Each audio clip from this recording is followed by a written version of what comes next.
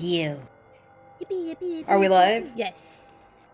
Oh, where's my streaming phone? Yippee, yippee, yippee. It's been so long. Since last I seen my son, lost to this monster, to the man behind the The slaughter. man behind the slaughter.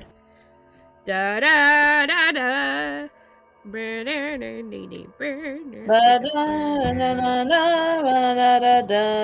It's amazing what impact Five Nights at Freddy's fan songs have had on the culture. For real. That's how Nate Wants a Battle got big. As he should, because he's an amazing musician. And he's coming to Dallas on March 28th, and I'm like, oh, should I buy tickets? Oh! But I'm like, but then I have to go alone. Unless I kidnap Sparky again. I've never been to a concert by myself. I've always gone with people. Yeah, I thought you were about to say I've never been to a concert. I'm like, dude, what? We went to a concert. Yeah. We went to no, that's not what I meant. I've been to many concerts because my dad loves music. And also like I know that you've been to many.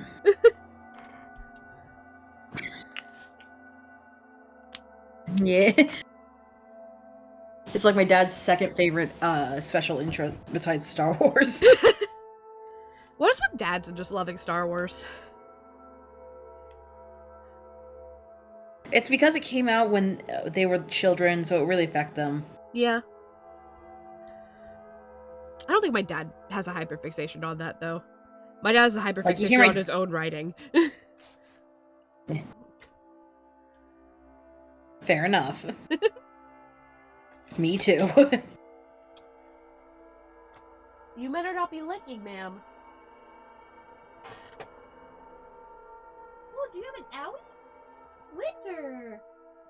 What happened? They keep stealing it from me! Did you have a boo-boo, baby?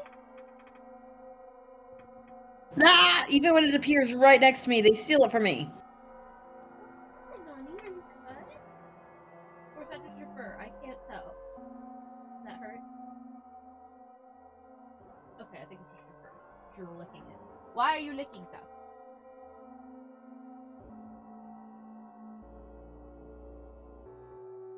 Oh, that hurts. Okay. Are you licking yourself raw? Hey, girl. Do I need to wrap up your foot?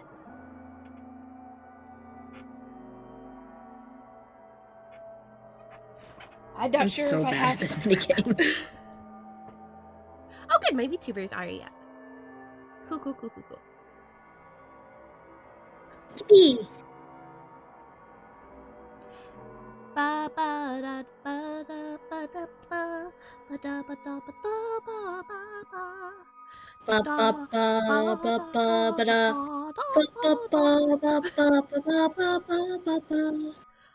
We are singing two different songs. Yes. For some reason, chat, I have this song called Lying to Myself by Flight Risk stuck in my head, even though I did not listen to it at all today. And I don't know why. That's just how it happens sometimes. Mm-hmm. Before that, while I was working today, it was Glued to Your Screen by Jake Neutron. Which is his Tenna fan song. Jake Neutron? Yeah. He makes some fan songs and really great animations. Like Jimmy Neutron? I think that's what it's inspired by. He's a really good animator. He has a big team now, and he's been singing a lot of his fan songs at like anime expos and stuff. He's pretty cool. Interesting. He did. I'm trying to think of Jack's Toy and Don't Listen from Amanda the Adventurer, and there's another Amanda the Adventurer song. Bully you to assume I know any of them. You listen to fan songs. This man is a stranger to me. Alright, that's fair enough. It's been a hot minute though, honestly. That's fair.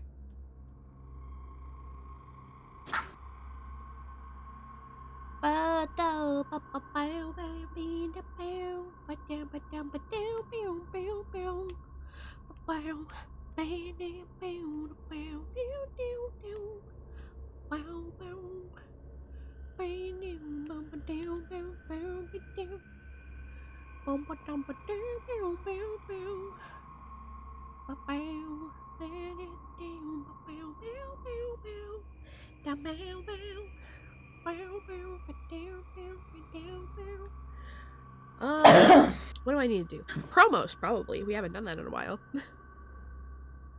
Yeah. Also messaging our friends.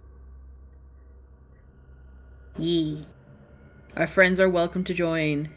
They've been on. I really think they've been under the impression that this is an us thing. It's not. Oh no, I talked to them about it. They said that they want to do it more. I know you talked about. Oh yeah. Sorry, I wasn't sure if I told you or not. No, yeah, you have. It was a whole thing. I was just commenting, I guess, for people. For people's sake. Hi, people. Yeah. Hello, Chat. people. Man, it's weird to be on a chat again. Yeah. We were so busy during the winter break. It's been forever. Very busy. We have not streamed since my birthday stream. Which, I'm not even sure we got to clip anything from my birthday stream. Did we we didn't! Did we even? I forgot to highlight it. Did we lose the VOD for that? Oh no, I have the VOD. I can always try to go see if I can upload it. You have the VOD, but it's not on... Yeah. It's on... Isn't it on... Didn't you... Oh no. Put it on YouTube? Up. I have not put it on... No, wait, I did put it on YouTube. I did. Yeah. Okay. Yeah. Because I remember seeing that in my subscriptions. Yes. It's gotten 6 views, I think. Now let's see if I can upload it to Twitch.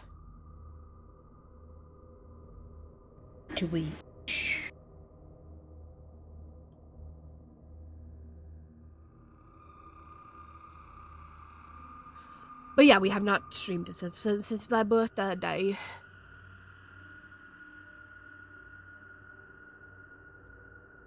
Let's see.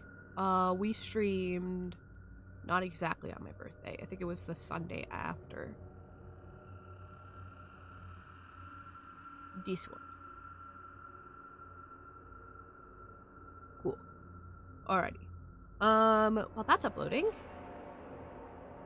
It looks like we're by ourselves for right at now. So let me go post a promo. Yeah. And I'm going to stream the music to you.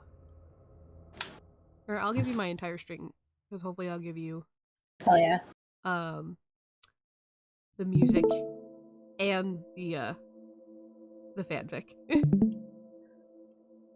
Visual. It's loading. There it is. Yeah. Okay, it's working. You can hear the music? Cool. Yeah. I think I might be lagging a bit. We have a slight delay, yeah.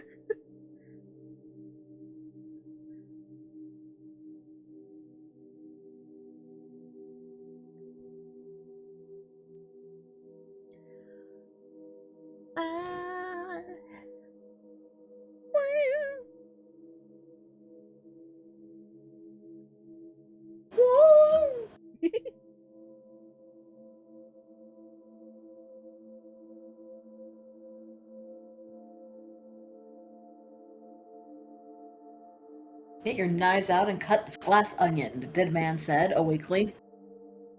As one does. As one does. You're lying, phone. These are not my favorites. This is stuff that I've just looked at. There we go. Thank you.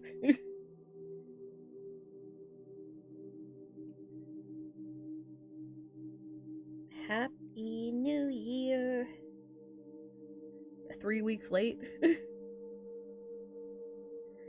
2 weeks later. Into the month. Yeah.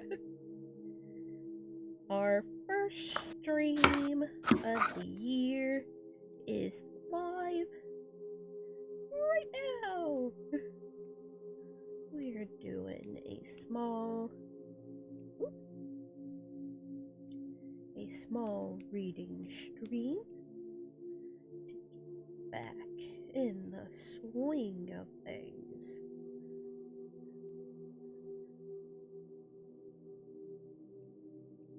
Come join the fun.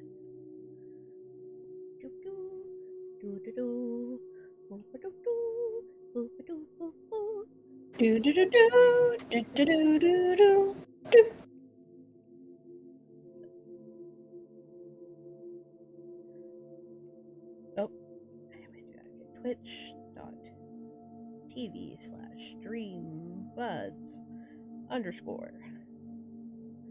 And we're going to stream let's play, stream by stream announcement, Twitch streamer, PNG Tuber, VTuber, streambuds, JSE CYOA, and post. And then I'm gonna go put that in Post haste. the Sketchmas server. So maybe we'll get some people who are interested in it. Yippee! Hey guys, me and Cry are gonna read spooky stories.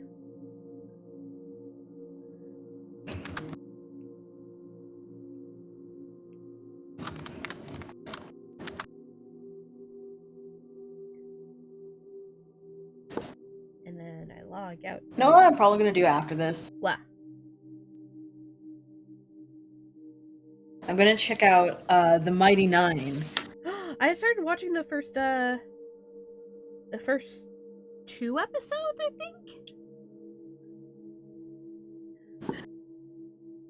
I think I started. I've been watching Danny Mata's reaction to it to sort of get a.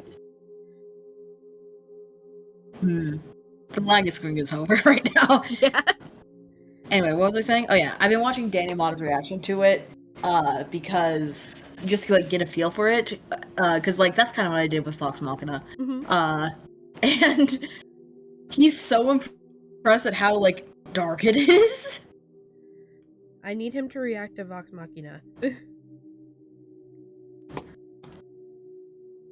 I hope he does after he finishes this, because it's a lot more lighthearted, and I say that knowing that the first season is full of zombies. It sure is.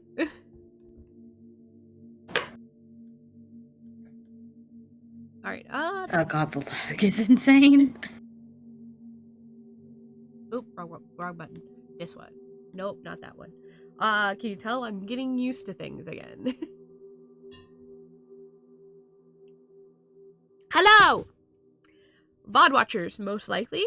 But if we have other people here, hello! Hello. I did not run an ad at all while I was doing that, which was stupid of me. So I guess we should do that right now. So, VOD watchers, I apologize in advance for the 3 extra minutes we have a fucking around. For the silence. It's okay, I'm gonna make hot chocolate. Oh, hell yeah. Oh my god, I should make some tea. That'd be awesome while I'm doing this, actually. But boiling tea and getting all my tea stuff takes a while. I should have thought through this. Yeah, it's a lot more difficult compared to hot chocolate.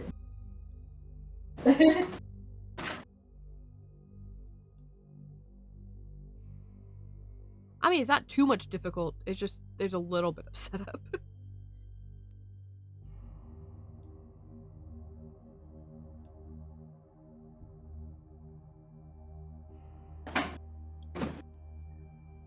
Oh, the lag is really bad. Yeah, I don't know what it is. Is it me or you? Because I feel like I'm hearing you right away. I don't know. It might be me.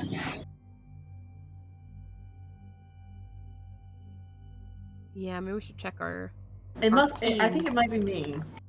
Yeah. So it looks like my ping's okay. Yeah, you may notice Yeah, delayed let me try audio something. at 250 ms or higher. Oh, that's bad.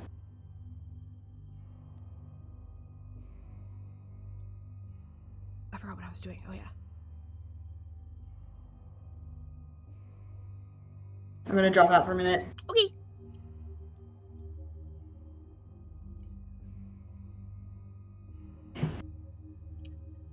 Ah. Alright, tell me when you hear this. I hear it. No, it didn't work. No. It's fine. It's fine. We can live with it. I have to make sure I pause after I say anything and not talk right away. Yeah.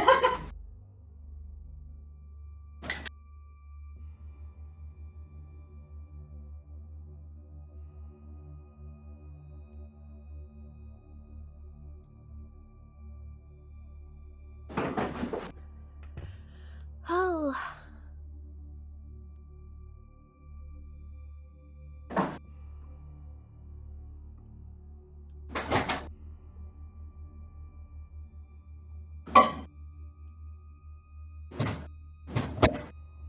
You might experience microwave noises. Crystal microwave noises!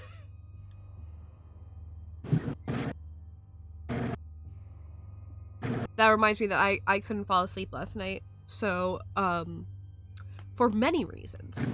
But, to help me fall asleep, I went to go and watch a bunch of our VODs. Or our clips.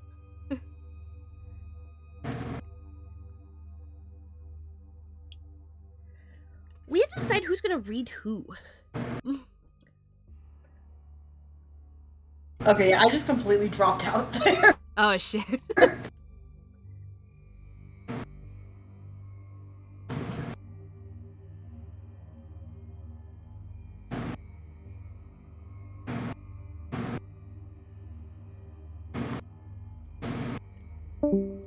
Oh, there they go.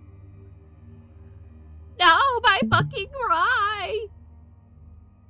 Is that the most obnoxious voice ever?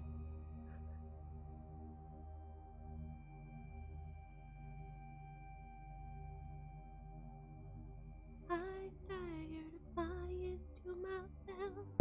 I'm never gonna be the mirror to your insecurities again. I'm tired of giving you my all. I'm never gonna be your lover.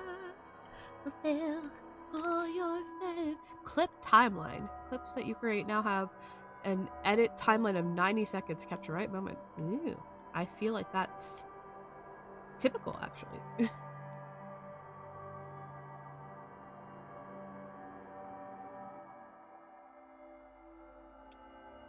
I'm not sure I like this music. Oh, there they are. Wow, that took a while. Yeah. Something happened. Something happened. I don't know what happened on the internet.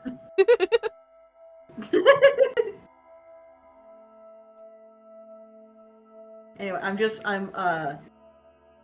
I'm working on hot chocolate.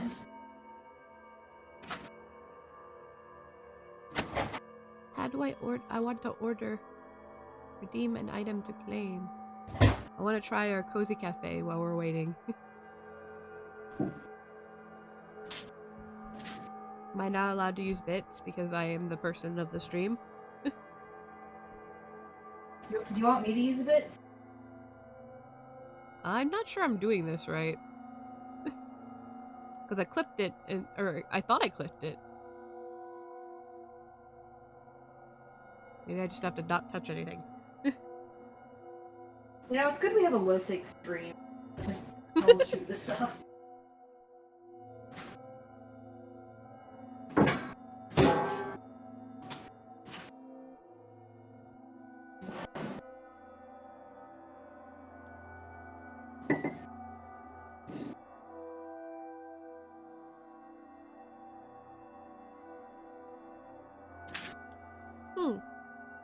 Do I not have channel points on this one? No, I do. Oh, let me try. Nope, that's not what I wanted.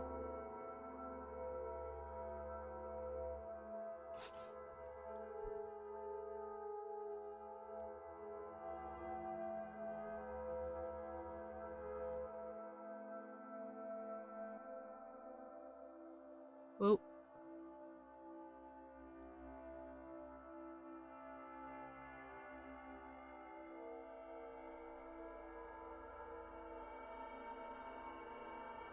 It's not letting me do it because I only have 9 bits apparently. Oh my god.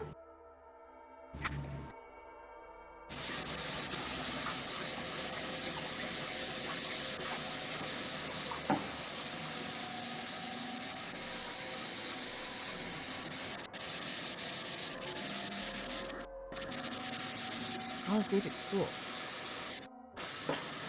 That was a cool effect right there. Whoa, whoa, what's happening? Oh, I accidentally full screened our own stream.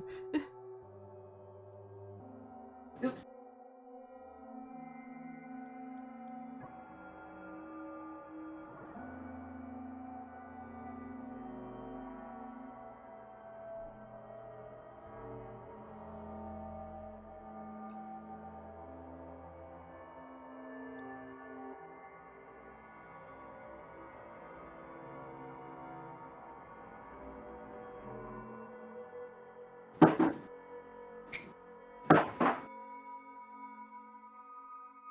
Sorry, VOD watchers. We're just kind of chilling. Mostly because I'm trying to see if anyone else wanted to join us, but it looks like everyone's kind of trying to come later. Yeah. And I just want to... Okay, the test works.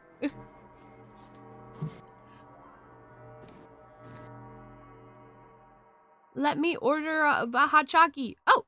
No.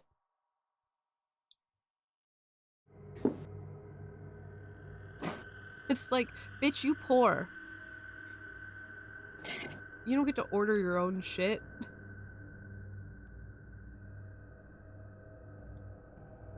I thought I had sound alerts. What?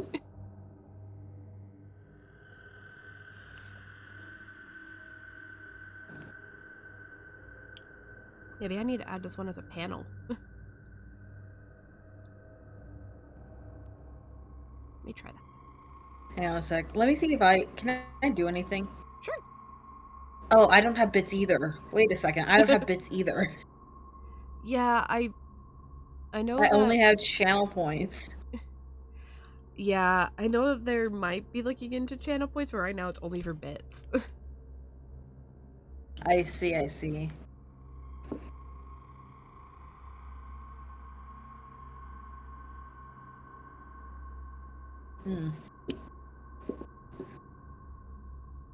At least I have my delicious, in real life, hot chocolate. Lucky. I have in a cat mug. Cute. Is it one with the gold on it? Yeah. Yeah. Nice.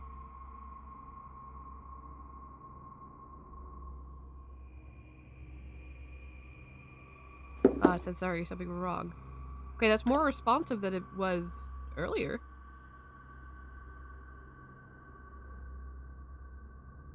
What's something I could order for... Wait, maybe I can change the bit amounts. Hang on.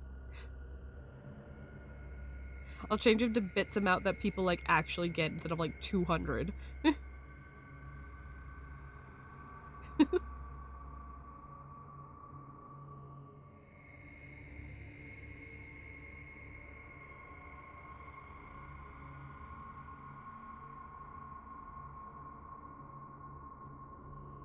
Alright, let's try that.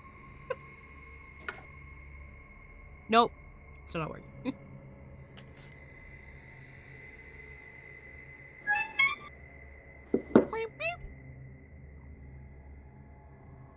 That was my text message.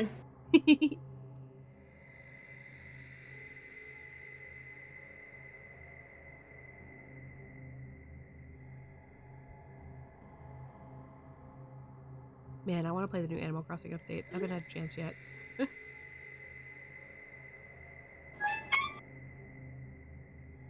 Man, why you no work?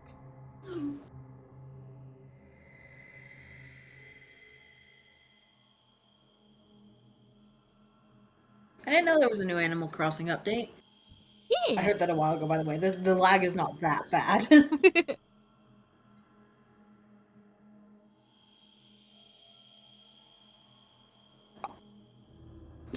Did I do something wrong? And they accepted either as a panel or component. Yeah.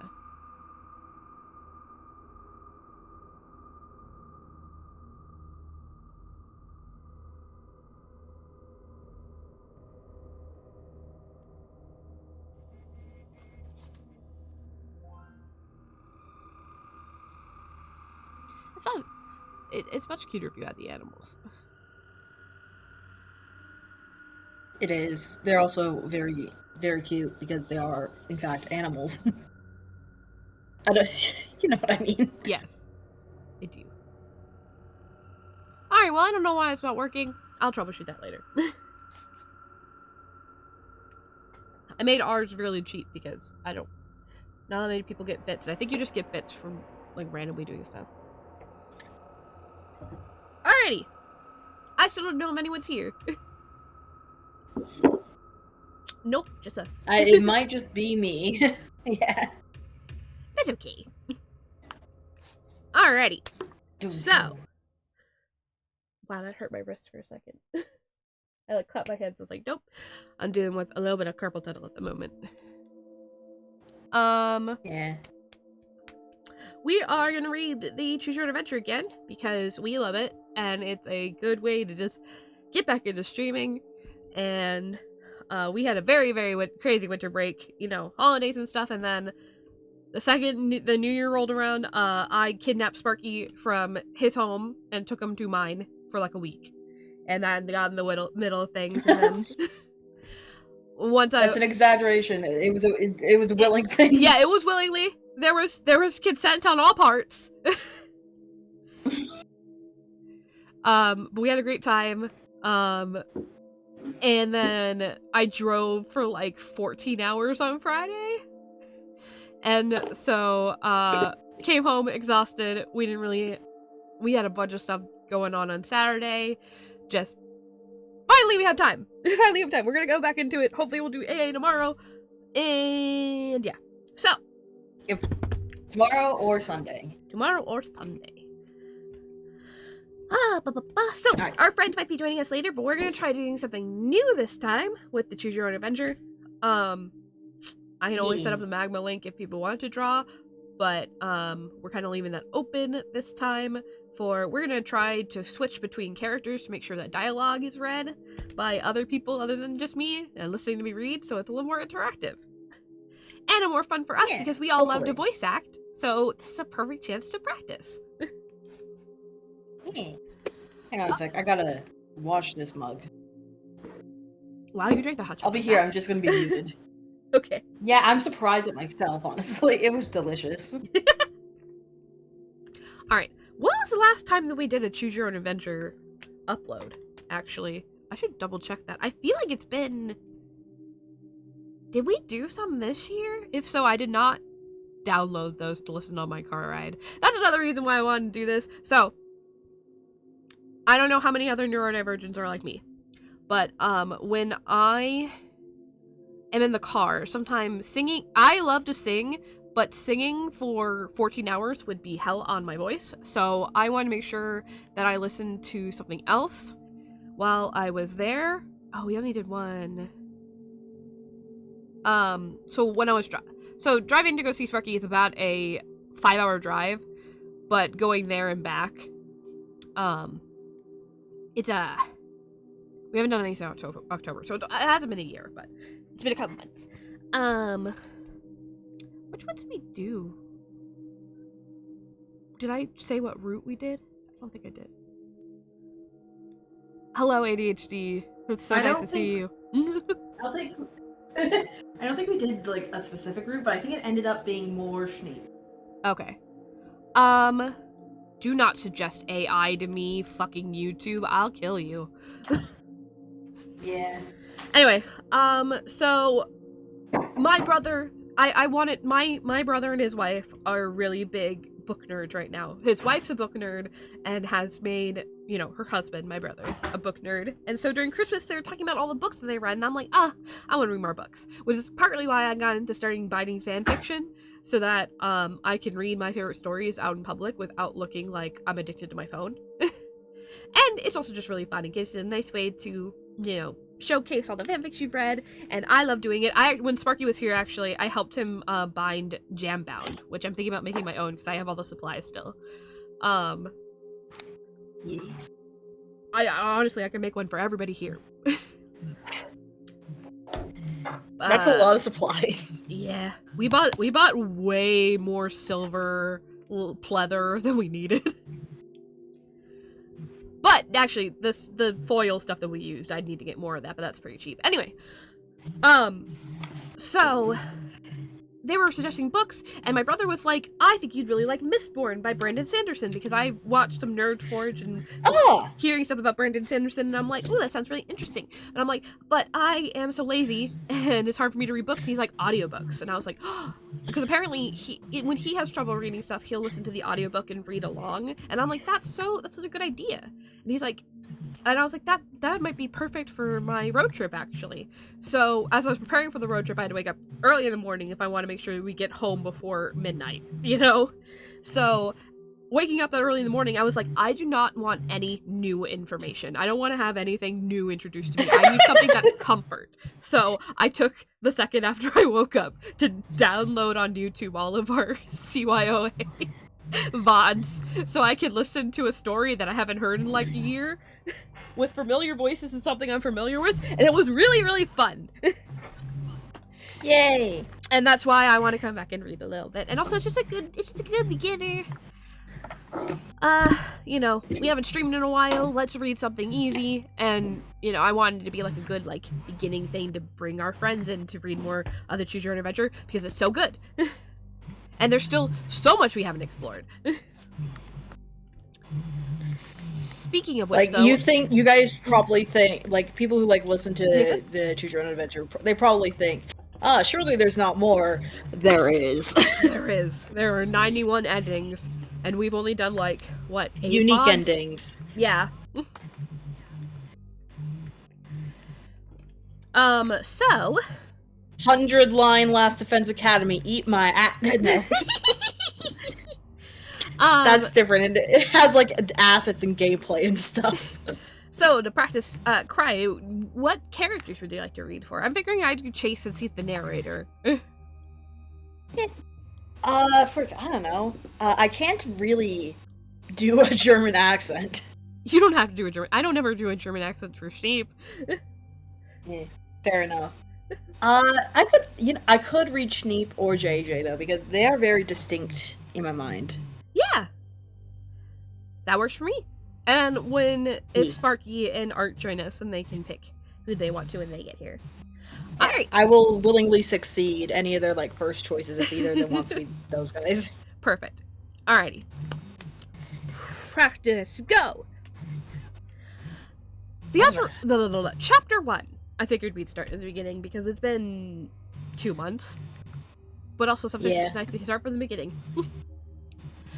The others were complaining about it being a long drive, but Chase didn't mind. It was mostly boring. The scenery outside was just empty fields for the longest time, until they finally got to the forested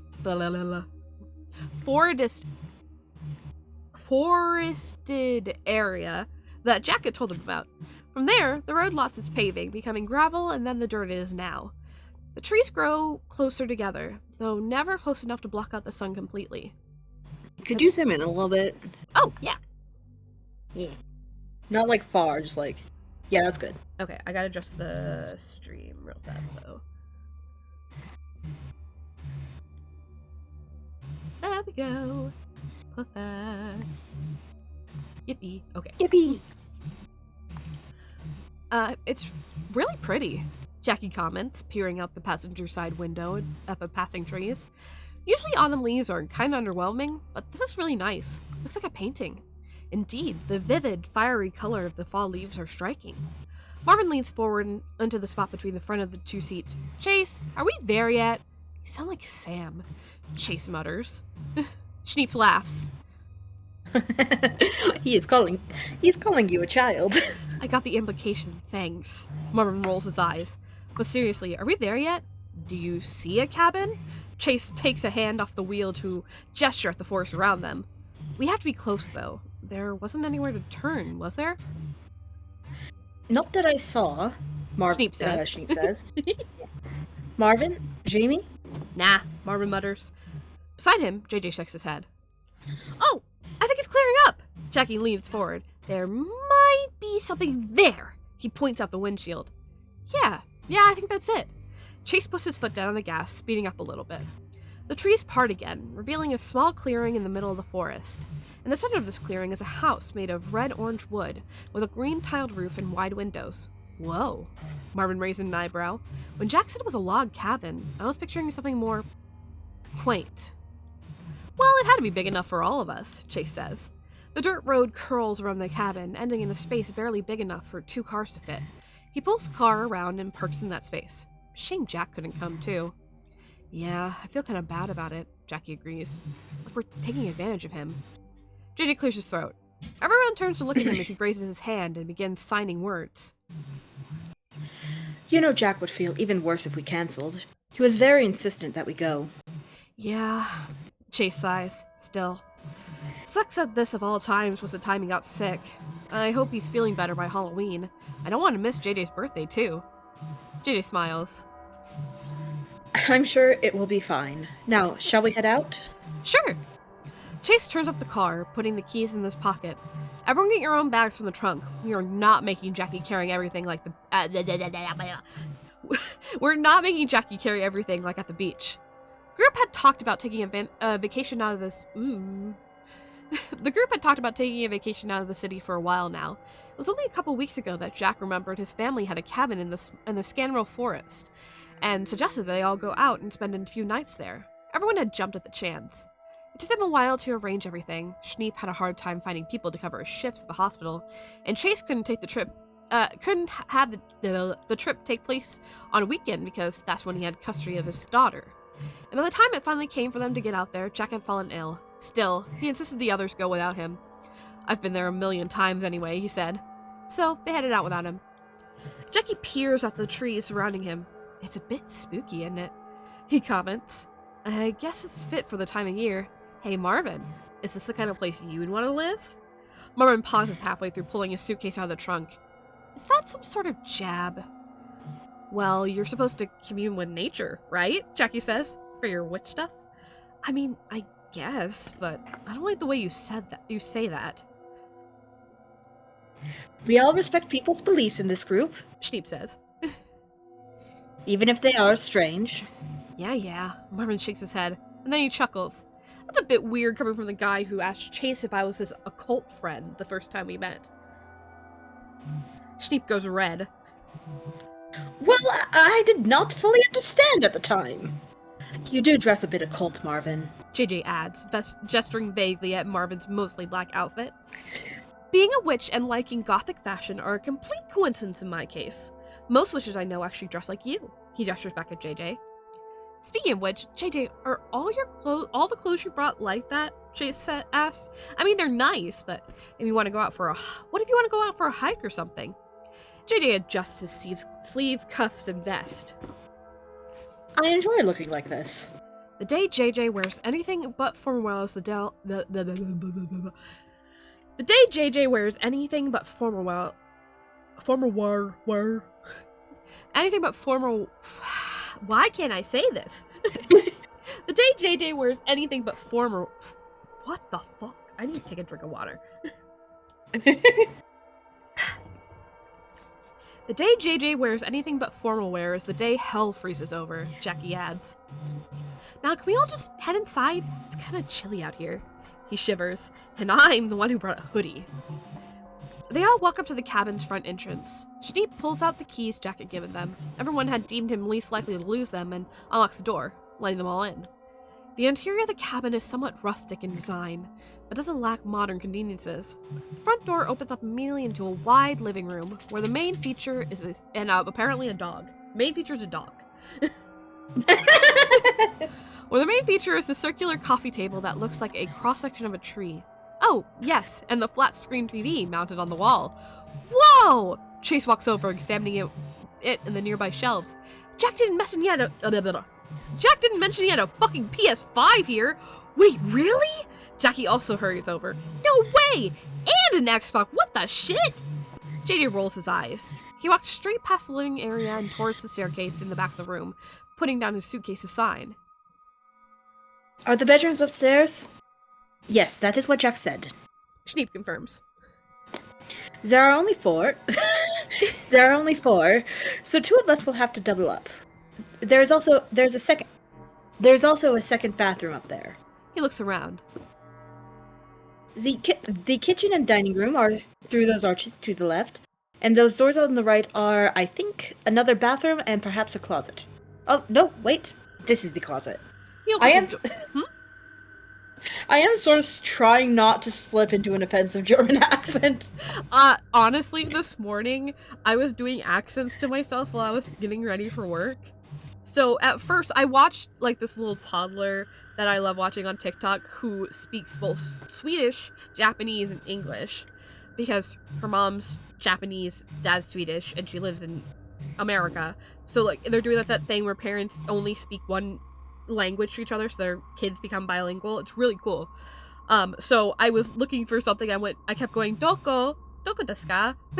Which is where? And then I was like, where's the fuck is my bra? There it is. Very good. And I was like, why am I German? I love it's a fun accent, I think. It is a fun accent, especially when you're just talking to yourself. Which I was talking to Winnie, kinda, when he was in the vicinity. But Winnie also doesn't understand English. Anyway, I'm sure everyone will give you we'll give you grace because you're not trying to do it on purpose. Thank you. What is that second door over there then? That probably goes to the basement, Merman says. He walks over to the doors and tries opening them. One swings easily, revealing a bathroom beyond, but the other's locked. Oh, well, guess we'll never know. That is fine. We probably will not need to go down there. Jack said it is storage, laundry, and where the power box is. Oh, is the power on, actually? Jackie asks. He picks up the TV remote from the table and uses it to turn on the TV. Great! Now the question is, do we have Wi-Fi? Chase takes out his phone. Yeah, and 3 bars. That's really good for being out in the middle of a forest. You all need to think about things if you're surrounded by a beautiful autumn forest, and you're still concerned with the internet. JJ says. Hey, we didn't all grow up in an anti-tech family, Chase says defensively. We're not used to this. JJ laughs silently. That is true. Well, let's put our stuff away, then we can figure out what to do for our first day. It only takes a few minutes for them to get settled. JJ and Schneep end up sharing the largest bedroom with Chase, Marvin, and Jackie all getting their own. Chase is pretty sure he got the best room, if not the biggest. The window looked out to the front of the house, giving him a great view of the forest, and the bed was softer than the one he has at home. It's also the one closest to the upstairs bathroom, so he would get first claim whenever he needed to. Come to think of it, the bathroom had a pretty nice bath and shower. He hadn't cleaned up in a while since his water at his apartment had been out for a couple days. Hopefully it'll be fixed by the time the trip was over, but in the meantime, maybe you should take a shower. Hey! Jackie stops in the open doorway of Chase's room. Are you ready? Because I was thinking about setting up that PS5 and trying it out. Yeah. I'm all put away and stuff, Chase says. That does sound fun. Yeah, of course it does, Jackie says silently. I haven't even seen one of those yet. Am I hearing this right? Schneep walks down the hallway and stops next to Jackie. You want to mess around with video games? You can do that at home. Not on this console? Jackie protests. Okay. If you two are so excited, that is good. Schneep relents. But it is getting close to dinner time. Before we do anything, we should check out the kitchen. I think Jack mentioned stocking the cabin with groceries, but we should be sure. Oh, shit, yeah. We need to eat. Chase agrees. Exactly. Schneep nods. That is sort of important, yes? If we have food, we should start cooking. If we do not, we need to drive all the way back into town to pick things up. Chase hesitates. There's a clock hanging on the wall in the bedroom. The time is around 5 o'clock. It's a 90-minute drive back to town. If they don't have groceries, they won't be able to eat until 8 o'clock at least. Yeah. Jack says there's food. I'm trusting him on that, Jackie says. And I'm not that great at cook anyway. I'll just get the console set up. What about you, Chase? Chase thinks over his options. He could take a shower, like he was considering earlier, or he could join Jackie in some gaming, or he could check out the kitchen, getting food if they need to, and cooking dinner if they already have stuff. We're gonna do a JJ route. I'm not sure if we said yet. We're gonna do a JJ route because that's where things get weird, and it's one of Cry's favorites. And it is. I think we've already read like one. I can't even remember. Yeah, we did. We've only done one, and it was the one that made sense. Damn it! We can't have that. Anyway, I do sort of like how this is sort of like unintentionally set up, but I do sort of like how I feel like playing the Choose Your Own Adventure has illuminated me to something, and it's that most people will choose the kitchen, and then they will choose the shower, and then they will choose the video game. Yes, people. And I think that really. Oh, sorry. Go ahead. I was just gonna say, I think that really, I think that's a good way of introducing you to the game. I think it gets more and more bizarre. Yeah, the less practical you get. Deeper and deeper. Yeah. Yeah. And that was unintentional, but I like that I did it. Frick, I meant to do chapter index. I think it was I think I'm on the whole. No, I'm not on the network. Okay, go. I don't know why it's grayed out. That's weird.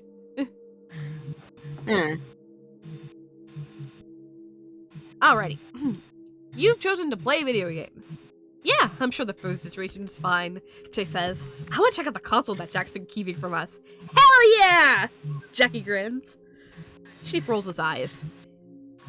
Fine, but if there's no food in the kitchen, you will have to drive back to town.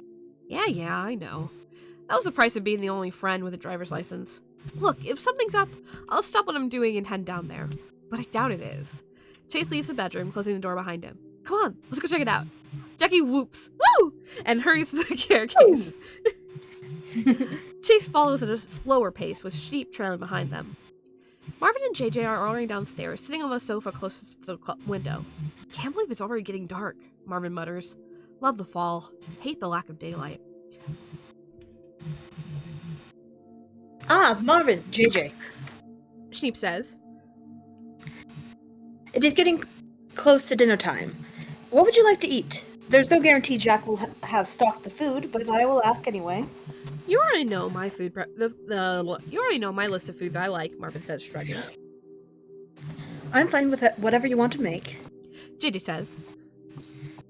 It sounds like we may have limited options. We may. I have not checked yet. Hey, do you guys want to check out the PS5 with me and Chase? Jackie asks. Oh, sure. I'll watch whatever you guys do, Marvin says. Judy stands up. I'd rather help Henrik in the kitchen, if you don't mind. Aw, I thought we were making so much progress teaching you the ways of the future. Chase pretends to look sad. Judy chuckles. I may join later, don't worry. He and Sheep head to the kitchen while Chase, Jackie, and Marvin started setting up the console and checking out what games were on it. Jesus, does he have every Resident Evil game on here? Chase mutters. He does. There's no way he's played them all, though, since he straight up forgot about this cabin until recently. Oh, I read that weird. He does. There's no way he played through them all, though, since he straight up forgot this cabin already existed. Until recently. I've said it. Blah, blah, blah. We get it. Yes.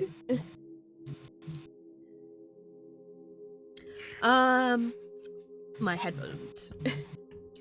Ooh, Spider-Man! Jackie says excitedly, let's play that! We should choose something multiple people can play, Marvin points out. Yeah, well, doesn't look like he has a lot of those, Chase says. Look, Monopoly! You wanna play Monopoly? Marvin makes a face. Yeah, that's what I thought. Good news, everyone! Schneep reappears in the archway leading to the kitchen. Everything is full of food? That was weird. Everything is full of food. I don't think we are eager to cook, but JJ found some frozen peaches in the peaches. Peaches? Peaches. Peaches. Some frozen peaches. Someone would like that. Some frozen pizzas in the freezer. Hell yeah, Jackie says. How many? What toppings? Well, it looks like there's one for each of us, as there are 5. One for each of our preferences. Oh, cool! I don't have to pick up toppings, Marvin says excitedly. Yeah, let's do that.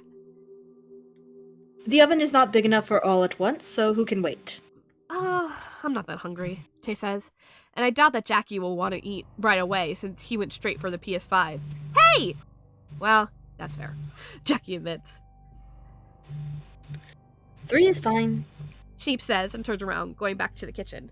So, what are we playing? Jackie asks. I saw Grand Theft Auto back there. Let's choose that, Marvin suggests. It's always fun to watch, even if you're not playing. Sounds good to me, Chase says, selecting the game. They play for about 10 minutes, with Chase having primary control, while Jackie and Marvin tell him what to do, and occasionally try to grab the controller from him. Chase is just about to tell the other two to take their turn, if they're so focused on playing, when the screen and lights in the room go dark. Ah, what? Chase presses button on this controller so that can fix it. Did the power go out? Ah, Marvin groans. We were tempting faith earlier when we said we wouldn't have to go down to the basement. Sheep and JJ run into the living room. Did everything go out? JJ asks. Looks like it. Jackie punches his fist. God damn it. Well, at least we didn't get far. Jack said the fuse box was in the basement, right? Marvin recalls. Schneep, you still have the house keys. Can they open the basement door? I'm sure they... Oh. Sheep digs around in his pockets. In his other one. What did they... JJ walks over to the table by the entrance and picks up the keys from there. He looks at Schneep with a raised eyebrow. You didn't remember where you put them? Oh, well, I'm sure one of those can open the basement. Schneep stammers, embarrassed. I will keep an eye on the food. And he disappears back into the kitchen. Jackie sighs. Okay then. One of us should stay up here and keep an eye on things. Get everything set back up the moment the power comes on. Chase, are you okay with doing that? You were figuring out the controls faster than I was. Sure, I don't mind. Chase agrees. So, who's going downstairs then? Jackie, Marvin, and JJ all look at each other. Chapter 9! JJ! Chapter 9! Is my microphone picking up the thing, like my dad's stuff from downstairs? No. Like, I'm just seeing, like, every so often my Discord like flashes.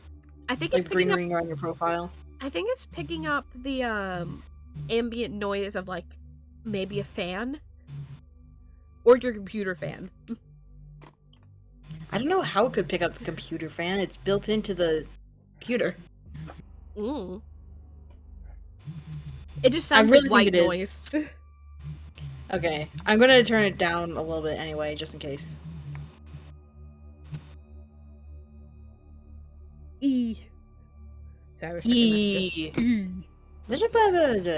I'm talking. You know, we say E a bunch. I feel like I should have like a little alert that's just like E with the Markiplier meme. Alright, chapter 9. You have chosen JJ goes downstairs. A moment passes in silence. Then JJ sighs. Alright, I already have the keys anyway. I'll go check out the power box. You sure, JJ? Marvin asks. Do you know how to do that? I do. I've lived in houses with power before, you know. JJ chuckles silently. Right. Sorry. JJ heads over to the basement door. He fiddles with the keys for a bit before finding the one that unlocks it. Remember, you have a flashlight on your camera, Chase says. Jackie looks as if confused. What? I mean your phone. Flashlight on your phone. Chase clears his throat, embarrassed. JJ laughs. Fun fact about that thing. That was genuinely me brain farting and just saying, you have a flashlight on your camera. And then I was like, wait, what? And I just decided to work it in. I love it. It's very in character, honestly. Yeah. Alright, anyway. I know, Chase. Thank you for reminding me. I'll be right back. He gives the others a flippant wave, then descends the staircase. Jackie sighs. I know there's nothing down there, but I don't like that it was locked up. Seems weird.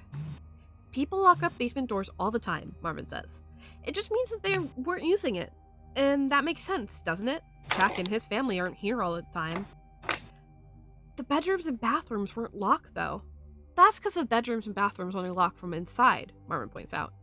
If they lock them, then they'd have to leave through the windows, and I don't think the ones in the bathroom open up. Oh, right. Jackie leans back against the sofa. Well, now I feel like an idiot. Don't, Chase says. It makes sense. We're in a strange house. You're still getting used to everything. Your brain is like, different stuff is weird and scary. Happens all the time. A couple minutes pass in silence. Chase plays with the controller. Jackie picks at his steam on his hoodie. Marvin keeps staring at the open basement door. Do you think he's having trouble? He finally asks. I know I would. We can go down and check if you're that worried, Chase says. Maybe that would be a good idea. Just as Marvin says that, the power returned, turning on the lights and TV. Never mind. I guess he got it. Yeah. Oh, you nailed the delivery on that one. That's exactly how I heard it. It's because that's exactly how I would write it out, you know? Yeah, Jackie agrees. I wonder if the fuse box has directions. All enough stuff posted on the inside of the... Oh! Hey, JJ! JJ walks up the basement stairs, stopping in the doorway. His eyes are wide, staring at nothing. One hand rests on the doorframe. Are you okay? Marvin asks, concerned. Does something happen down there? Jameson looks up, finally focusing on the three of them. I'm fine, he says, signing slowly. Really? Chase doesn't hide the doubt in his voice. Did the fuse box shock you or something? Yes, precisely. Jameson says. It scared me. Okay. Marvin glances at Chase and Jackie. Their worried expressions are a reflection of his own. Well, just sit down and recover, okay?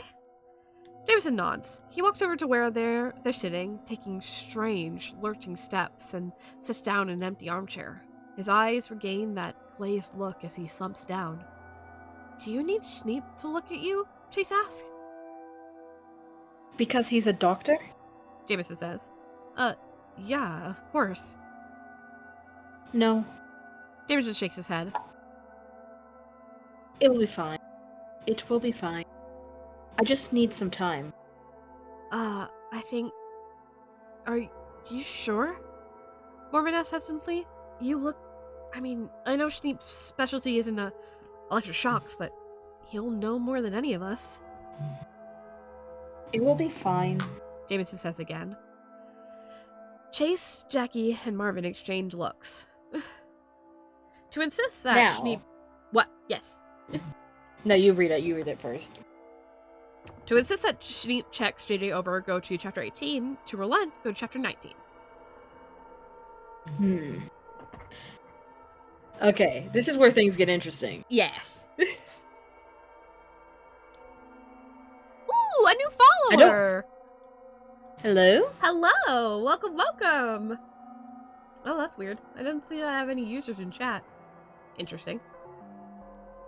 I see 4 people in chat now, Really? I think. Oh, Actually. awesome! I don't know if just my... hang on a sec. the thing that I'm looking at is just, like, behind. Hi, everybody! Welcome, welcome! Let me just, I'm just checking to see if, like... Isn't there a thing I can do as a mod to, like, check the amount of people? Usually what I do is... I have a little, like, pop-up that lets you just check in the chat. But you can also go to our dashboard. But I don't know if you could check specifically who's here. Interesting, though. Anyway, hi, everybody! If you guys are just joining us, we are reading the Jacksepticeye Choose Your Own Adventure called Many Roads Diverge in the Woods. Many Woods Diverge on the Road. And it's by Crystal Ninja Phoenix, who's right here, author right here. And we're taking turns reading some lines to try to practice, because we used to be where I just read and people would draw.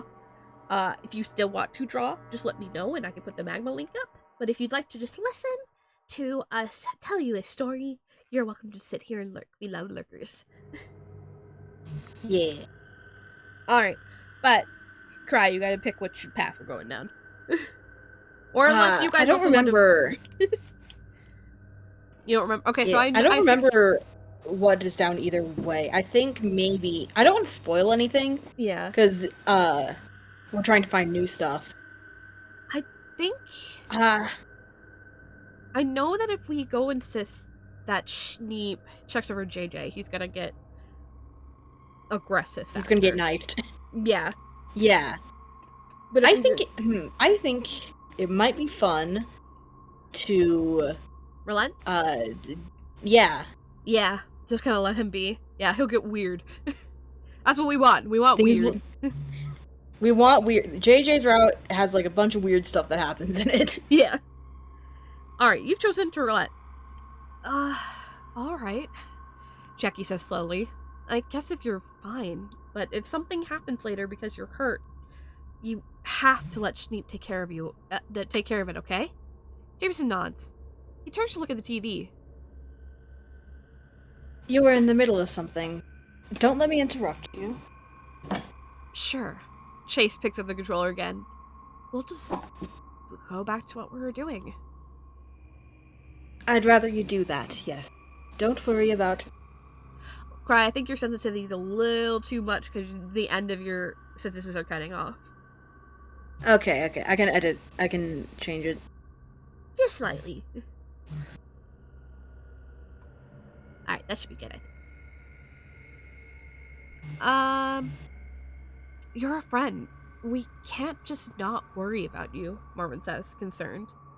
JJ smiles. Thank you. Then the smile drops and his expression becomes glazed again, eyes staring at nothing. The evening is a lot quieter after that.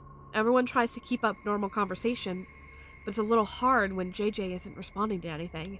He'll occasionally give short answers when asked questions, but he won't participate. It's strange. Schneep walks into the room soon to announce that the food is ready, and that there's going to be more coming later. He's just as concerned about JJ's strange behavior as the others, but doesn't press. Well, he does offer to check Jameson for injuries from the shot, but Jameson insists that he's fine. Okay. Oh, sorry. It's okay.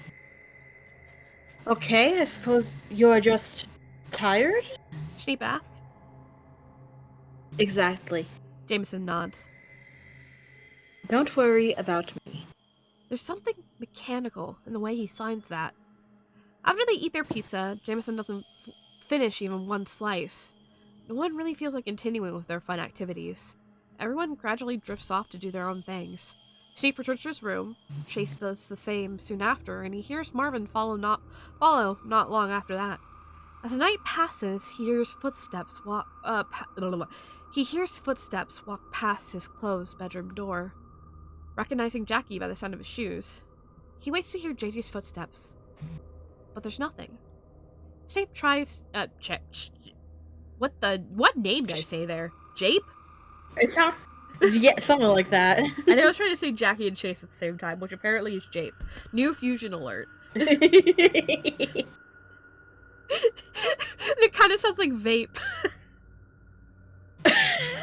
There's like a subset of headcanon in like the JSE community that's like Stoner Chase. Oh yeah, Stoner Brody.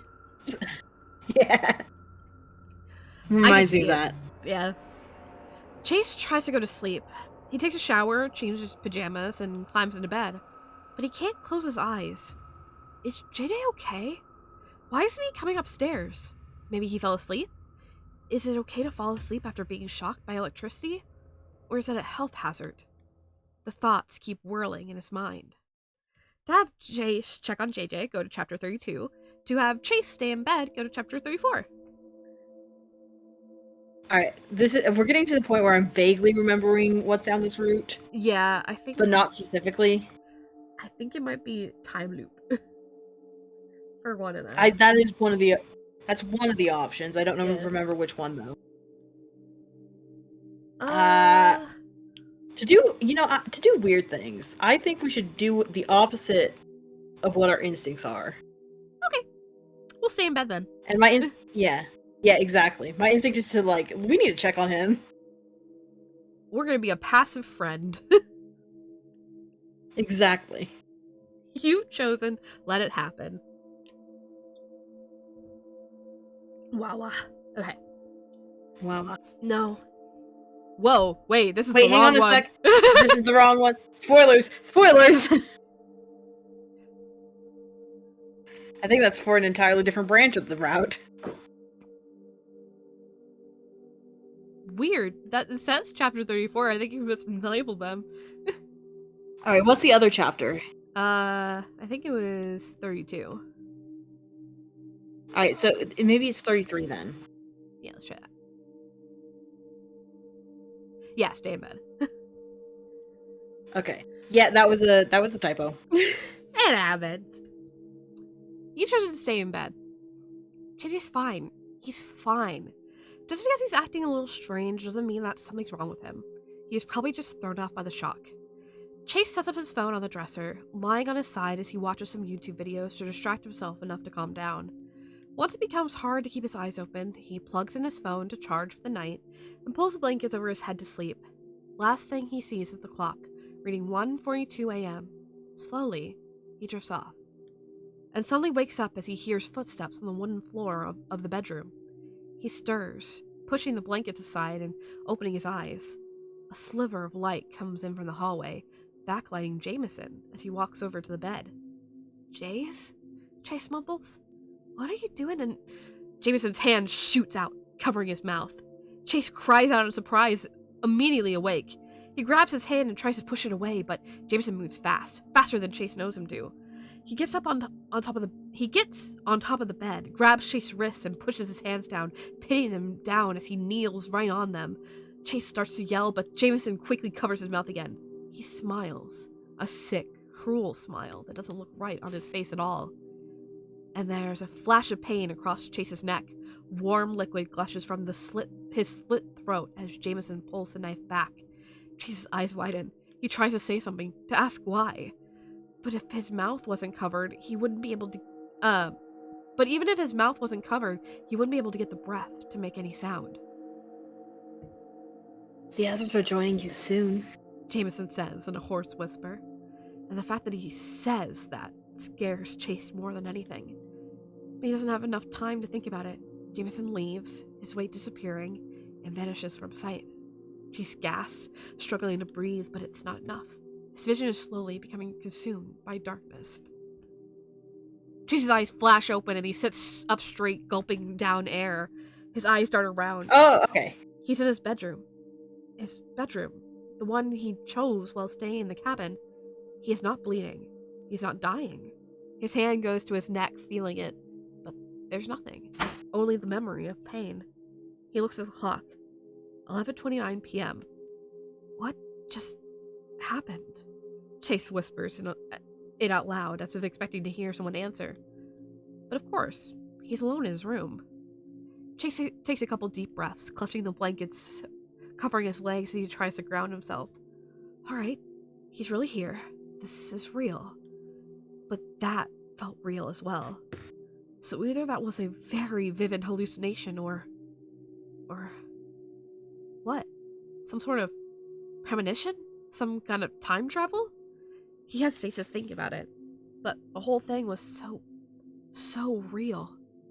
Normally dreams tend to fade. Tired moments seem more hazy and disconnected when looked back on. Not that. The feeling of the knife. I started to put knife and slice together and I can't even say it again. The feeling of the knife. The knife slicing his throat. The menacing whisper of Jameson's voice. He shudders, remembering it. It can't be as real as he remembers. It has to be just some kind of mind trick. Right? If you think it was real, go to chapter 54. If you think it wasn't real, go to chapter 55. Alright. I think this is where you can get trapped in a time loop. Indeed. So the question is, do we want to get trapped in a time loop? I don't know, do we? I don't really remember we get out of the time loop.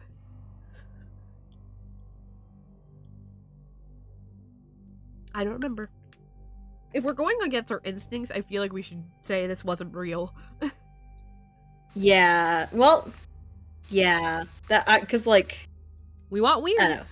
If I was in this situation, I want to say that I would like trust myself, but I also don't know, honestly. Yeah. It's always like hard. If you were genuinely in a situation where like something happened and then you woke up and it was different, but it was so real, like it's hard to know. Yeah, I feel like I'd be too scared. Alright, we have chosen that it wasn't real. It was just a dream. It was a dream, Chase whispers. Or a weird hallucination. That's all. He says it out loud to reassure himself, but it's not exactly working. He needs someone else to tell him that it was just his mind playing tricks on him. So he gets up and leaves his bedroom, walking down the hallway. All the other bedroom doors are closed. He answers the one Schneep chose, sharing with JJ as well, but of course JJ isn't there right now, and knocks on the door. A moment passes, then Schneep opens the doorway. Oh, hello, Chase. He blinks, taking in Chase's expression. Are you all right? You look pale. Chase isn't sure how to approach this. He swallows a lump in his throat. Can I come in? Of course. Schneep opens the door wider and steps aside so Chase can walk in. Lights are on in the bedroom. Schneep was probably waiting for Jameson. What happened? I had a weird experience, Chase says slowly. Experience? Schneep repeats. I'm not sure how to describe it. It was very vivid. I'm gonna call it a dream because I don't know what else it would be. Chase pauses. I had a dream that Jameson killed me. Ah. Schneep blinks. Well, that is upsetting. I can't understate how fucking vivid it was, Schneep. Chase stresses. The pain, the way I stopped breathing. I know it can't be real, but even now it feels real. And I don't... He shivers. Chase, it is okay. Schneep reaches out and puts his hand on both his shoulders. Whatever it was, it cannot hurt you anymore. You are safe, yes? You are breathing. You have a heartbeat. Everything is okay. Sorry, I went to go read what Tiva wrote and she was saying. But Marshu. Those who know. But Schneep, it felt so real, Chase says in a hushed voice. You know about mind stuff, right? Because of your thing? My thing, yes. Schneep nods. You can just call it an illness. I do not mind. Is there any reason why it would be so... Are hallucinations that real? Chase stares at him with wide eyes. They will certainly seem very real, Schneep says. And that is why they are distressing. But you are safe, Chase. I promise. Chase slowly nods. It doesn't really feel like he's safe. Can I hang out here for a while? Schneep smiles. Of course. As long as you like. Great. Chase sat down on the nearest bed, the one that JJ had claimed, judging by the suitcase at the foot of it. He'd grabbed his phone when leaving the bedroom, and now he takes it out and starts scrolling. Do you mind if I watch YouTube or something? Go on. I have earplugs. Schneep says, going over to look through his stuff for said earplugs. Some time passes. Chase glances at the clock on the nightstand every so often. 11:40, 11:50, 12 o'clock. Someone screams. What the fuck? Schneep snaps to attention, hearing that even through his earplugs. Chase drops his phone and runs for the door, darting out into the hallway. He sees Jackie do the same, looking around with wide-eyed panic. So if it's not Jackie who screamed, it's... Both he and Jackie realize it at the same moment and run down the hallway to Marvin's bedroom, where the door is now open. Chase reaches it and stops, frozen in horror in the doorway. Marvin was on the floor, pinned down by Jameson.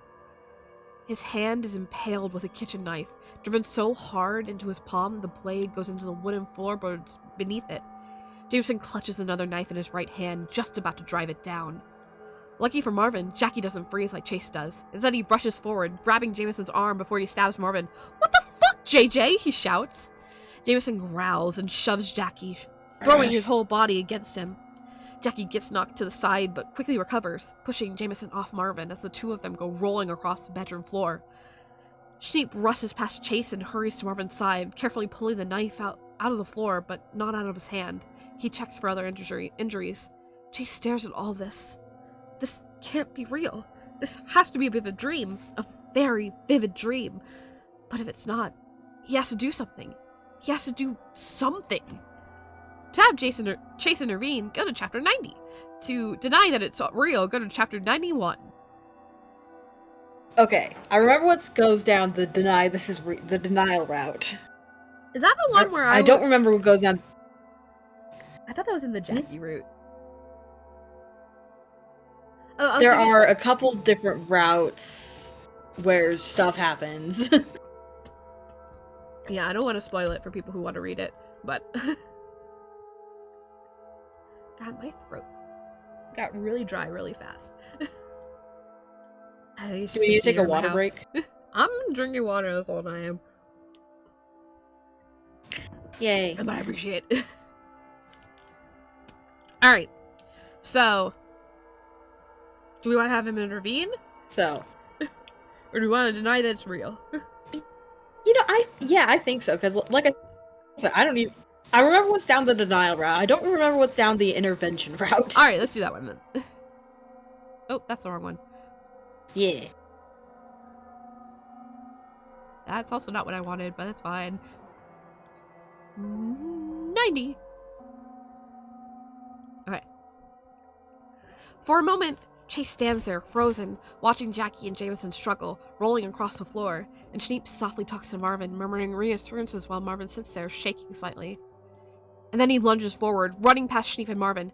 "JJ!" he shouts, driving for him. "Stop this! Please!" In the chaos, he managed to grab Jameson's wrist. He tries to pry his fingers away from the knife. "Let go, you moron!" Jameson shouts. Startled, Chase lets go of Jameson's wrist, and his hand jerks forward, plunging the knife into his chest. Chase screams as the pain sinks. I remember now. Then screams again, louder, when Jameson withdraws it. "No!" Jackie grabs Jameson by the shoulders and slams him against the ground. His head hits the floorboards with a painful-sounding thud, and he gets stunned. Jackie quickly pulls the knife out of his hand and flings it across the room. Meanwhile, Schneep cries out and runs towards Chase. "Hold on!" he shouts, pressing his hand to the stab wound, trying to stop the bleeding. Why is everything so cold? "Don't close your eyes, Chase. Stay awake!" But it doesn't matter if he keeps his eyes open. There's darkness creeping into his vision anyway. Schneep shouts something more, but his voice sounds far away, muffled. And slowly, everything ceases. "Chase? Chase?" Schneep checks his pulse, checking his breathing, but there's nothing. "Chase! No!" Marvin stares towards Schneep with wide eyes. Is he... Schneep doesn't want to admit it, but there's no way to excuse this. He nods slowly. "No," Jackie breathes. No, he's not. JJ wouldn't. His head snaps over to Jameson, lying limply on the ground. He grabs him by his shoulders and pulls him towards him, shaking him slightly. "Do you know what you've done? Do you know what you've done?" JJ doesn't respond. His head flops back as his body remains completely limp. This can't be real," Marvin says quietly. "This can't be." He shakes his head. "There's gotta be something we can do." "Do you know how to bring people back from the dead, Marvin?" Schneep comments lacks the bite it could have had. This whole thing just, Schneep doesn't even want to think about what just happened. He wants to lean back and shut down, forgetting everything around him. Then JJ's eyes suddenly widen and his head snaps back up. You have to lock me up. He sighed. Jackie blinks. Huh? You have to lock me up. JJ repeats insistently. Before he hurts all of you too. Let me take that again. Yeah, go ahead. Before he hurts all of you too. Sheep blinks. Is he translating that sign language right? Did JJ just make a point to say he? Is JJ referring to himself in the third person? Okay. Yes, because fun fact about sign language, they don't often use pronouns. Oh, interesting. They often just they just point at people or point at themselves. Interesting. Yeah. That makes sense. So it's JJ essentially just spelled out HE, he, in order to communicate it further. I like that. That's such a cool little tidbit. Yeah. Okay. Marvin whispers. We can do that, I think. Where? We can't just... Jackie protests trail off as his eyes land on Chase's body. He takes a deep breath. Okay. Where? Be quick. JJ Be says, quick. We could lock you up in the bathroom? Marvin asks. What if we just leave the room and leave JJ behind in here? Jackie asks. I don't want... This is my room, Marvin stutters. To lock JJ in the bedroom, go to chapter 138. To lock JJ in the bathroom, go to chapter 139.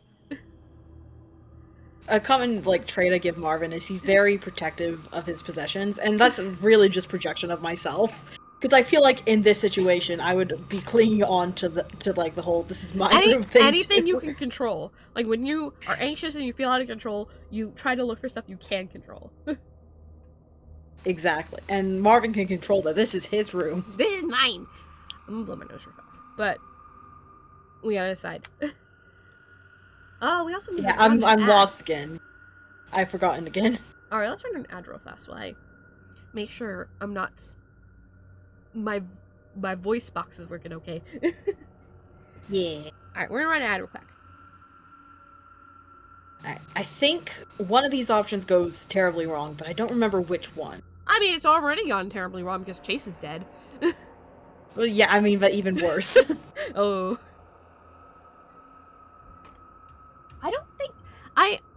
I don't remember what... I was listening to one of the Jackie routes. I don't think we've ever gotten to a terrible death in Jackie's route. Either.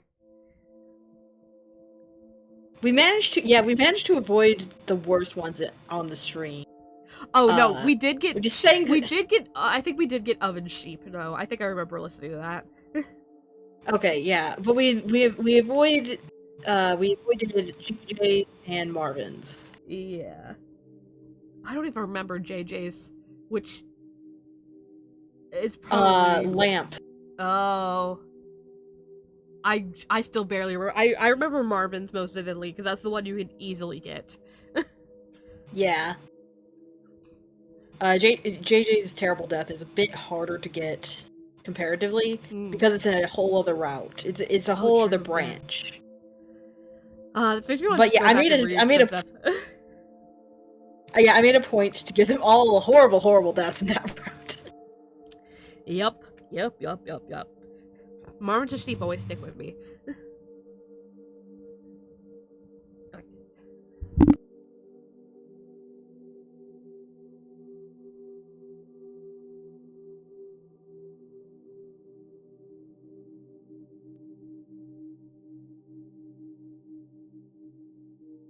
Alright, Jet, I don't know if anyone's listening. I mean, we now, might see if we're if anyone's here by making a poll.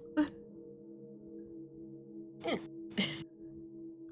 Let's make a poll real quick. I will vote in the poll. Alright, and we're gonna do lock bet here.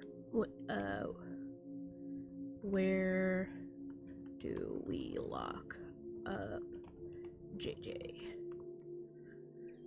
Bedroom or bathroom?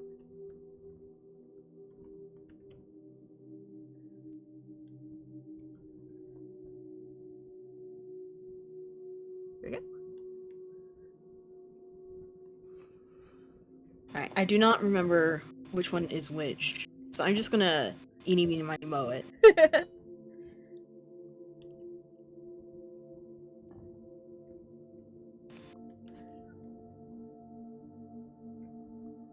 Anyway, I was gonna say something.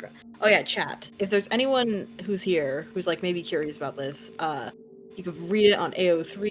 You have to be a registered user because of like bots and stuff. I had like bot problems, but if you are a registered user on AO3, you can read this. My username is Crystal Ninja Phoenix. It's called Many Worlds Diverge in the Woods, and my favorite ending is titled Paranormal Activity. I challenge you to find it. Which route is that one in? Is that one a Jackie one? It's a Jackie one. I do know also, exactly what you're talking about. I also like WD a lot. WD? Yeah, that's probably my favorite Jameson route ending. It's been so long since I read these, I can't remember. Yeah, it's been so long since I wrote them, I can't remember. Yeah. That was me trying to find stuff yesterday to remember how I write animal transformation, because like I remember slightly, but like actually going back and writing it, I'm like, oh man, how do I do this? Even though I've done it a million times before. Yeah, sometimes you just forget stuff, man. Just from disuse. That's why memories, you need to practice memories. Alright, so we're gonna do the bedroom, which does make most sense. Alright, yeah. It looks like only I was the voter, so. Yeah. That's okay. We love lurkers. It's all good. No problem. Alright, so we're gonna lock JJ in the bedroom. If I was playing this personally, I think I would have done bathroom, because I would feel for Marvin. Yeah. I don't think we have time to be concerned about which room it is. Oh wait, that's Sheep, sorry. Yeah, hang on a second, it's loading. I don't think we have time to be concerned about which room this is. Sheep snaps. He's saying to hurry. Oh, right. Marvin nods. I guess this is fine. Do we just leave you then? Leave me. JJ insists. Okay. Jackie nods and gets to his feet. Come on, let's go then. Come on, guys. Sheep and Marvin get up and follow Jackie out of the room. Sheep turns back around, hesitating in the doorway. Is there anything else we can do? Police! JJ says. Call! Go! Sheep nods, then leaves the room, closing the door behind him. Do we have keys for this? Jackie passes pockets. JJ had them. I think he left them downstairs, but he might still have them. Shit. Sheep curses. JJ? He calls through the door. Do you have the keys? No response. We can make do, Marvin says. We can go get a chair from the kitchen, wedge it on the doorway. Marvin, you have a fucking knife in your hand, Jackie points out. Marvin looks down at his hand in mild surprise. I forgot about that. You forgot? Doesn't it hurt? I think it's the shock. Okay, look. I will go down to the first floor. Sheep says. I will get the chair and look for a medical kit. You two stay up here and keep the door closed. Be quick, Sheep, Jackie says, holding onto the doorknob tightly. I will. Sheep nods. Then he turns and heads down the hallway. A short trip down the staircase later, Sheep is in the living room. And he hesitates, considering what to do. It might take a while to find the first aid kit. He's not sure where it is. But the chair is heavy and cumbersome to move. Marvin needs the first aid kit quickly. But they can't get JJ out, and they can't let JJ get out and hurt anyone else. Which should he get first? To get the chair first, go to chapter 206. To get the first aid kit first, go to chapter 207. I should have called it a medical kit and the thing. The first aid kit first. Yeah. I do think Schneep it's more in character for him. Yeah. To get the first aid kit. I agree. And we lost our first POV character, so We're gonna go with the second POV here. Yeah. I think the JJ route is unique because it's the only one in which Chase can die, for lack of a better word. Yeah, and the story goes on afterwards. Yeah. Because other times when Chase dies, it's like the end. It's the end of the story. Yeah. There might be like an epilogue of saying like, this is what the others did. Yeah, they went to the hospital. It's mostly something from Jack. Blah, blah, usually blah. the end of the story. Mm-hmm. I never realized that. But yeah, this is the first time we get another POV character. All right, and I think it happens multiple times in multiple places during this route. I love that. It really does like symbolize how weird this one gets. All right, we're in the first aid kit. This is the one where I was like, I'm just gonna do whatever. I love it. Seems my throat is being a bitch right now.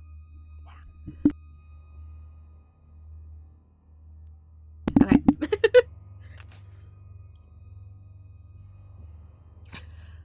Sheep's doctor training kicks in.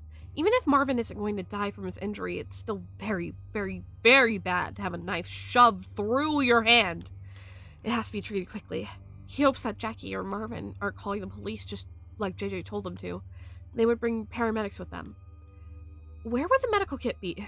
He hadn't seen it earlier when checking the kitchen, but there aren't many places to check downstairs. Maybe a drawer in the living room or somewhere in the bathroom. Well, he's standing closest to the bathroom now, so he heads over, opening up the door. The bathroom is small, barely big enough for a shower, toilet, and counter. Snape opens up the cupboard beneath the counter and sees a red bag with a white cross on it under there. He grabs it, and there's a scream from upstairs. Snape's heart drops. He turns around and bolts, taking the first aid kit with him. As he rushes up the stairs and down the hallway, he sees Jackie wrenching Jameson off Marvin, who's fallen back against the wall. It looks like Jameson manages to pull the knife free of Marvin's hand and is trying to stab him with it again. But Jackie has a tight grip on Jameson's arms, preventing him from using the knife. Jackie looks over at Snape with with a wide-eyed, pleading expression. Panicking, Snape rubs forward and swings the first aid kit at Jameson. It hits his head with a surprising clunk, and Jameson slumps, dazed. It's enough for Jackie to grab the knife and put it in his hoodie pocket out of Jameson's reach. We need to tie him up or something, Jackie says. Snape, do you have anything? I suppose we can use some bandages in here? Snape says, opening up the red bag. There are rolls and rolls of bandages inside, along with a clear plastic box full of other supplies. That must have been what made the clunky sound. Jackie quickly grabs a roll of bandages. Better than nothing, I guess. You help Marvin. Yes, of course. Snape nods. He turns to Marvin. Give me your Scheiße! He goes pale in surprise. Blood is dripping down Marvin's face, coming from his left eye. An eye which can only be described as ruined. Snape has worked in emergency rooms. He's seen terrible things. But it's different when it's his friend. It happened so fast. Yeah, this is the interim Marvin branch, I guess. Marvin Wump! Marvin Wump! Marvin Wump! I lost my place. It happened so fast, Jackie says as he quickly binds Jameson's wrists and arms. He came bursting out. Marvin was right next to him and he grabbed the knife from his hand and he stops, voice choking up. Snape takes a deep breath.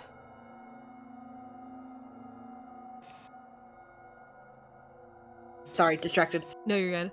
Don't worry, Marvin. I will fix you up. He works quickly, doing the best he can with the supplies and the first aid kit. It's fine, but wounds like these need proper treatment in a professional setting. JJ, why?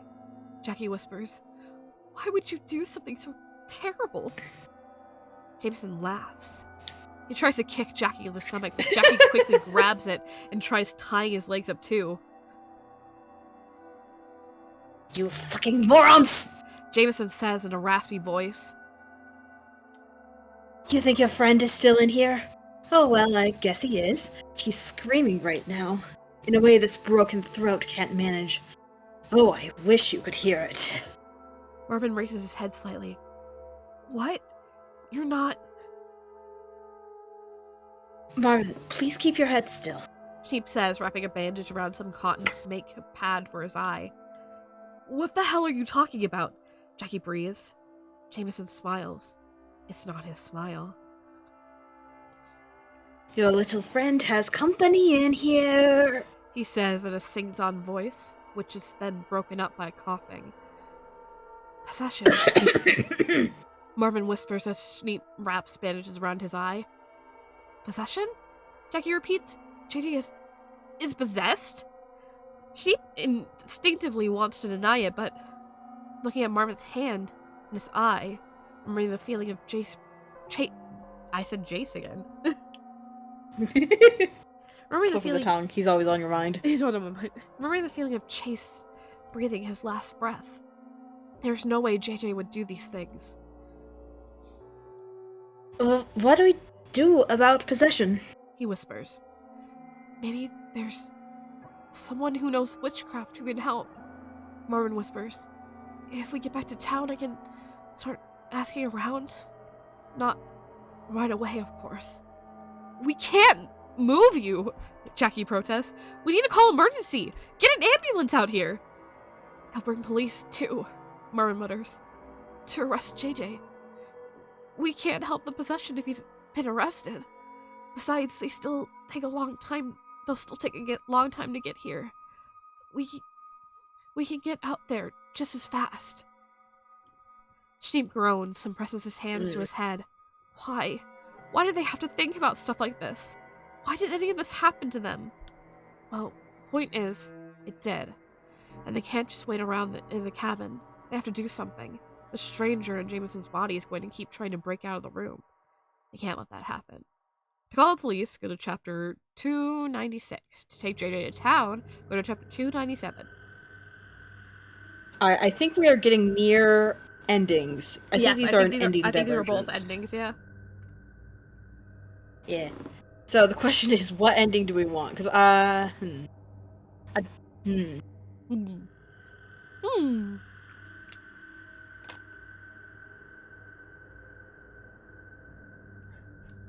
You choose. I feel like I've been directing a lot of it. I say town. Alright. And if we don't like it, we can always go back and read the other one. Yeah.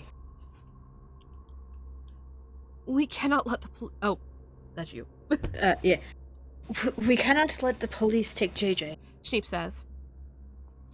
After what that spirit made him do.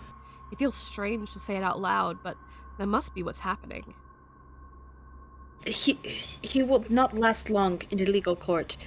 We will not be able to see him again. Probably not be able to help him again. Jackie nods slowly. Yeah, that makes sense. But none of us can drive. Only Chase could. I can try. Sheep says. I do not have a license, but I have been taking a couple lessons. I would just need the keys. He trails off. Do we take Chase with us? Don't. Mormon interrupts. Sheep nods. Okay. But do we take him? I think we have to. Becky says quietly. For Stacy and Sam, they should know what happened. Poor them. The stranger in Jameson's body says mockingly. Jackie goes to punch him in the face, but stops himself at the last minute. You shut up, he says through gritted teeth. JD, I don't know if you can hear me, but if you can, you have to try to keep him under control. Please? Jameson's mouth opens, then closes. His expression goes blank. Let's go then. Marvin climbs to his feet, using the wall for support. One of you get JJ, the other get Chase. Where do we put Chase in the car? Jackie asks. I don't want to sit. It's fine, Marvin says quietly. I'll go in the middle back. Chase can go on one side and JJ the other. Jackie pauses. If you're okay with that. he says quietly. They walk outside quietly. Before Schneep really knows it, he's unlocking the car, then opening up the back seat and putting Chase inside. Marvin climbs in the middle seat, and Jackie puts Marvison. Another another fusion joins the chat. That's like someone's last name is Marvinson. Marvinson, yeah. And Jackie puts Jameson in the seat next to him. He twitches and occasionally struggles against the bonds, but doesn't say anything or break through at all. She gets into the driver's seat. As Jackie gets into the passenger side and closes the door, he starts up the car. The forest path probably isn't the best location to test his driving skills, but they don't have much of a choice, do they? He slowly pulls away and heads down the road. Find anything? Page break. Page break. I need to blow my nose again. Hang on.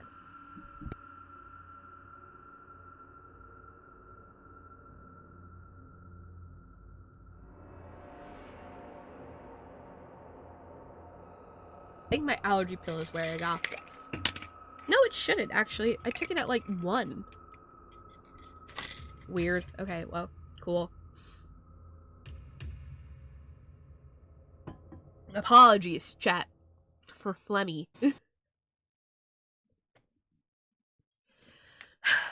Alright. Find anything? Jackie peeks his head into the side room of the rental house. Nothing, Marvin mutters. He turns the page of the book he's reading. The grimoire. Ever since they got back from that cabin, they'd all been poring over everything they could find that's magic-related. Anything that might be able to help. How long has it been now? Sheeps lost track. The funeral feels like forever ago. Stacy has stopped calling them, demanding answers about what happened. But she probably suspects something more is going on. And so do the police. After all, it's very strange that 5 people go into a cabin, and only 3 and a corpse returned. Not to mention what happened to Jack. The coma was suspiciously timed. Right after all 5 of them went out to the cabin? And then the 3 of them all started renting out this little house together? There's no way to prove anything, but it's suspicious as hell. Henrik, you're going to tear the page, Marvin says gently. Henrik. I think that was gentle. I think that counts. Oh, I felt like it was kind of rare. Henrik, you're going to tear the page, Jackie says gently, turning to look at him with his good eye. Sheep looks down. He hadn't realized he'd been clutching the page of the grimoire he was reading. He loosens his grip. What is it, Jackie? He asks quietly. Whose turn is it? Jackie asks. I did lunch. I'll do it. Sheep stands up. These words are starting to blur together. He heads down to the rental house kitchen and prepares a paper plate of food. Then he grabs a pair of keys hanging from the hook nearby and heads for the door at the end of the kitchen. He unlocks it and heads down the set of stairs. There are a couple more doors at the bottom. He unlocks one and opens that in turn, leading inside. Which one? Yeah, it's me. Yeah. Which one is it right now? He calls. Jameson is slumped against the far wall of the unfinished basement, right next to the old bed with a metal frame. A chain leads from his ankles to an exposed pipe on the wall. He raises his hands. Why don't you come closer? He says in jerky sign. It's me, JJ. Sheep shakes his head. He walks a bit farther into the room and puts the plate down on the ground. You're getting better at that, but your mannerisms are still off. There's a rattle of metal, and Schneep quickly backs away as the stranger lunges forward, crawling with suspicious speed. Bastard. He spits. Motherfucker. All 3 of you, cruel. He laughs. I'm almost impressed with how low you've stooped. Schneep backs away towards the door. Sorry. It's me. I will be back later, JJ. We have more we want to try. Jameson raises his head. His whole body shudders and slumps to the floor. Sorry. He signs weakly. No. Sheep whispers. I am sorry. And after a moment's hesitation, he leaves the room, locking the door behind him. Ending reach from one basement to another. Okay, yeah. I do like that one too. Yeah, I really like that. That was fun. I feel like they get caught by the police if they call the police. If they call them?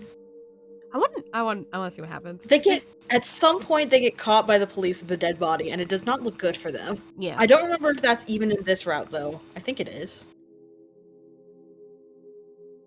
Ooh, okay, actually, I want to know what, I want, oh, okay, we're gonna step back and do the other ending, because I'm curious about this. Alright. We're gonna call the police! Sure. Yeah. Sheep takes a deep breath. Marvin is severely hurt. He says. We need professionals. And it will be easier for them to come here than for us to go there. Are you sure? Jackie asks. They'll have to drive up here, get him, and take him to the hospital. We'd only have to drive to the hospital. But paramedics will bring supplies with them. Sheep argues. They can keep him stabilized on the journey in ways we cannot. Not to mention they can drive here quickly, and none of us can drive well. Jackie hesitates, then nods. Okay, I'll call. Can you take Jameson somewhere? I will lock him in our room. Sheep says, standing up. The locks won't do much good. The stranger in Jameson's body laughs. This is my house. It listens to me. Sheep I think there's a witch's house reference. Ooh.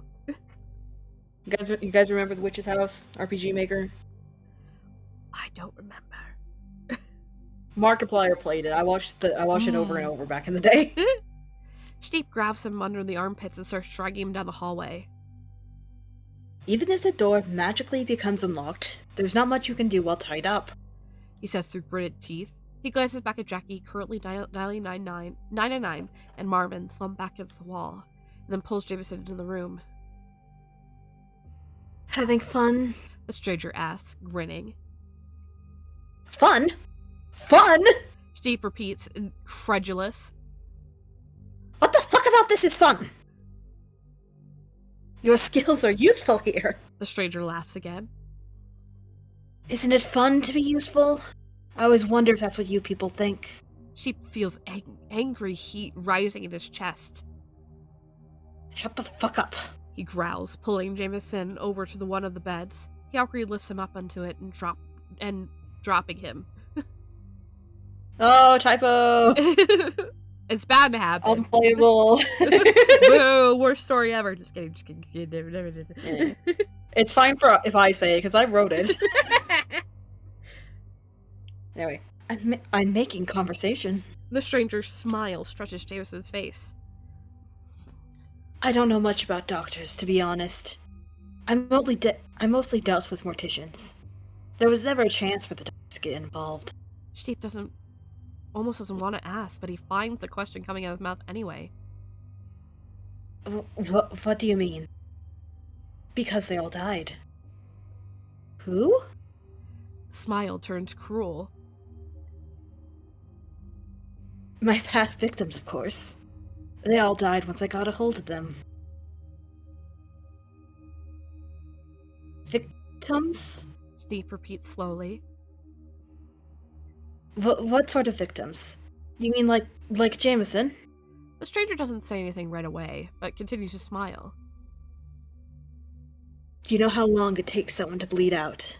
Is that something they'd have taught you in school, Doctor? I learned it by myself. I'm self-taught, you could say. Do you know how long someone can stay alive if they don't bleed out? If the weapon stays in the wounds, plugging them up? It's surprising, actually, how slow that is. Assuming you avoid all the vital organs, of course. But that's difficult, isn't it? There are so many in the body. Shut up. Sheep whispers. He feels sick. The eyes aren't vital, you know. The stranger continues. That's why I went for them. I didn't go too deep. Even with the blood pouring out of that, he wouldn't die from it quickly. But he still might die before the police get here. Do you think you'll blame yourself for that? For not being good enough? Shut up! A furious anger suddenly surges through his heart as his vision turns red. That smile on Jameson's face is burning into his eyes.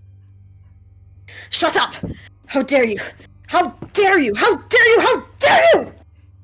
How dare this creature talk like this, mock him, taunt him, this creature, this evil creature. That's what it is. That's exactly what it is. Evil, pure evil. There isn't a speck of good in that face. He can't see anything where... In that face, he can't see anything. Where his friend, where did he go? Why is this thing here? Instead, grinning at him, talking to him about these sick things, this fucking creature, this. Sneep! Holy fuck, stop! Sneep feels Jackie pulling him back, and it's only then that he realizes what he's doing. It's only then that he notices the tears in his eyes and the blood on his knuckles. Blood that matches the stream pouring from the stranger's nose and mouth, and the bruises forming on his face. But even so, he's still smiling at Sneep. Don't look at me like that! Sneep screams. You fucking monster! Holy shit, Henrik, calm down! Jackie keeps pulling him until he's out of the hallway and the stranger is out of sight. What the hell? I know the spirit is terrible things, but you can't beat up JJ. He probably feels that too. Sneep shakes out of Jackie's grip. He stares at him, breathing heavily. Then he stares at Marvin. He backs away.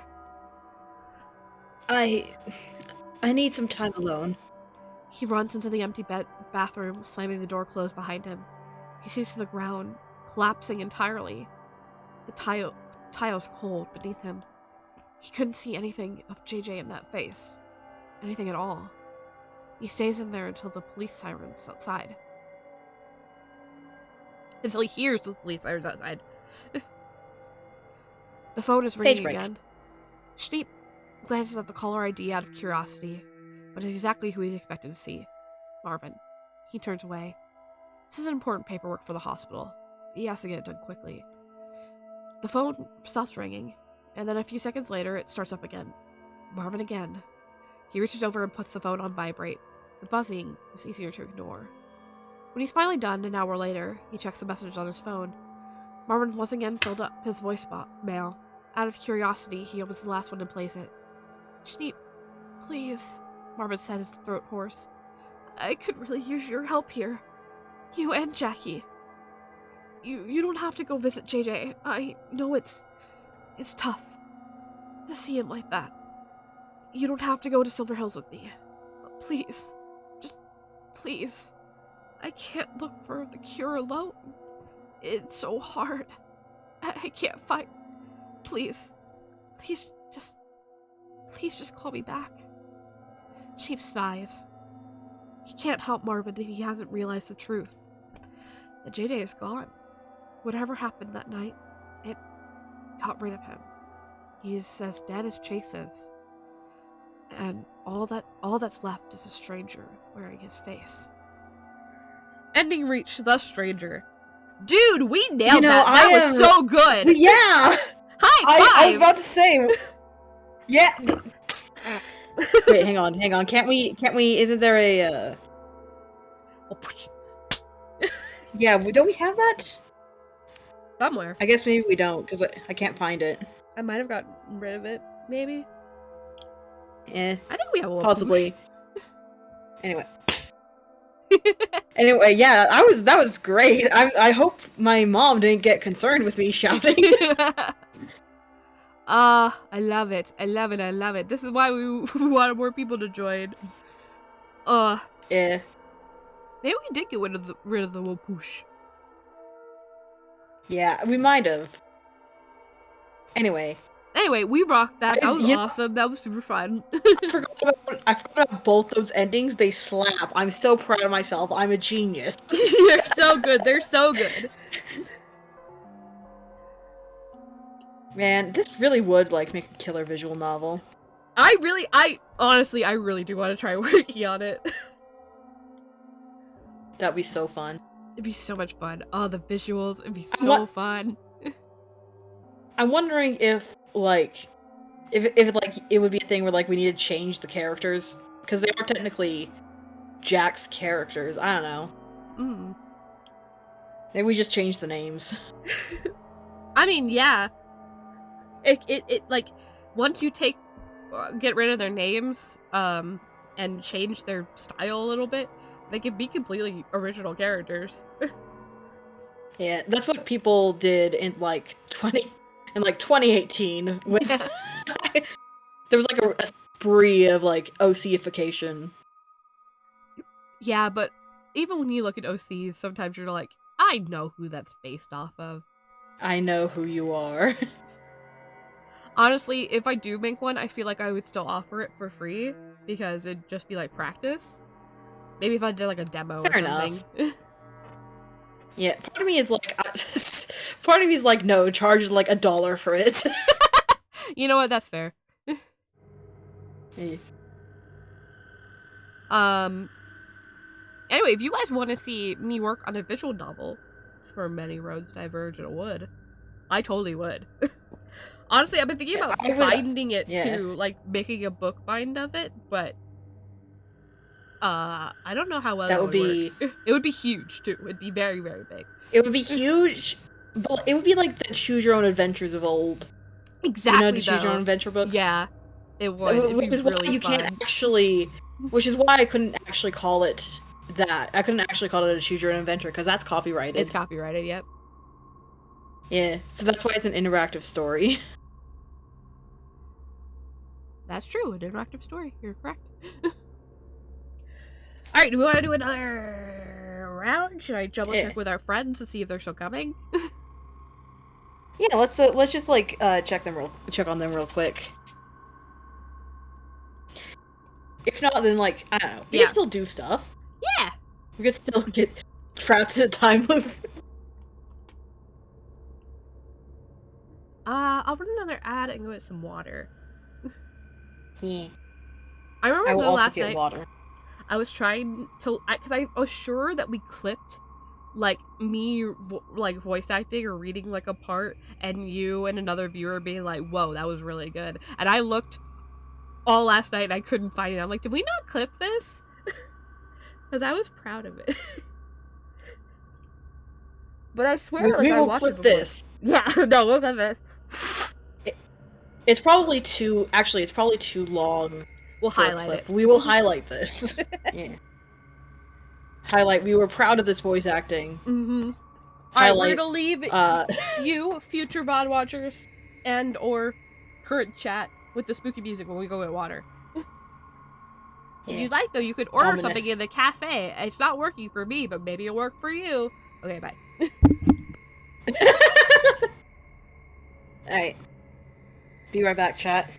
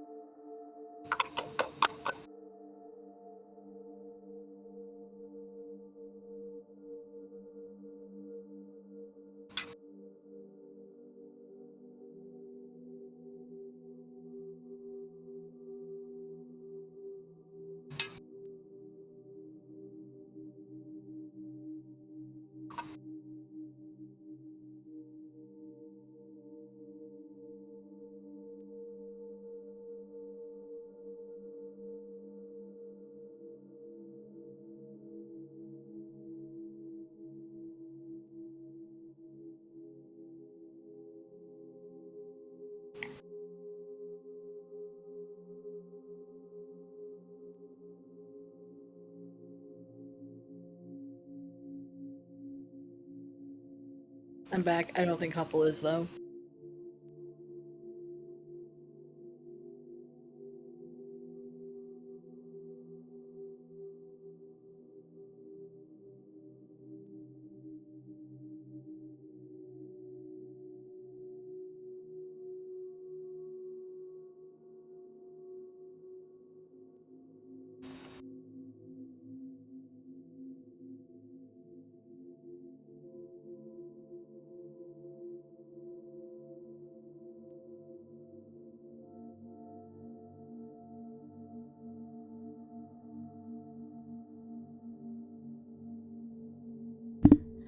Hello. Hello. Hello. Oh, ready. All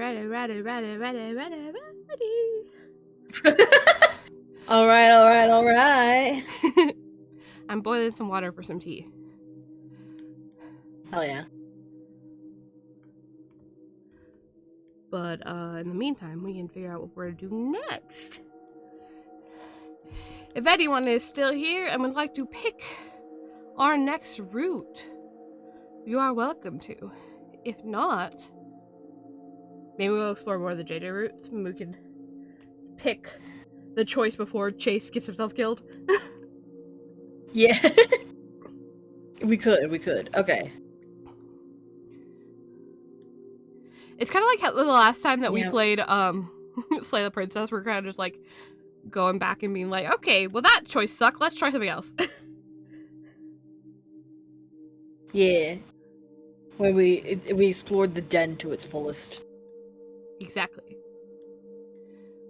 So let's get back.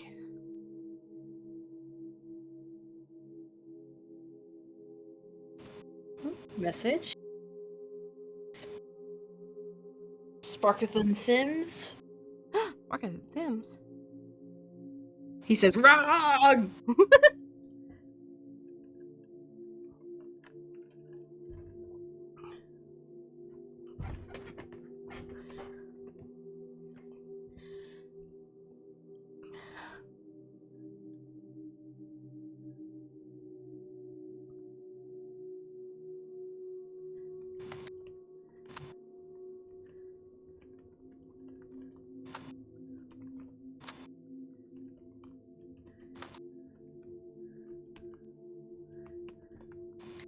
God, we're gonna have to show him the highlight of that voice acting because I was so proud of us. You did. I want to show it to all our friends. I know. I'm just like, everyone, look, we're so good at this. We're so good at this. Sometimes I'm like, that wasn't as good voice acting as I thought I could do. No, you did. But like, Jameson so good. Yeah. I did kind of like the voice I do for Thanos for our D&D game. All right, Thanos / Salus because they are twins. This is where So to deny that this is real, go to chapter 191. What happens when you deny reality? What does the denial get you? I feel like this might be the one where okay. I was thinking of a particular thing that happens in one of Jackie's routes. Do you remember what I'm thinking of? Because I remember I described it to you and you were like, oh, I didn't imagine that at all. I don't remember that. Did you talk about it in our server or in our DMs? I think I talked about it on a stream once or in a voice chat or something. I was describing to you about how like it's one where like Chase is alone and all the friends are dead, and he just imagines them talking. Oh! No, that's this route. Oh! Cool! I spoiled it. Sorry. But maybe it'll Don't worry, I think we have to go like deep into the route to see that happen. Okay, cool. Oh, actually, that makes sense because I remembered it was specifically Jackie, and Jackie wouldn't be dead if it was in his route. Yeah. Anyway. Well, I mean, he could be, but then the route would end. Yeah. All right, so we've chosen to deny reality when Chase opens the door and sees Jameson trying to stab Marvin. Is no reality. This is just another vivid dream. That's all. He just has to wait for everything to go back to normal. Chase stands in the doorway of the room, watching Jackie and Jameson struggle, rolling across the floor, and Schneep softly talking to Marvin. Talks to Marvin, murmuring reassurances while Marvin sits there, shaking slightly. And then Jackie screams. He jerks backwards, blood pouring from a wound on his chest. Jameson lunges forward and plunges the knife into his chest once, twice. Now Schneep screams, getting up and tackling Jameson and wrenching the knife out of his hand and throwing it across the room. Why? Why? Jameson, Schneep cries. Why, Jameson? JJ looks at him and abruptly goes limp. Chase! Schneep snaps. Go find a medical kit. He drops Jameson and goes over to Jackie, examining the wounds. A medical kit? Why? None of this is real. He just needs to stand here and wait for everything to go back to normal. Chase! Schneep shouts as he presses his hands to the wounds to stop the bleeding. Chase! Chase! He just has to wait for his senses to return. Marvin slowly gets to his feet, clutching his hand. I'll do it, he says in a breathless voice and staggers out of the room, pushing past Chase. Schneep returns his attention to Jackie, frantically trying to help. And Jackie says in a hoarse voice, "Take care of yourself and the others, okay?" Jackie? Schneep cries in alarm, but Jackie doesn't reply. He lets out one last breath, and then stops moving. Jackie? Schneep shouts. That felt weird. Schneep shouts. There we go. Chase watches. Schneep snaps is my favorite. Chase watches him check Jackie over, looking for a pulse or a breath. He watches as Schneep starts to cry. He feels Marvin return, brushing past him, and hears him ask what happened, only to realize on his own and start desperately asking what they could do. He's not sure why they're both so upset. This isn't real. Jackie isn't actually dead. Any moment now, this will be fixed. JJ suddenly gasps, jerking up. He looks around at the others. You have to lock me up. He sighs. Jackie blinks. Huh? You have to lock me up. JJ repeats insistently. Before he hurts all of you, too. He? Marvin repeats absentmindedly. JJ, what's going on? Why would you? There's not much time. JJ says, a wide, desperate look in his eyes. Sheep looks over to Chase. Oh, wait. Huh? Huh? No, my headphones just gave me a low battery notification. Oh, okay. Anyway, is it my turn? Mm-hmm. There's not much time. And then, Chase? Everything alright? Are you hearing this? Chase doesn't answer. He's just waiting for everything to snap back to normal. There's not much time. JJ repeats. You have to lock me up. Yeah, we can do that if you want, Marvin says slowly. We'll just lock you in the bathroom. He looks over at Chase. Chase? Seriously, are you okay? To answer the question, go to 140. To just keep waiting to wake up, go to chapter 141. Alright, I think this is a non-choice. There are a few of those because there's so many there's so many, like, divergencies. So there are a few non-choices in the game, but they still give you, like, extra scenes. Yeah. And I'm just explaining for anyone who doesn't know. This might be a non-choice. It might not be, though. I'm not entirely sure. Yeah, let me see. It's been ages since I wrote this. Yeah, it looks like a non-choice. So we'll do this. Alright then, I guess, do we want to answer? Yeah, I like this one. I'm okay, Chase whispers. Are you sure? Marvin asks. You look really fucking out of it. I'm just waiting to wake up, Chase explains. Like I did before. What? I had a dream that JJ killed me, Chase continues. I told Steve about it. Steve's eyes widen. This is just another dream like that. It'll be over soon. Chase, Marvin breathes. This isn't, oh. This isn't the time. Steve interrupts. Marvin, he is clearly dissociating. We'll come back to ground him. For now, we need to deal with JJ.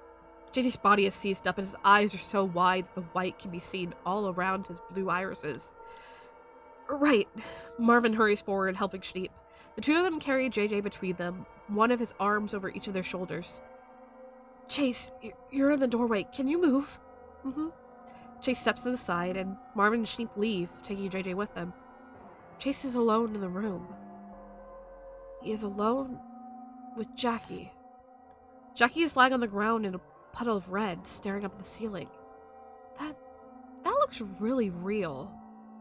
But, of course it does. If his brain is making this up, it will look real to him. That makes sense. This can't be real. Chase walks over to Jackie, kneeling by him. The legs of his jeans get immediately soaked in the red liquid. But Chase doesn't care. Jackie? He whispers. This all feels so real. But it can't be. Maybe this is real. But Jackie, he definitely isn't real. Jackie, this isn't funny, he says. I'm worried about you. We all are. Can you wake up? Jackie doesn't respond. He stares at the ceiling. Until... Sorry, Chase. I didn't mean to worry you. There it is. Jackie's voice.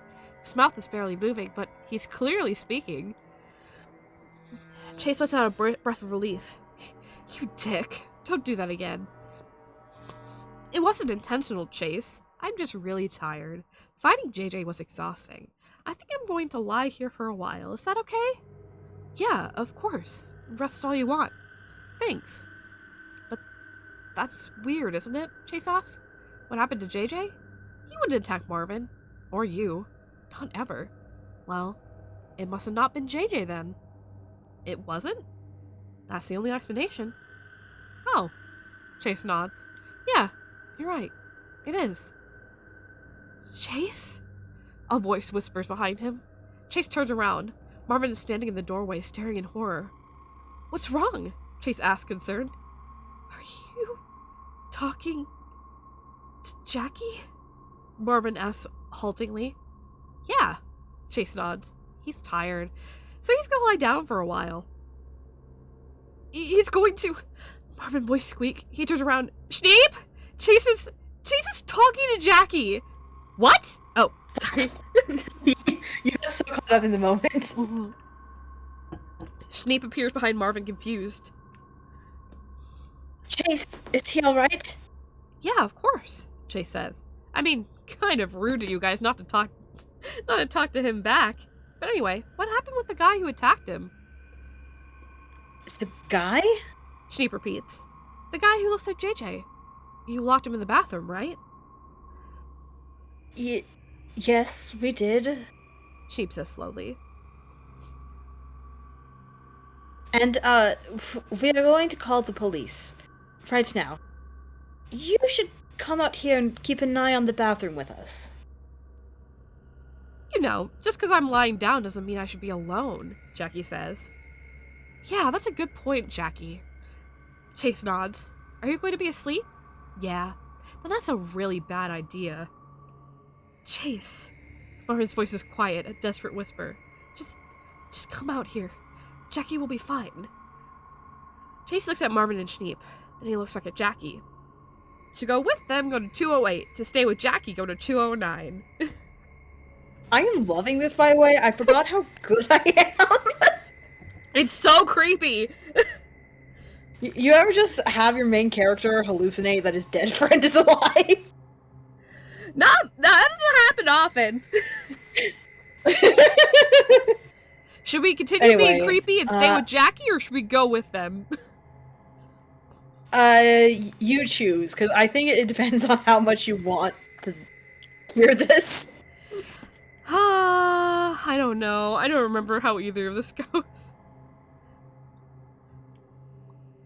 Alright, let's see. Let's go 208, because they're worried about us. But Jackie shouldn't be alone.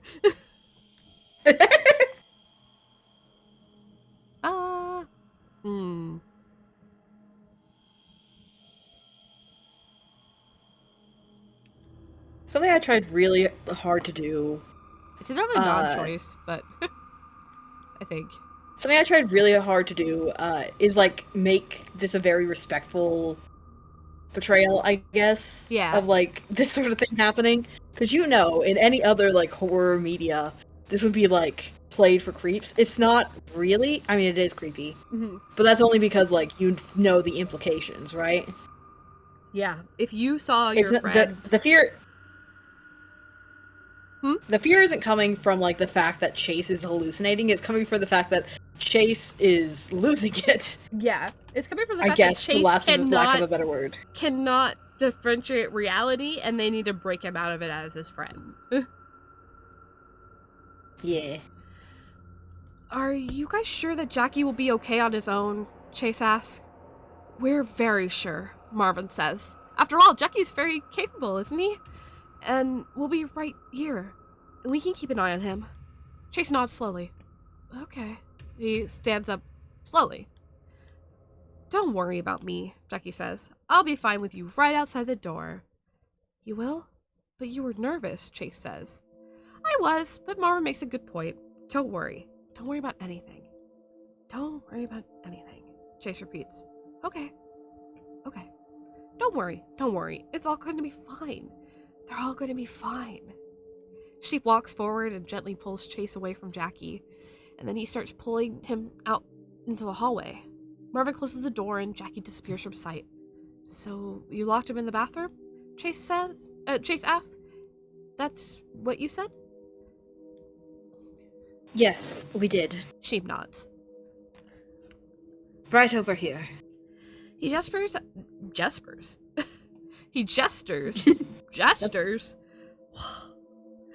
He gestures at the closed bathroom door, a chair for the kitchen launched under the doorknob. And now we are going to call the police. Well, I'm going to, Marvin says, taking his phone out of his pocket. You two keep an eye on the bathroom door. Make sure he can't get out. Chase shakes his head. No, I want to keep an eye on Jackie. He walks across the hallway and sits down opposite the closed bedroom door. Chase, Marvin says quietly. He glances at Sheep. What do we... Leave it for now. Sheep mutters. It is not hurting anyone. We can, explain the situation to him later. Or perhaps he will come out of it on his own. Right now, call the police. Marvin nods. Yes, of course. He dials, raising the phone to his ear and waiting. He starts talking, but Chase doesn't listen to it. His eyes dart back and forth between the two closed doors. He hopes Jackie is sleeping is okay sleeping in there. I glitched for a second. He hopes the guy who looks like JJ doesn't escape. Though, he would hear struggles if he was trying, wouldn't he? He concentrates on that. Don't worry. Don't worry. Okay, they'll be here in an hour, Marvin says finally. An hour? Schneep repeats. It took us 90 minutes to get up here, Marvin points out. They're rushing it. Knock, knock, knock. Marvin and Schneep both tense and turn to the bathroom door. Let me out. What the fuck? Marvin whispers. JJ, are you talking? Well, you can't exactly see me right now, can you? Jameson's voice says. Let me out. I promise it's fine now. I won't attack any of you. Chase blinks. Is that really JJ? Jamie, I do not know what's going on with you. Sheep says, voice trembling. But we are honoring your earlier plea and keeping you in there, no matter what you say. Knock, knock, knock, knock. Open it up, guys, please. It sounds like JJ. Is he in there with the guy who attacked Jackie? Doesn't that mean he's in danger? Stop being fucking weird, JJ! Marvin shouts. Please, don't be like this! Don't be like what, Marvin? Marvin's eyes well with tears and he shakes his head. I'm going to get out, no matter what. The voice who sounds like JJ says in a low, threatening tone. If one of you opens the door, I promise I won't hurt you. Threats, huh? Sheep says. That is not like you at all. The voice laughs. No, it's not like him, is it? Does that mean that the speaker isn't JJ at all? What if he's in trouble? What if he's in danger? Chase gets to his feet, eyes locked on the door. If JJ is in there with some guy who attacked Jackie, he has to save him. But what if the guy is just pretending to sound like him? If that's the case, where is JJ? Well, not in there. If that's true, he could be in there. He's not sure. If JJ's in danger, go open the door. If JJ's in danger, to open the door, go to chapter 292. If it's not JJ, to keep the door shut, go to chapter 293. Sorry. I'm welling up with emotions. Ooh. Nose problem. That was a bad one. That would. I feel like if Phantom made that joke, you would put him in bad joke jail. I would. I'm too lazy to do bad joke jail right now, though. Yeah. Let's go with danger, because we're gonna keep feeding some delusions here. Feed the delusions, they're hungry. That one I liked. JJ's in danger, open the door! Chase reaches for the chair blocking the bathroom door. Marvin notices this and quickly grabs his wrist, stopping him. What are you doing? JJ is stuck in there with that guy! Chase protests, pulling his hand free. We have to go in and get him. What the fuck? Sheep's eyes widen. Chase? No! He lunges forward. You don't Chase pushes away from Schneep before he can grab him and runs for the chair, barely managing to kick it aside before Marvin latches onto the edge of his shirt and pulls him back. Chase! Marvin gasps. The bathroom unlocks from the inside! The bathroom door flies open. There's a flash of metal. Red splatters through the air. Chase stumbles back into Marvin's arm and looks down at the axe buried in his chest. How did that get there? And that's the last thing he thinks. Sheep screams and tackles Jameson with such force that he knocks him fully to the ground, making him let go of the handle of the axe that's still buried in Chase's chest. Marvin stares at Chase in horror. This is impossible. This is impossible! Jameson is laughing. Shut up! Sheep shouts. He grabs Jameson by the shoulders and slams him down against the ground. Jameson's head snaps back and hits the wooden floor with a loud crack. Jameson stops laughing. Sheep stares at him, panting heavily. He leans back in shock, then forward again, checking Jameson's pulse and breathing. He slumps in relief. I'm sorry, Jamie. He whispers. I don't know what has happened. Marvin drops Chase. His body falls to the ground with a loud thump, empty eyes staring up at the ceiling. We have to get out of here, Marvin whispers. He drops to his knees and looks through Chase's pockets till he finds his car keys. We have to get out of here! Sheep looks over at him. But, Jameson... I know. Marvin's voice breaks. I don't want to leave him, but Jackie and Chase, He swallows a lump in his throat. We have to protect ourselves. The real JJ wouldn't want to hurt us. Something is fucked here, and I really don't want to stay here. Sheep hesitates, then nods. Okay. He stands up. I do not think he will be out for long. Should we at least leave a note for him? Marvin hesitates as well. I want to. Maybe that's a good idea. After a moment, Sheep shakes his head. No. We do not know how he will react to it. Better safe than sorry. He looks down at JJ. I'm sorry, Jamie. I am so sorry. Me too, Marvin whispers. He grasps the car keys tight. The police will be here. We don't have to go far. Just drive a little down the road, okay? Okay. The two of them run off. They go down the stairs, across the living room, and out the front door. The night outside is cool and dark. For a second, it seems really dark. So black that they might as well have their eyes closed. And then it ends, and they run out to the car. Marvin gets in the driver's seat while Sheep gets in the passenger seat. He doesn't really know how to drive. Not at all, really. But this is an urgent situation. He has to try. He fumbles with the keys, putting them into the car and turning them. The engine doesn't turn over at first, but he tries again and it finally starts. He slams on the glass and the car lurches forward towards the forest path. Sheep stares at the trees passing by. None of this night felt real. Jackie and Chase couldn't be gone. Really? Maybe this night wasn't real. Maybe he's dreaming. Maybe he just needs to wait to wake up. Ending reached. Denial is a river. In Egypt. In Egypt. Sure is. That is, in fact, the reference for the denial is a river in Egypt. Alright. What Anyway, happens? I forgot Chase died twice. Yeah. What happens if we aren't an idiot?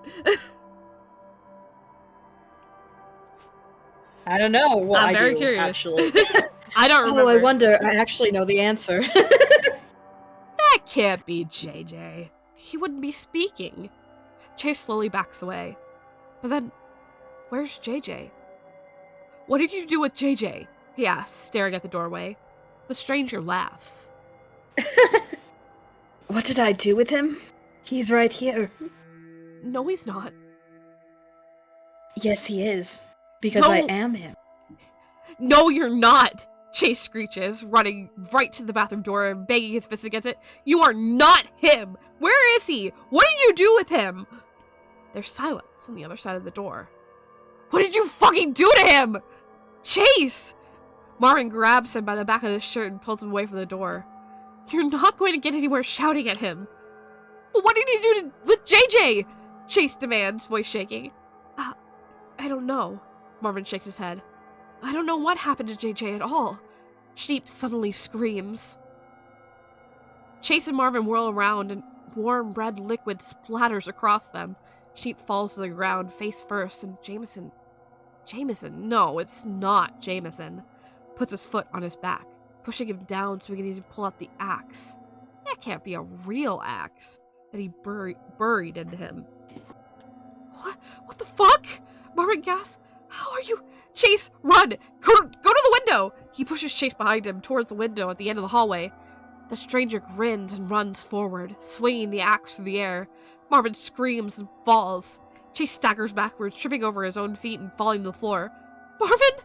He gasps. Sheep! He looks down. Jackie, what's happening? Jackie? The stranger repeats, pausing, standing there holding the axe. He seems confused. Hi, Neppy. This is a sticky predicament. What would voice of the opportunist do here? I don't know. Hide it behind his back, I guess. Yeah. He seems confused. Jackie, wake up! Chase shouts. We need you! Hmm? Jackie's voice said. It's fine, Chase. It's not fine! They're lying there! Sorry, Chase. Sheep says. He took me by surprise. It was a heavy blow. Yeah, sorry, Marvin adds. Just give us a minute. Chase shudders. Don't take too long. I don't think I can deal with this myself. You're talking to them. The stranger says, sounding amused. You're actually talking to them. And They're talking to you too, aren't they? You can hear them? He laughs. Oh, this is too good. Shut up! Chase crawls backwards across the floor. Guys, get up! We're getting up right now, Jackie says. We're not gonna let this fucker hurt you, Marvin adds. Do not worry. We will do everything we can to help. Sheep says. Okay. Chase nods slowly, eyes fixate on the stranger. Well, better do it fast. The stranger laughs. Oh, this really is too good. He coughs and drops the axe, which lands on the ground with a thud. He walks closer and raises his hands, signing. All right, Chase. Chase blinks. The stranger knows sign language? But why would he know the name JJ uses for Chase? Oh, he understands now. The stranger is gone. JJ is back. JJ?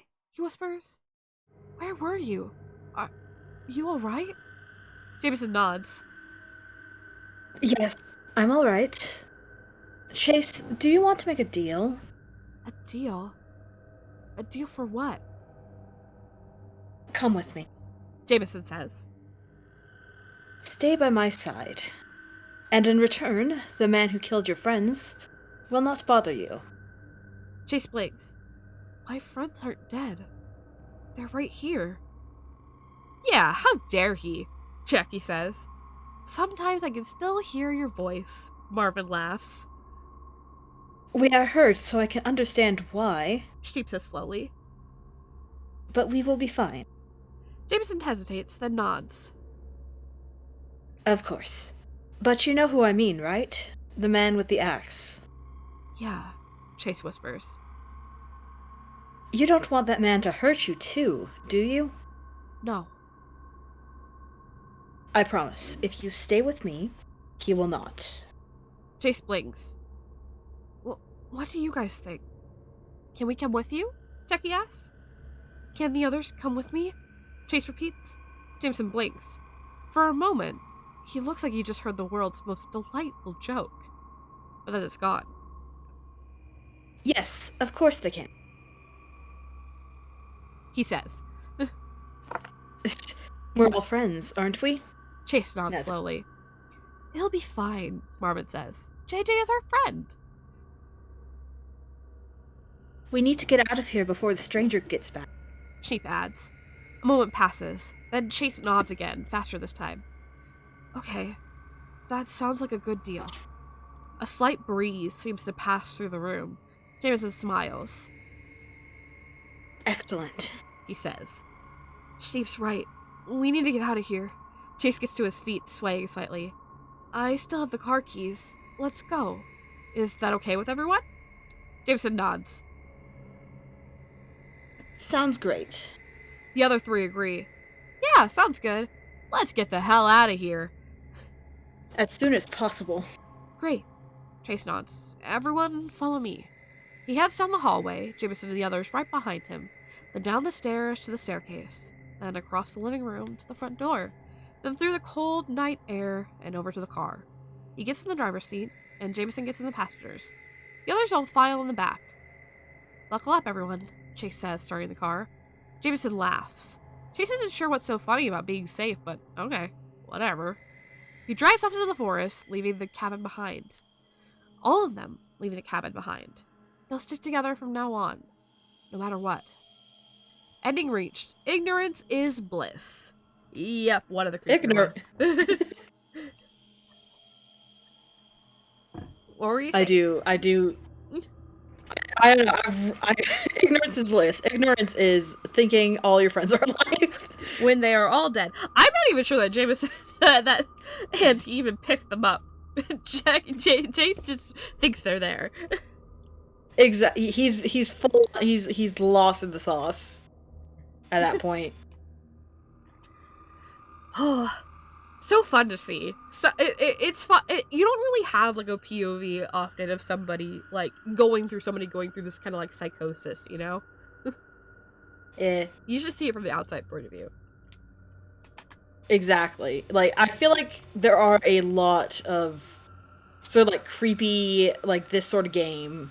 Yeah. Well, this isn't a game, but you know what I mean. Game, story, whatever. Yeah. Where like, where like the person who suddenly just like snaps is like not the protagonist, and usually they're treated as an annoyance as well. Yeah. Which I really tried not to do with the guys in this chapter, you know, before they die. Yeah. No, they were trying to help Chase out as much as possible, which is very uncared for them. They all care about each other. Yeah.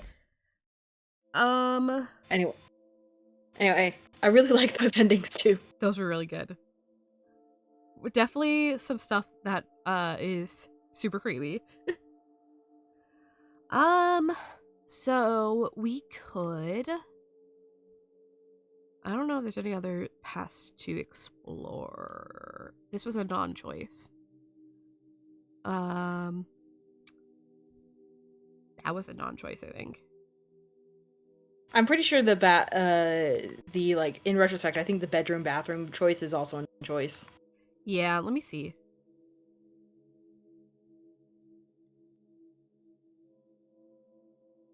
You know, I do have the original documents. I could always just like whenever I wanted, I could just check and see what I have. But I'm just like, I'm too lazy to do that right now.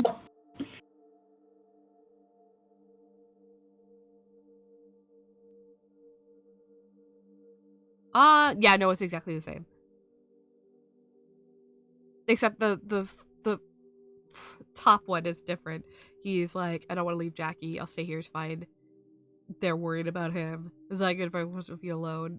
He's not doing this purposely.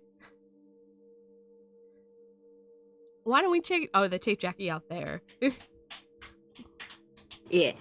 And if you notice, like in since it's a non-choice, I have to be very careful in the following chapters to never say where Jackie is located. Interesting. Also, Neppy said that your cough during the last chapter was really realistic. And it was. I was like, oh, are you okay? For a second, I was like, oh no, they're doing the cough. No, yeah. I love that you're actually adding the actions, because when I'm reading, I can't usually pause, or I've never really tried to pause and do the actions, even though I should. Yeah. So I do love that you're doing that. I thought it would put a nice spin on things. Yeah. Makes me want to try to break and do it more. Alright, we could go back to the time loop. We could. Yes. Spoilers, Neppy. There is a time loop in this game. Or I wouldn't mind. I do like the time loop stories. It's a lot of. Yeah. Yeah. I believe time loop is all a non-choice because until the end. Yeah, it pretty much is. Yeah. Yeah, because then you the whole point of it is that like you're stuck. Mm-hmm. So no matter what you do. So yeah, let's explore that route real fast. Yeah. Why not? Alright, so to sum up how we got here. Jameson went down to the basement to go check when the power went out. He got shocked and he's been acting weird. But instead of asking him about it, we decided to just kind of leave him be. And everyone else has gone to sleep except for him. And then as we're going to sleep, we fell asleep about 1:42 in the morning. Jameson had killed us. He had slit our throat, and we woke back up and saw that it was 11:29. We had to decide if it was real or not. Now we're choosing it's real. The other path we went down was it wasn't real. Which is why they got weird. Having a psychotic break. Yeah. Now we're gonna explore what happens if we think it was actually real.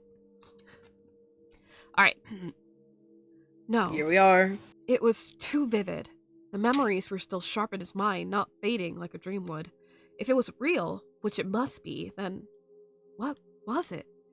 Even though he shudders to remember, he forces him to look back on it. Jameson killed him, and he said, the others will be joining you soon. So, he planned to kill them all. And then Chase had died, only to wake up again. Whatever that was, premonition or time travel or something even stranger, it's clear that what he's supposed to do now. He has to stop Jameson. But How? Chase takes a deep breath. He pushes away the blankets and stands up. First, he has to understand why Jameson would want to kill them. They all get along, don't they? Sure, sometimes they butt heads with each other, but it's usually playful. And if it's not, they always work out their conflict in the end. Jameson has no motivation. And motivation is the biggest thing in murder, right? That's what he remembers from detective shows and mystery games. The only way he's going to figure out Jameson's motive is to ask him. He's reluctant to go confront him directly, but he has to act fast, doesn't he? If that experience was real, Jameson's going to try killing them soon. But first, he needs something to defend himself with. A shield or something. He glances around the room, but nothing pops out. So he grabs the lamp from the bedside table, unplugging it and winding the plug around his arm. Better than nothing. He takes a deep breath and leaves his bedroom. I use lamps as weapons a lot, I realize. I mean, it makes sense. Every bedroom needs a lamp. Everywhere, I think that's why I always default to a lamp as a weapon, because they're in every room, more or less. They're usually in every room, especially with a group of neurodivergent people, because big light evil. Yeah. I say that as I have my lamp on in my room, and it's the only light I use in my room unless I'm crafting and I need stronger light, and even then I'm like, big light. My opinion on big light is, like, I don't think I necessarily have a thing against big light. I think I have a thing against clashing light, because I don't like to have the lamp on while the sun is out. Makes sense, yeah. Okay. They're different types of light, and it bothers me. Alright. The cabin is quiet.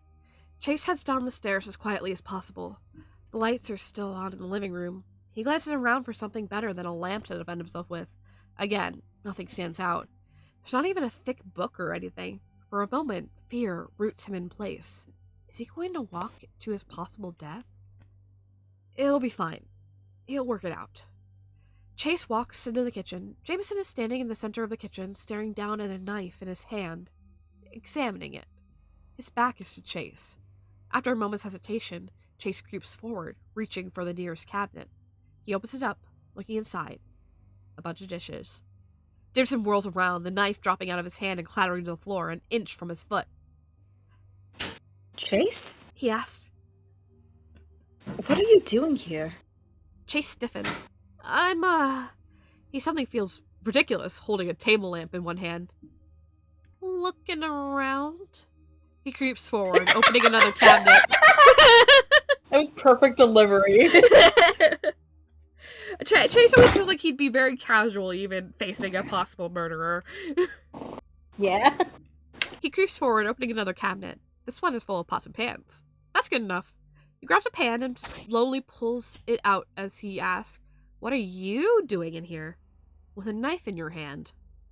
JD looks down at the knife on the floor. I don't know. His hands slow, causing his words to trail off. His expression seems to shift slightly, and he reaches down to pick the knife up again. "You're going to kill us," Chase whispers.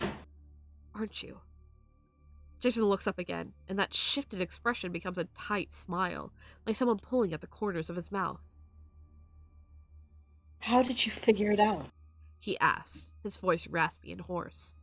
"It's a long story," Chase says slowly, holding the pan in front of him defensively. "But something's very wrong. I know it, and I want to know why." Nothing's wrong. Jameson's smile widens. I am how I always am. "Oh yeah, sure, because you've always wanted to kill your friends," Chase drawls.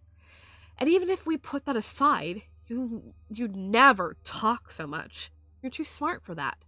You've had that shit on your vocal cords for a long time. You know how to take care of them. Mainly by not using them." Jameson chuckles.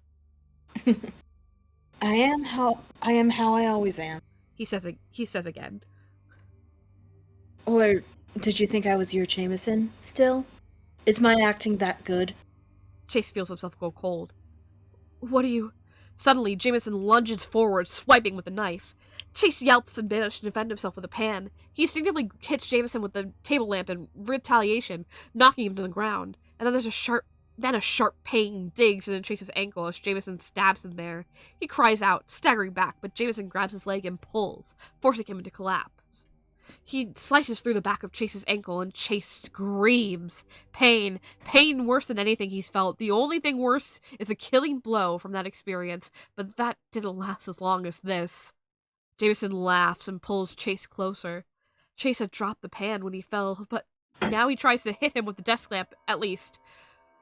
Only for Jameson to raise an arm to block the blow. While Chase is scrambling for what to do next, he buries the knife in his chest. Chase screams again. Let me tell you something, Chase. Jameson says, grinning. Your friend is stuck in here. He taps the side of his head. I'm in control. And oh. Soon, he'll be gone. Then he gets to his feet.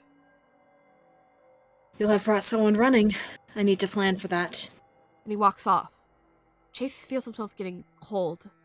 His thoughts slowing. Slots or slutty thoughts, which do not go here. I was thinking like slots like a slot machine for some reason. That also works. This last moment, all he thought about was gambling. The ultimate evil of the world. Oh man, I should have played slots more. Then he dies. And then he sits up in bed, gasping. Yeah, I'm gonna take that again. Yeah. And then he sits up in bed, gasping. The clock reads 11:29, and the shadow of pain lingers. He throws the blankets aside to check his ankle, but it's completely uninjured, as is his chest. What the fuck? He whispers. That was 2 experiences in a row. There's no way the first one was a dream now. He's somehow experiencing his death over and over again. A time loop? Is that it? One that activates when he dies? Chase leans forward, clutching his head in his hands. Breathe. Try to think. What did he learn from the last experience? The last loop? Well, Jameson is a seriously good fighter. Better than he thought. Or maybe he'd just been surprised? Or maybe it's something else. Because that person who was speaking said JJ was stuck in his head. And they were in control. Someone else. Using Jameson's body. Maybe some sort of spirit? Or demon? He didn't know enough about the supernatural to determine it. Marvin would know. Oh fuck, he should probably tell the others about this, shouldn't he? Jameson, or whoever it was going to kill them all. They had to know. But would they believe him? It sounds crazy. That he died twice, and last time he did, Jameson implied he was possessed. Schneep definitely wouldn't believe it. Maybe he could handle this himself? To tell the others, go to chapter 86. To have Chase keep doing this alone, go to chapter 87. I think 87 is an ending. No, I think there's only one early ending in this route. I think there's only one early ending in the whole story, and it's in this route. Oh, okay. Alright, so do we want to I know if we tell Marvin, there's a Slay the Princess reference. Yeah, that's kind of why I wanted to do that. Here, you wanted to go there? You know, yeah. Let's do the Slay the Princess reference since Neppy's here, and they already referenced it. Hell yeah. I always remember that in this route, he's playing Slay the Princess. I mean, like, technically in every room when he goes to his room. Yeah, every room where he goes to his room, he starts playing Slay the Princess. And why not? It's one of the best games. Exactly. Alright, tell the others. Chase sighs. He's got to get to the others. There's no way around it. They deserve to know about this. They might not believe it, but he has to try.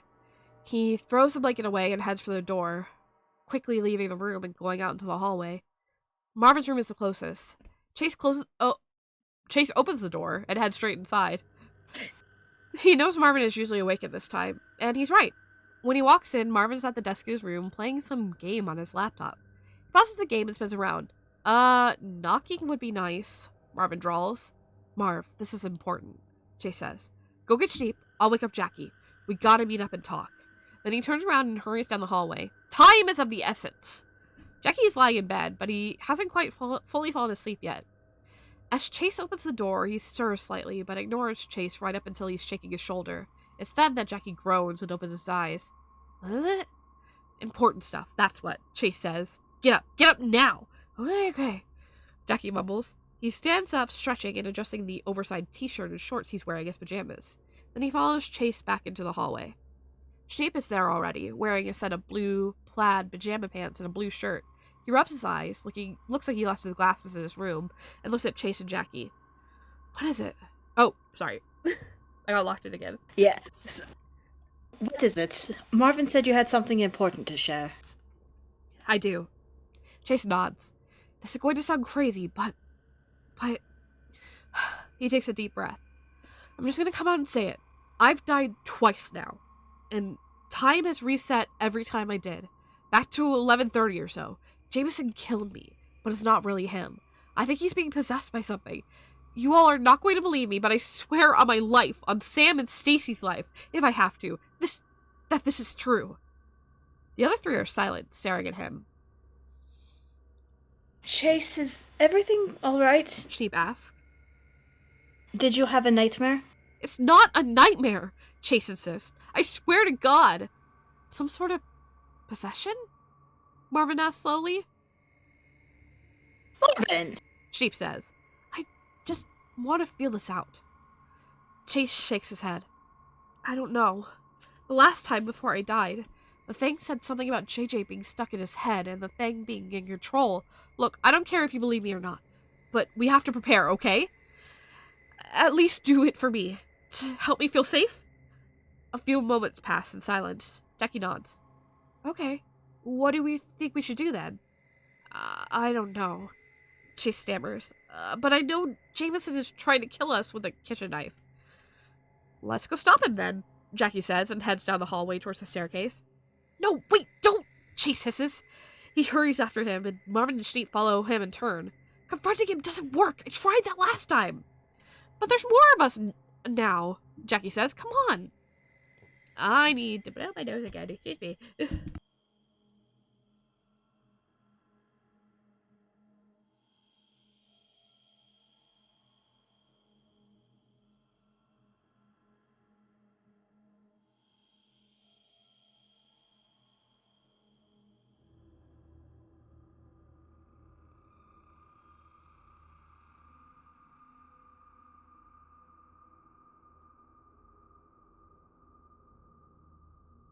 Instantly get dizzy. Hello? Hello. That was a long nose blow. Well, I unmuted for a second to talk, and then it wasn't unmuted. And then I got dizzy for a second. Oh, jeez. Does that happen to anyone else, chat? You just, get dizzy after blowing your nose? I think it's an ear thing. Yeah, I think that happens to me sometimes. Alright. Good to know, not alone. Alright. Reluctantly, the others follow him. The lights are still on in the living room, and JJ is standing right in the middle of it. One hand holds a knife. The others hold the wrist of the first. He looks at the others, his eyes wide. JJ, Marvin whispers, what are you doing?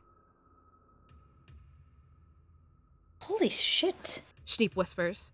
JJ's eyes dart around, landing on each of their faces. He mouths a word.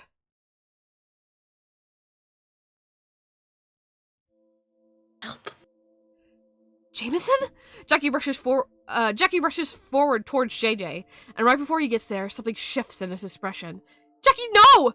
Chase darts forward, grabbing him and pulling him back just in time to avoid the stab that Jameson swings out. It still slashes through Jackie's shirt, drawing a thin line of blood beneath it.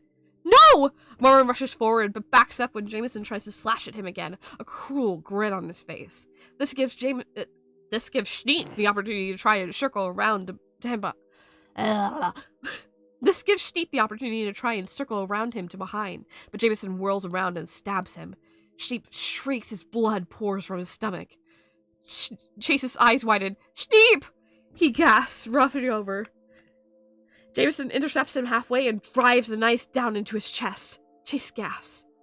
In all honesty, he might not have fought that as well as he might have.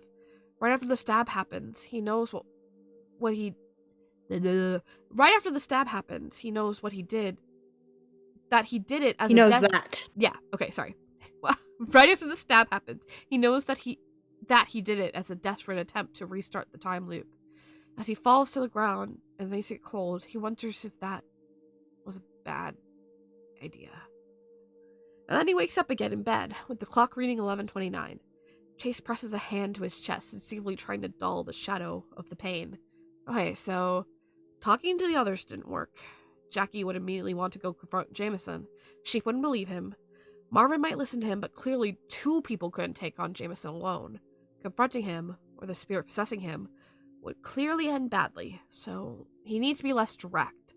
Maybe Chase should call the police? Somehow convince the other 4 to hide. But they would take a while to get here, since it took them an hour and a half to drive from the nearest town to the cabin. Maybe all 4 of them should leave the cabin? But he feels kind of bad abandoning JJ to whatever force is controlling him. The clock turns to 11:31. Chase realizes he's wasting time. Jameson will move soon. He has to decide what to do before then. To call the police and tell the others to hide, go to chapter 142. To convince everyone to leave the cabin, go to chapter 143. Alright, I guess maybe the Slay the Princess reference isn't yet. Yeah. Either that or we missed it, and it wasn't the other one after all. Yeah. I mean, we could always go back and see. We could. Let's see. It was 87.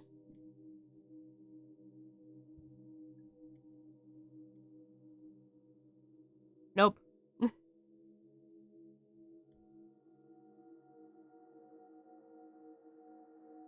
Yeah, it's definitely not this one.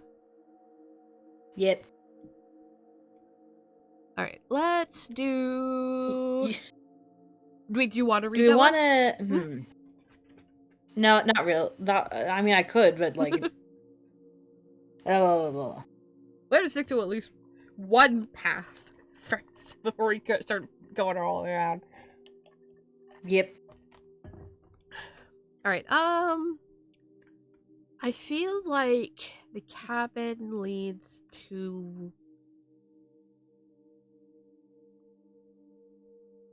the outside being weird. I don't remember what happens when we hide. So let's hide. Yeah. I mean, what could go wrong? Many things. Alright. Fuck it. He can't do this himself. Even if he has the weird time loop to depend on, there's no guarantee that the loop will keep going forever.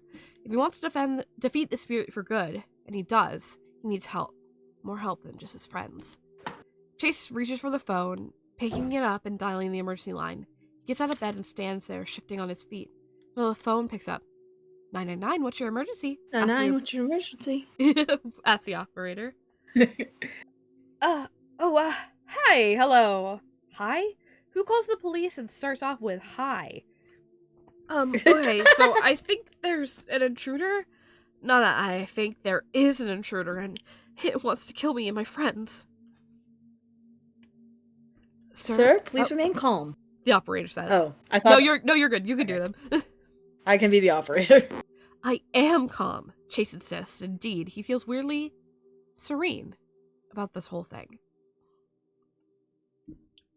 Do you know if the intruder is armed? Yeah, he's got a knife from the kitchen. Get somewhere safe. Where are you? We're out in a cabin in the Scannerel Forest. It's a way out. It took us an hour and a half to get here from Asphodel. Can you get there faster? Yes, sir. The police will be there in an hour. 80 minutes at most. Can you find somewhere to hide? Yeah, I can. I'm going to go get my friends and tell them to stay safe. Sir, please prioritize. But Chase hangs up before she can finish and walks to the bedroom door. He pushes it open, looking out in the hallway. It's empty. There's no sign of Jameson. Okay. To get this done fast, he needs to have the hiding place in mind. Going downstairs is a bad idea while Jameson is there, so they're limited to the upstairs. The bathroom is the only option he can think of. Jameson will probably check all the bedrooms first.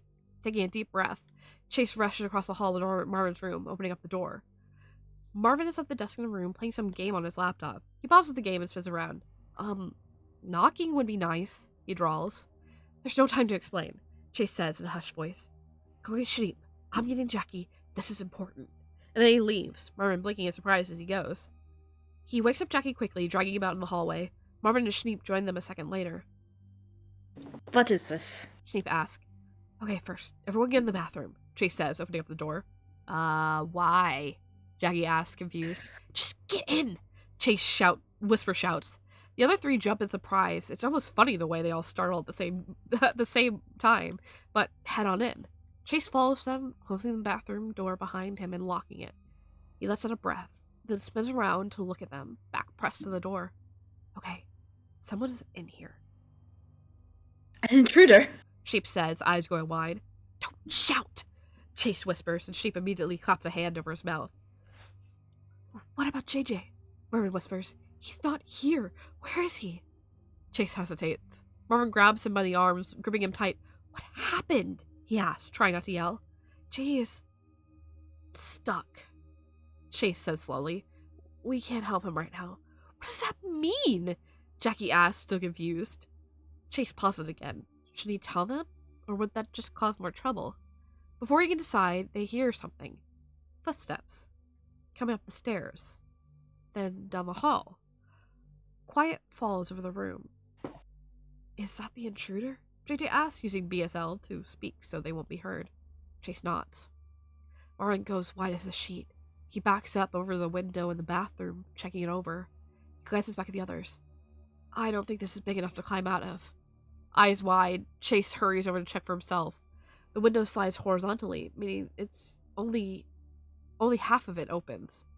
I'm sure we can get out, Chase says. It's just won't be safe. We'll have to wiggle. We can wait it out.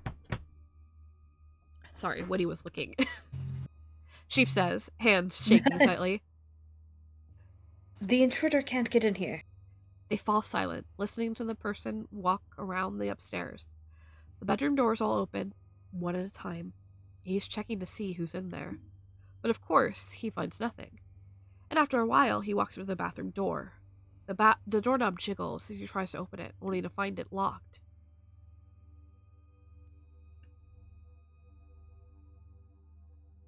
I lost the place. Oh, it's here.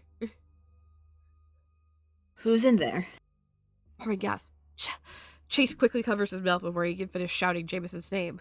Sheep and Jackie look back at the two of them in shock and confusion.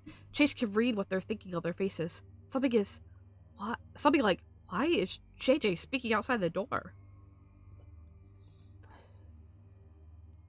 Hey, I need to get in. Jameson's voice says. To get ready for bed and all that. Now, Marvin looks even more confused than he was before. He pushes Chase's hand aside and asks, why does JJ sound Irish? He's British. If he talks, it's in a British accent. The doorknob jiggles again. Can you hurry up? Don't answer, Chase sighed sharply. Though the other three look confused, they do as he asks and don't say anything. The doorknob rattles, a little at first, then harder and harder. Let me in, Marvin. Jameson's voice hisses. I know you're in there. I know that was you. Marvin flinches. I don't think that's JJ, actually. But it sounds like him, Jackie says. It's hard to copy his raspy voice.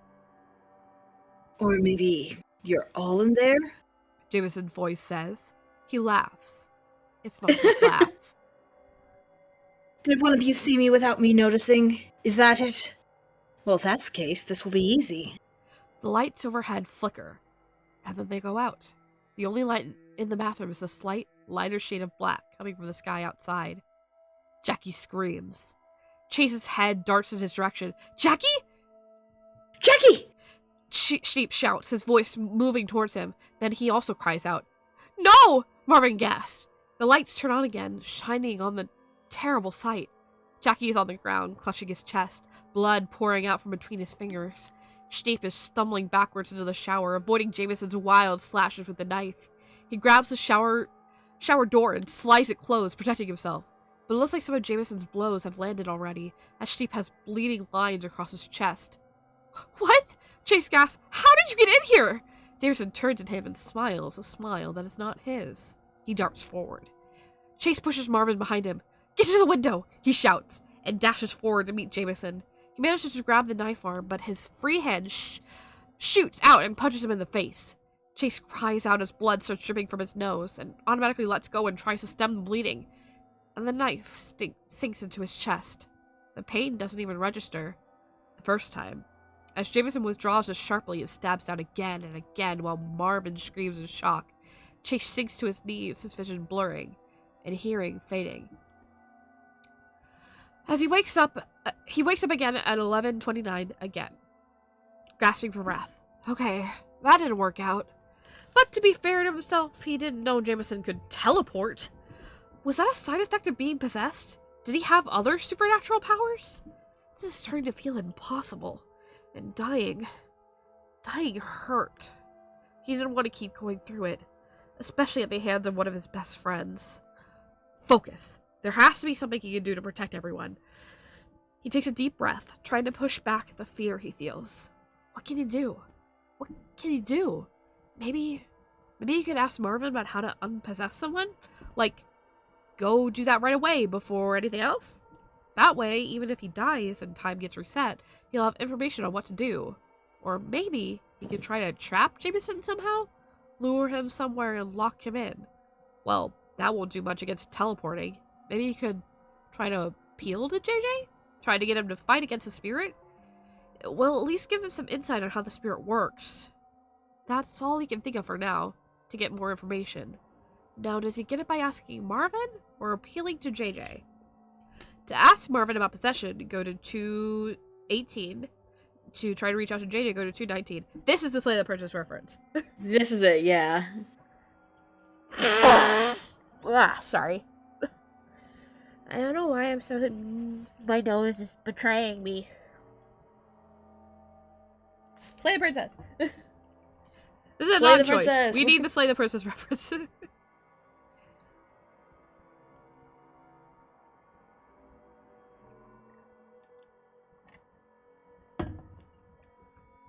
Also, I love Marvin, so we're always going to ask Marvin first.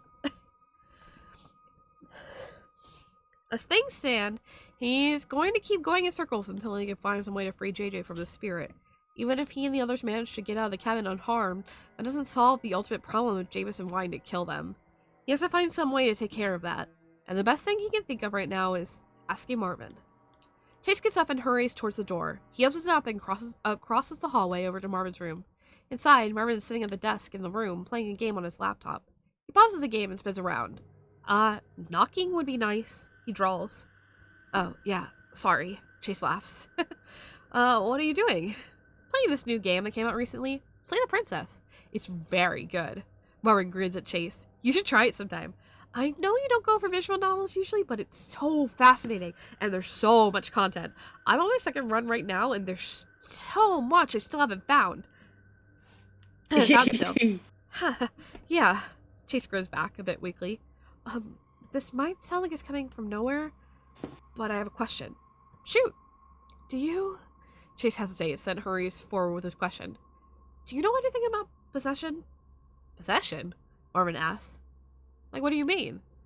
Are you asking if I believe in it? Yeah, I mean, you believe in ghosts, right? And you're a witch, so obviously you believe in magic, too. Do you believe people get possessed? Yeah, sure. Marvin nods. It's rare, but it's possible. I mean, obviously, you shouldn't just... you shouldn't go just straight to possession, when there could be other factors at play. But if there are no other factors, you know, maybe consider it. So, like, if one of us started acting weird and aggressive all of a sudden, would you think we were possessed? Chase asked. Depends on how quickly this started, I guess. And if I knew you had other business going on. Like, assume it happened in a couple hours and everyone's lives are going alright. Marvin tilts his head. Yeah, I guess I think you were possessed then. And, what would you do about it? Chase asks. Do you know, like, an exorcism or something? Marvin laughs. Well, no. I don't know what exorcism, but I know there are rituals to banish a spirit from somebody's body. Do you know any of them? Chase insists. No, not really. I can Google some, maybe, if you're that curious. Marvin turns back to his computer, saving and exiting from his game. Why are you asking anyway? This came out of nowhere. I was watching some YouTube videos on my phone, and I guess one of them reminded me of the subject. Chase lies. You can just give me the name of some good websites you know. I can look them up on my own time. He takes his phone out of his pocket, ready to take notes. Okay, sure, Marvin nods. As Marvin lists out websites, Chase does his best to commit them to memory. If he dies and time resets again, he won't have the physical notes to help him. Thanks, bro, he says. Sorry to keep you away from your game. No problem. I'm glad you're interested in my witch stuff, Marvin grins. Always happy to talk about it. Is that all? Yeah, Chase nods. Good night. Night! Chase turns around, quickly crosses the hall and goes back to his room. He sits down on his bed and starts plugging websites into the browser on his phone. One of these has to have information on possession, right? He opens up multiple tabs so he can search between them quickly. A lot of these websites aren't very mobile friendly. They have weird formatting that would probably be better on a computer. They must be pretty old. Most sites these days work fine on a phone. He searches and searches, but the sites aren't all that helpful. Most of them recommend talking to the spirit and persuading them to leave, but this spirit doesn't seem like it's keen to listen at all. There has to be a way to force the spirit out. He just has to look closer. And then he hears footsteps outside, and as he looks up, the door to his bedroom is open. Fuck!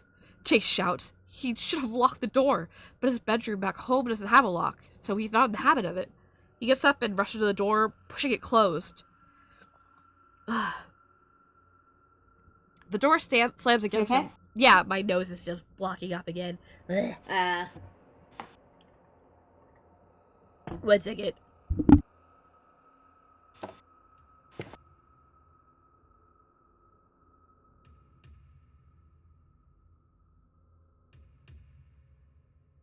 Hey, look, it's Jameson knocking against the door.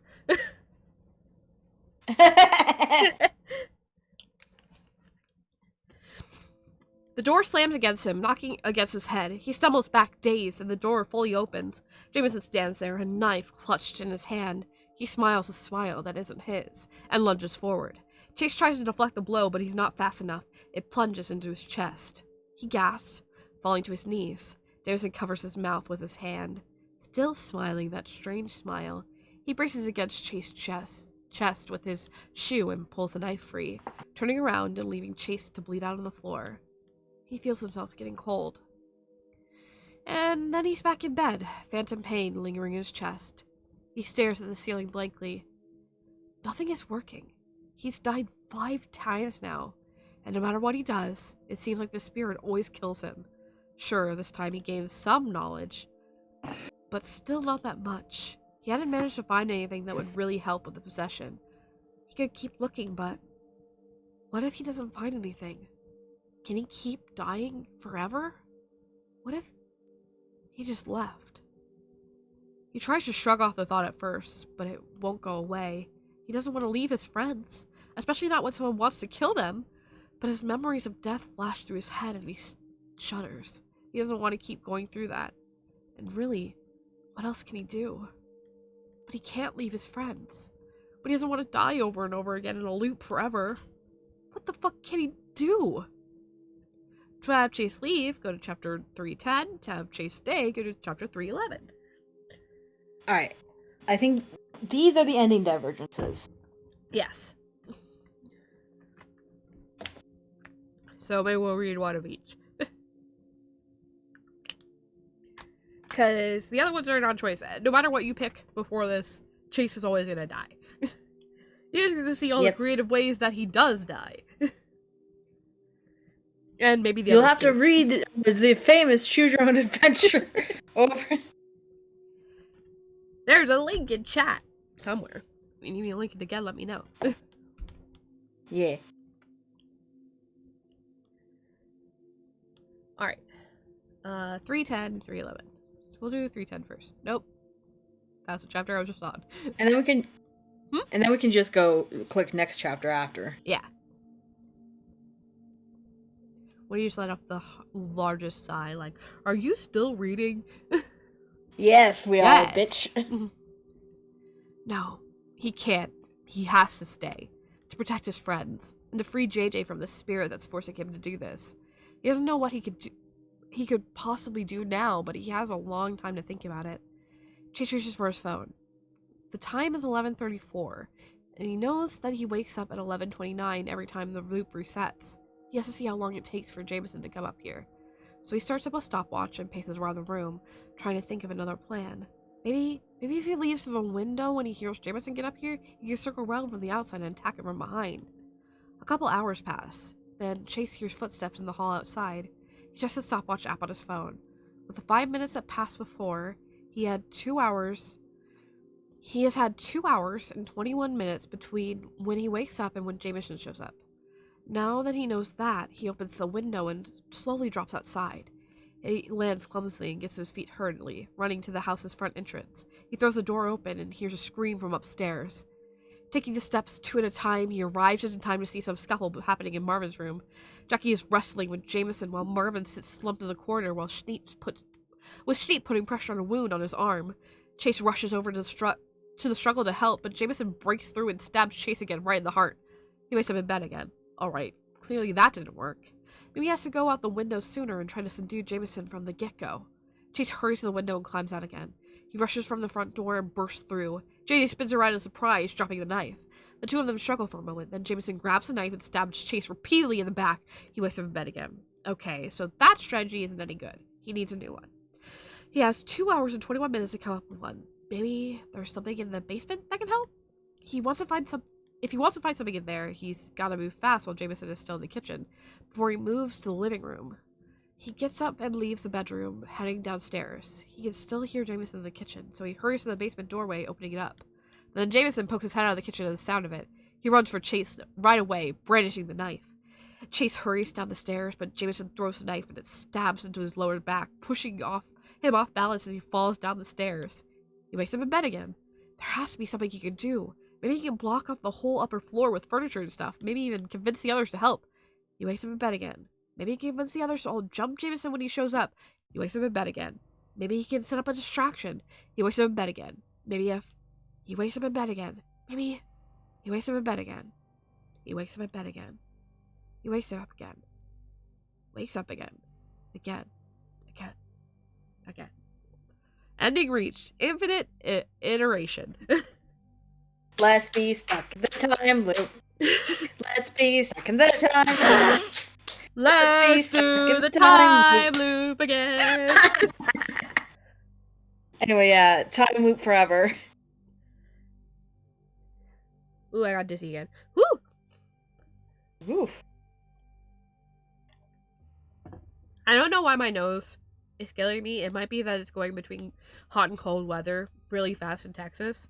And it's messing with my allergies. It's yes and it's no. It's in and it's out. It's up and it's down. Yes. It's left and it's right. It's wrong and it's right. You fight, we'll break up, kiss, we make up. I haven't heard this song in a long time. Okay, let's see what happens when we leave. Every single time I hear the phrase hot and cold, yeah. I think of that. Alright, Chase leaves. He can't do it. He can't keep dying like this. Maybe it makes him a coward. No, it definitely makes him a coward. But he thinks of the pain that precedes every death, his blood runs cold. But when he thinks of the pain that precedes every death, his blood runs cold. Besides, he doesn't know that this loop will last forever. Chase stands up slowly, scooping his card keys off the nightstand. He looks around, eyes landing on the window leading outside. It'll be a bit of a drop, but he can do it. Is there anything else he wants to take with him? Well, his phone, of course. He can sit in the car and call the police. That's the least he can do. He'll take his charger too, just in case. Other than that, nothing that he can't come back for later, after the police get here. He looks out the window, staring down at the ground below. It seems so far. But he swallows his fear and climbs out, sitting on the ledge and then dropping to the ground. His legs hurt from the jolt of the landing. But he recovers and hurries for the car, limping a little. Once he reaches the car, he checks the inside through the window. Nothing. Even so, he gets inside cautiously, glancing around as he does. He then starts the car and drives off, heading down the forest road. He doesn't go too far before the guilt gets to him. Soon, he stops, looking back at the clearing where the cabin is through the rear view window. The rear view window? Almost said Mindo. Mindo. Where the cabin is through the rear view Mindo. Why do I keep wanting to say window? Window. The mirror. The rear view mirror. Everything looks so peaceful from here. But he knows it's not. Chase takes his phone out and calls 999. He listens to it ring, eyes locking on the rear view window. Not mirror! Mirror! It's a mirror, not a window! The rear view mirror. You want to do the operator again? 999, what's your emergency? Ask the operator, who picks up. Hey, Chase stammers. There's a... His throat closes up a bit. My friends. Deep breaths, Chase, deep breath. Try to push back the tears that threaten to spill over. We're in a cabin in the forest. There's someone trying to kill us. I left them. I left them behind. They're still in danger in there. Sir, take deep breaths. Where are you? What forest? The Scandrail forest, Chase says, wiping his face. There's a small road off the main road that leads here. Please, come soon. Police are on the way, sir. It will take 60 to 80 minutes. Okay, Chase whispers. Okay. He hangs up before the operator can say anything else. He stared down the forest road. He'll wait.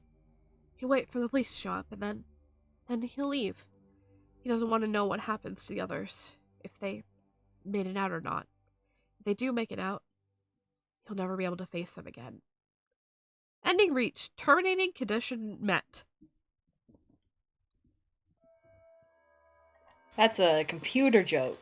Computer programming joke. So was the other one, actually. Infinite iteration is like an error that you can do in programming. Oh, where the same thing just happens over and over and over. That makes sense, because Chase is a computer guy. What? No, what? What? I don't know. Sometimes I think you need to know, like, computer, like, coding and stuff to get into YouTubers things. I feel like people who, do internet jobs start to understand computers, like, infinitely more, you know? You know what? That does make sense, yeah. You made me feel like I was crazy for a second. No, yeah, that does make sense, but, like, that's different from programming, you know? Yeah, that's true. You know the programs, you don't know the code that makes them up. Fair enough. Yeah. Can we take a quick bathroom break? Yes. I totally forgot about my tea water, so I should go do that. That might help clear up my nose, and we need to do an ad break, so... We'll be back! Alright. We'll be back.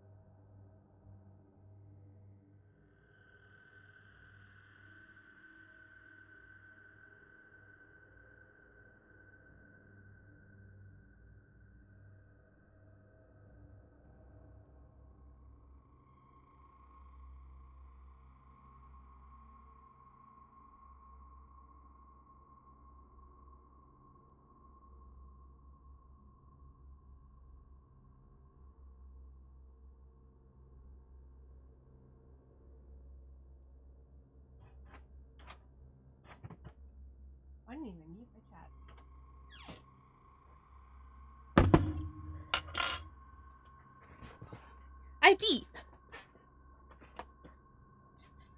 Well, my partner's still at back. It's okay.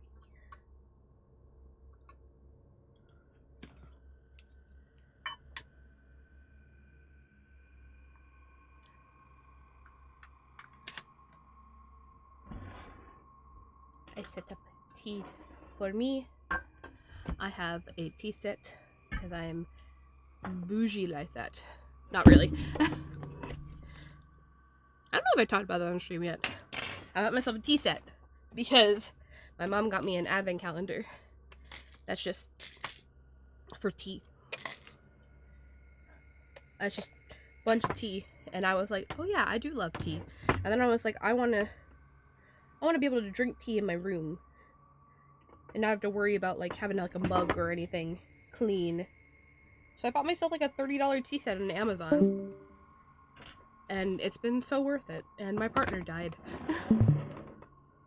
No, my fucking cry!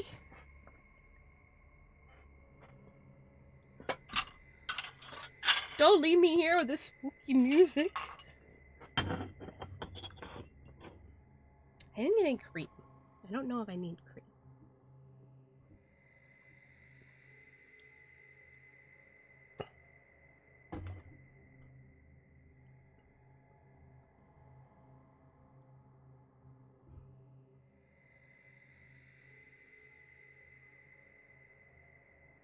I'm alone.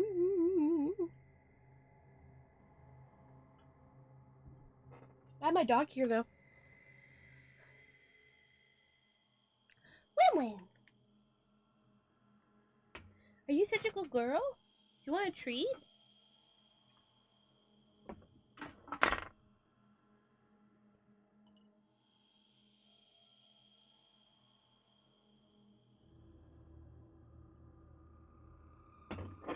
Oh, and you want to say hello to the stream?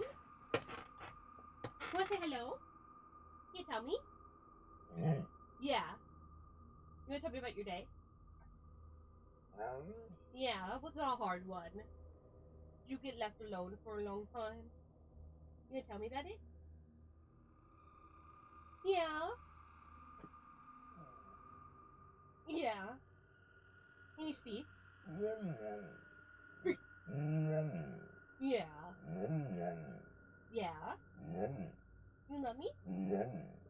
Good job.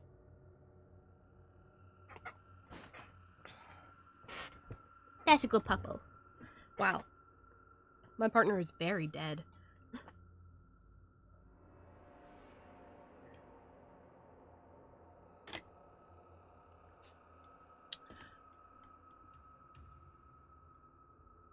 This music has been very good for this stream. I'm pretty happy. It's like a 10-hour one too.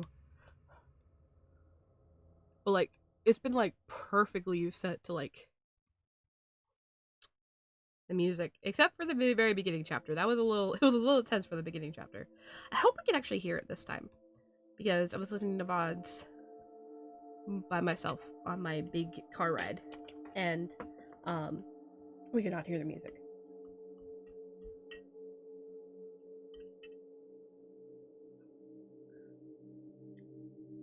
Is that brewed enough? I can't tell.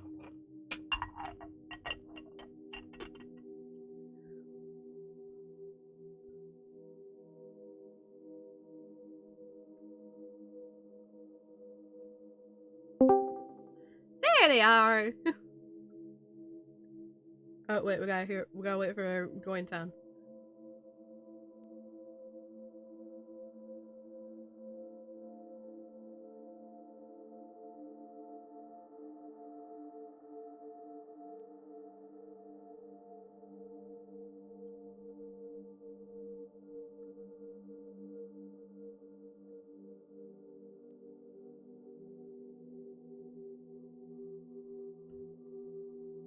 Crystal?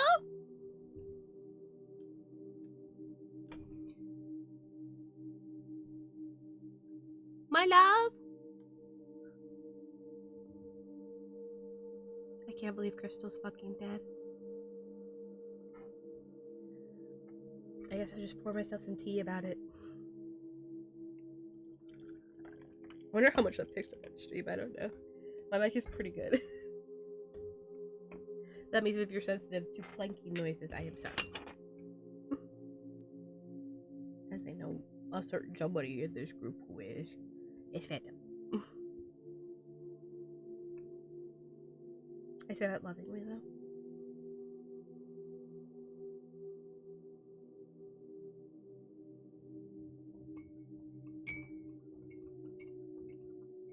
Oh. Alpha, I came back, my internet was dead. Oh. There you are! Hi. Yeah, I can't see anything. Oh, you were very dead. Discord is not. The sound is working. The visuals are not. Oh no. I can see. Twitch is working. Ah, here I am. Okay. Good. Ooh, I made that very sugary. Oh, that's very good though. How long have you been sitting here waiting for me? 5-ish minutes. Okay, so we got back at about the same time. Yeah. But yeah, I think I came back right before you died. Oh, this tea's already helping. I think. Clear up my sinuses. I made mint tea. It's minty. minty. I'm shot and killed for my hubris. Okay, if you want. Alright, if you say so.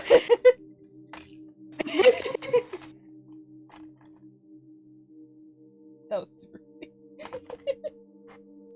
I also remembered I have this thing that I'm supposed to be like be able to sniff, and it helps with nausea, but it also sometimes helps clear your sinuses. So, is it like a neti pot? it's like a little like in sniffer. It's like you inhale it, and it's like menthol. And I used to use one of those. Oh, it's like to, smelling salts. Yeah, it clears out your sinuses. I do that one for nausea on planes, though. Alright, what should we do now? I don't know.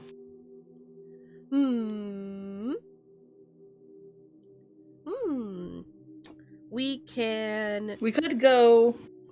Go ahead. I was saying, okay, we could go back to the beginning and explore the unconventional other end of the route, other branch. Yeah, that's what I was thinking, because you said that's one where one of your favorite Jameson endings is, right? Yeah. Yeah, let's do that. There was only you. A unique thing I think about the Jameson route is that I think there are all unique endings on it, more or less. I think there are like maybe 3 or 4 that are copies, but they're mostly unique endings.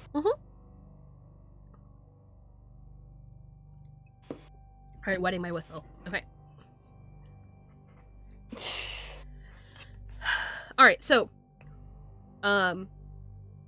JJ has gotten shocked. He was the first one that went down to the basement. He's gotten shocked. We're trying to ask if he's okay. He's like, I'm fine. We're like, dude, you said you got shocked. He's like, I'm fine. So now we're insisting instead of relenting and leaving him alone. Alright. Yeah. JJ, I really think you should at least tell him what happened, Marvin says. He stands up. Look, you don't even have to move. I'll go get him. Jameson stares at him, then nods. Or maybe it's a nod. His head could have just dipped at the right time. Okay, be right back. Marvin turns and walks into the kitchen. Jackie and Chase sit there with Jameson. Neither of them really know what to say. The hair on the back of Chase's neck is standing up, like someone is watching him. Luckily, it's only a few seconds before Marvin returns to Schneep.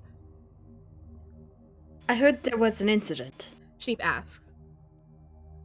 What happened? Jameson looks over at Schneep and smiles. Chase feels a shiver run down his spine, but he doesn't know why at first. Then he realizes that the smile on Jameson's face is not JJ's smile. It's wider and somehow stretched, like someone pulling on the corners of JJ's mouth.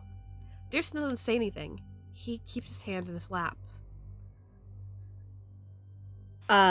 What happened? Sheep repeats. JJ says that the fuse box shocked him. Jackie reports. Really? That is strange. Sheep walks over, Marvin trailing behind him.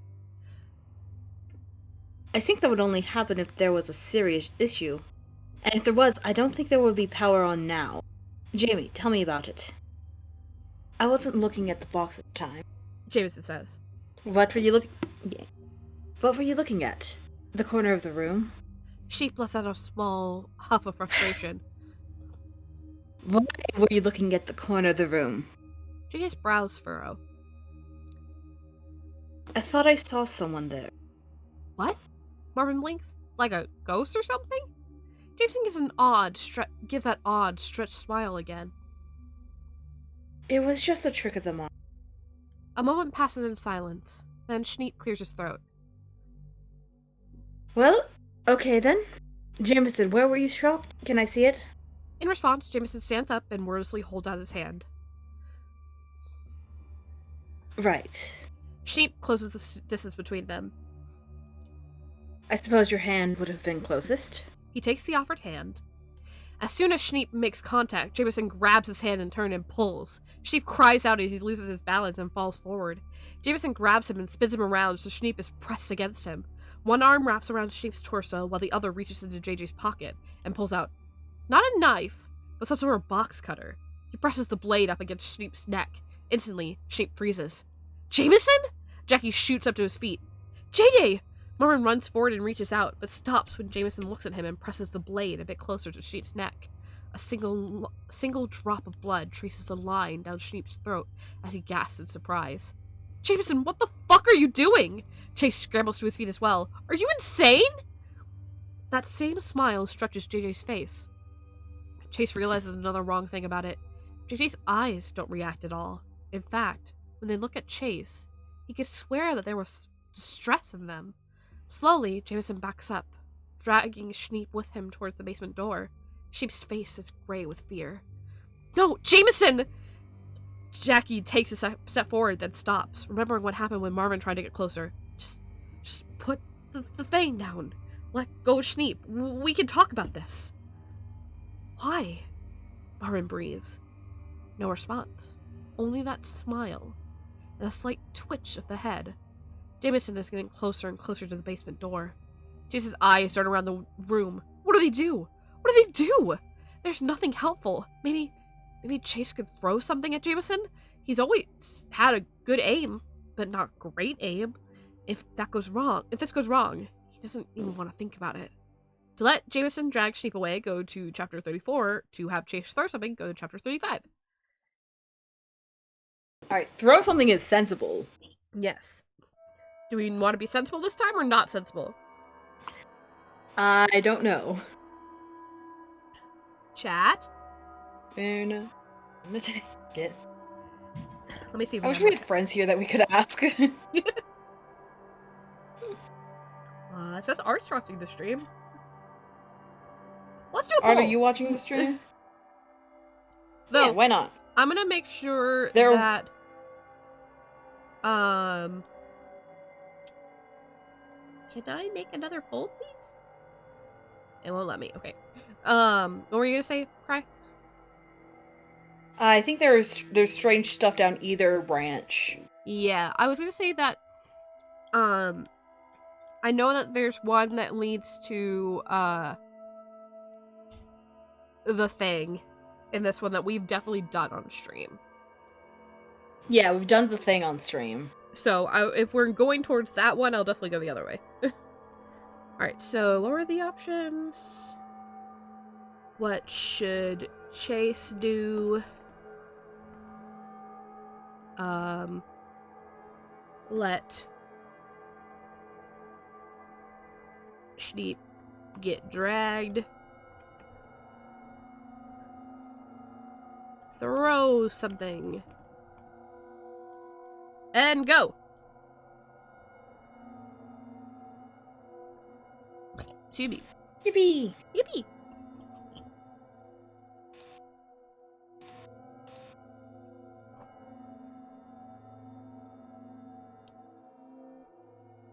I will also be voting. I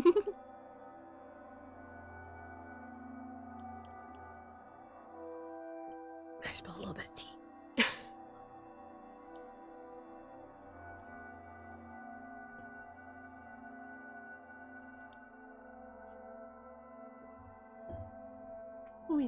Hello.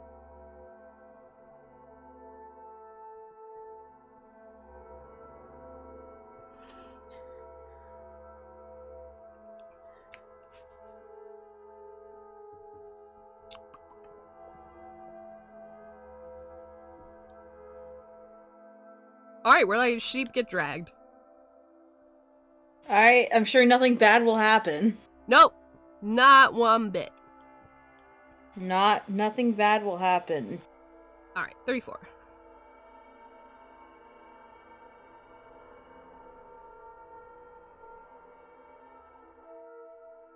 Is that the garage door?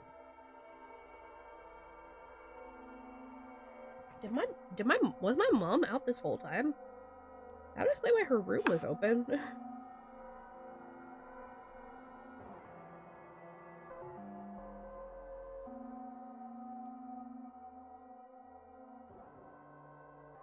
This is really menacing music. I know, right? And I'm gonna go check on what's happening with my mom real fast. No problem. I'll just sit here with the menacing music.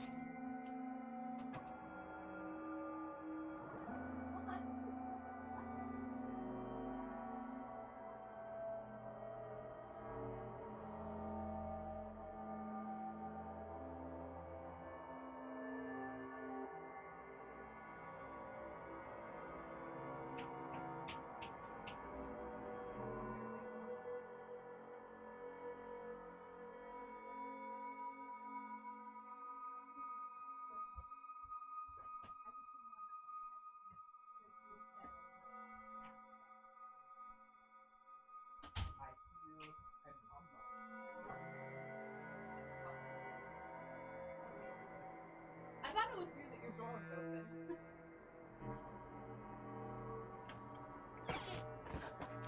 Okay, apparently my mom had to go rush to help Georgia because she was trying to eat a pea pad. Oh. She does that. She's a puppy. Now, what's a pea pad? Oh, so when you're potty I guess you wouldn't know this because this is kind of like it's a dog thing. When you're potty training dogs, you kind of try to teach them like what kind of spots they are and aren't allowed to pee.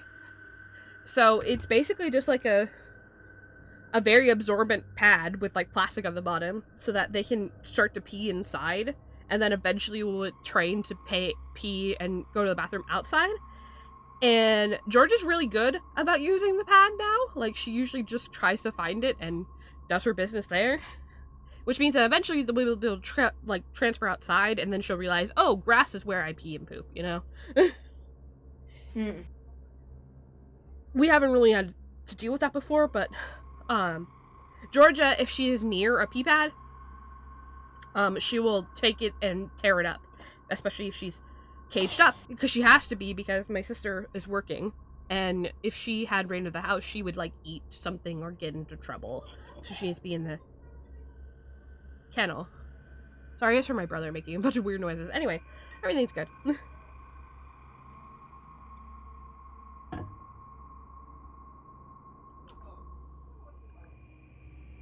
Oh, apparently he's bad at winning. Okay.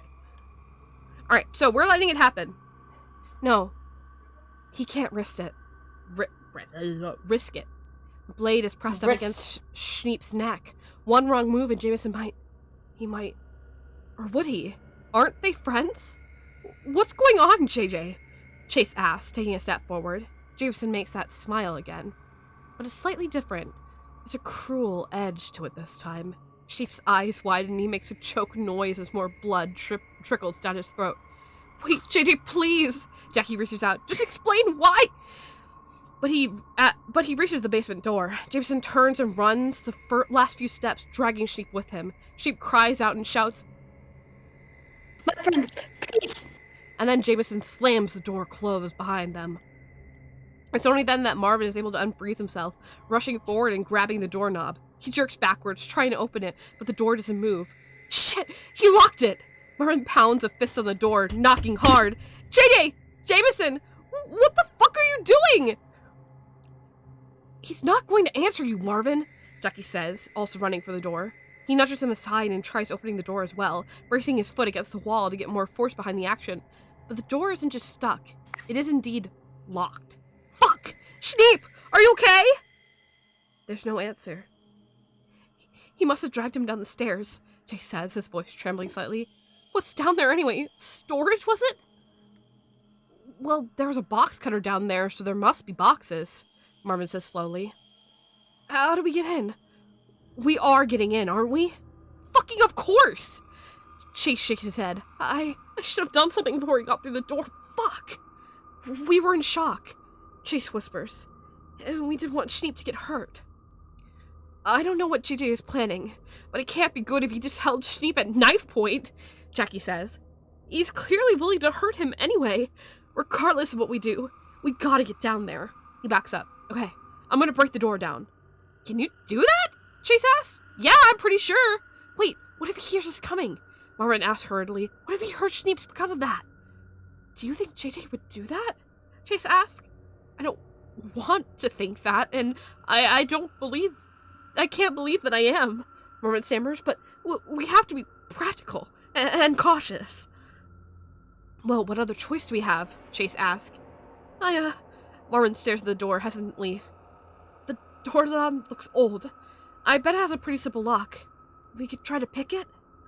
None of us know how to pick locks, Jackie shouts. It could take forever. Well, be quiet at least. Guys, stop fighting, Chase says. This isn't helping anyone. He takes a deep breath. Okay. They need to go fast, but Marvin's right. If JJ hears them coming, he might do something drastic. They have two options. Which one? I think this might be a non-choice. Okay. So I say break the door down. Cool. I think. Let's do it. Just in case it's not a non-choice and time matters. Yeah. Because I would do that. You know how evil you are. There's no time, Chase decides. Jackie, break the door down. If we could do it fast, we will be able to reach Sheep before anything happens. Jackie nods in determination. He backs up and kicks the door down below the handle. The door shudders in its frame, but he doesn't stop. He kicks it again and again, and on the third kick, there's a loud crack. That's it, Jackie says, rushing forward and pushing the door open. Marvin blinks. Didn't the door open the other way? Huh? Oh. Chase stares at the door. I don't know. Something does feel off. He squeezes the door a couple times. It's surprisingly heavy for something made of wood. Who cares? Jackie snaps. We have to hurry, remember? And he runs down the staircase. Chase glances at Marvin and hurries after Jackie. He hears Marvin following him. There are 10 steps down to the basement. 10 steps, and they arrive in a long hallway with 2 doors on the left and 3 on the right, ending in a large room. Where are they? Jackie says, pausing to look around. There! That door's open. I have to sneeze. I feel a sneeze coming.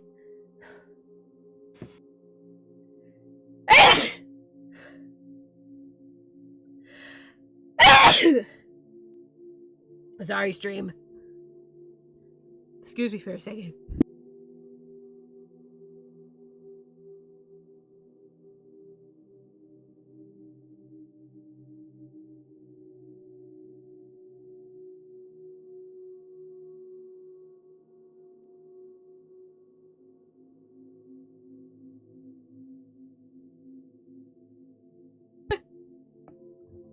I love sneezing, it's fun. Alright, There, that door's open, Marvin says, pointing at the second door on the left. It's slightly ajar, a black line in the wall. The 3 of them rush down the hallway towards the door. Jackie reaches his first. He throws it open, reaching to the side and fumbling until he finds the light switch. Light flips on. The room is filled with horrible things.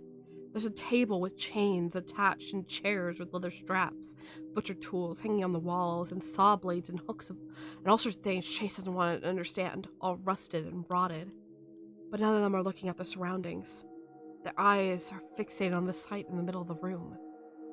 Dangling from one of the exposed rafters in the ceiling is Schneep.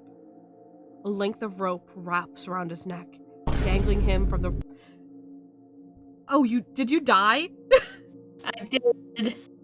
Okay, I was like, cry! I don't think this is an appropriate time to play the Vine Boom sound. It's not.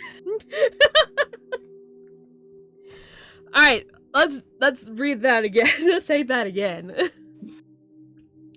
I also just realized that this is a route where I'm not gonna get the voice anymore.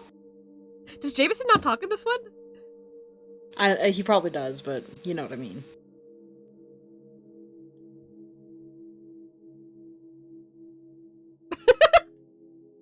Sorry, I just saw your die again. Sparky just said he finished.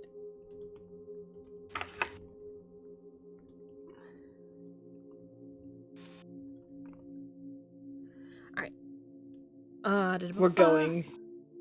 This is a really long stream. Yeah, but it's fun. Everyone having fun? I'm actually so invested in my own writing. Alright. Dangling from one of the exposed rafters in the ceiling. Write for yourself. Yeah. Dangling from one of the exposed rafters. Sorry, keep going. Dangling from one of the exposed rafters in the ceiling is Schneep. A length of rope wraps around his neck, dangling him from the rafter. Blood pours down the front of his shirt, no doubt from a wound that has since been covered by rope. Chase goes white, his knees feeling weak at the sight.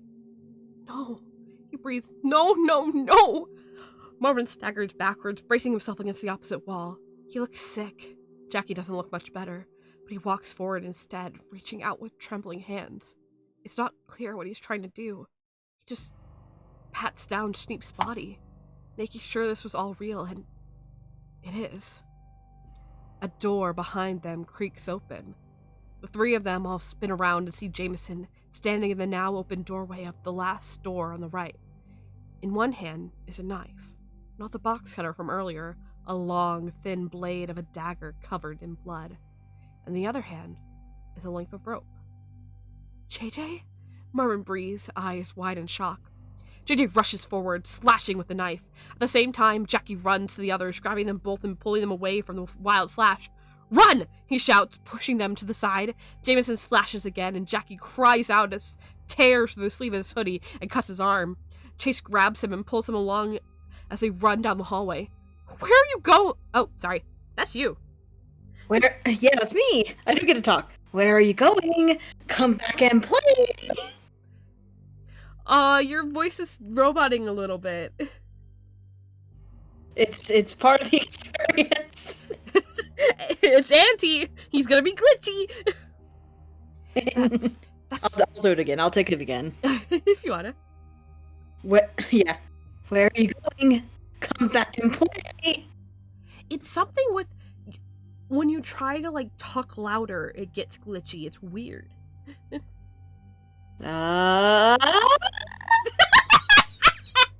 just like that.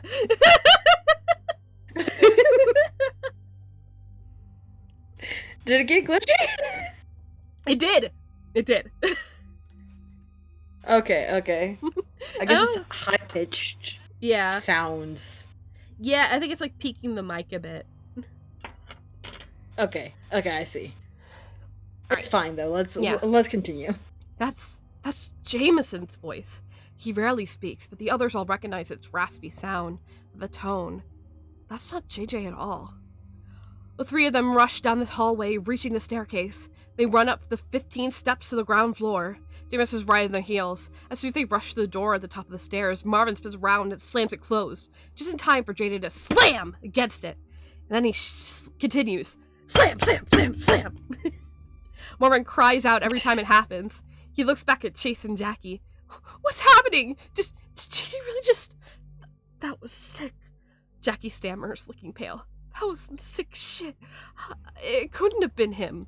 Slam! Marvin bounces back from the force of the blow, but quickly recovers and keeps pressing against the door. We can't lock this anymore, he says to the others. We broke the door! We have to block it. That was a weird read, okay. We have to block it, Jackie says. I'll go get a chair from the kitchen. Wait, Jackie, your arm is... Chase starts to say, but Jackie is already through the arch of the kitchen. Slam! Marvin shouts in surprise, but continues to hold the door closed. Chase glances at him, then glances back at Jackie. He doesn't want him to strain his arm when he's injured, but can Marvin keep the door closed on his own? He's not sure. He's not sure at all. The ground seems to tilt beneath him. To help Jackie, go to chapter 88. To help Marvin, go to chapter 89. What? I'm just thinking, maybe the picking the lock thing was a real choice because they broke the door, so they can't lock it. We can always go check. Yeah, we can check. I'm curious. Let's throw something.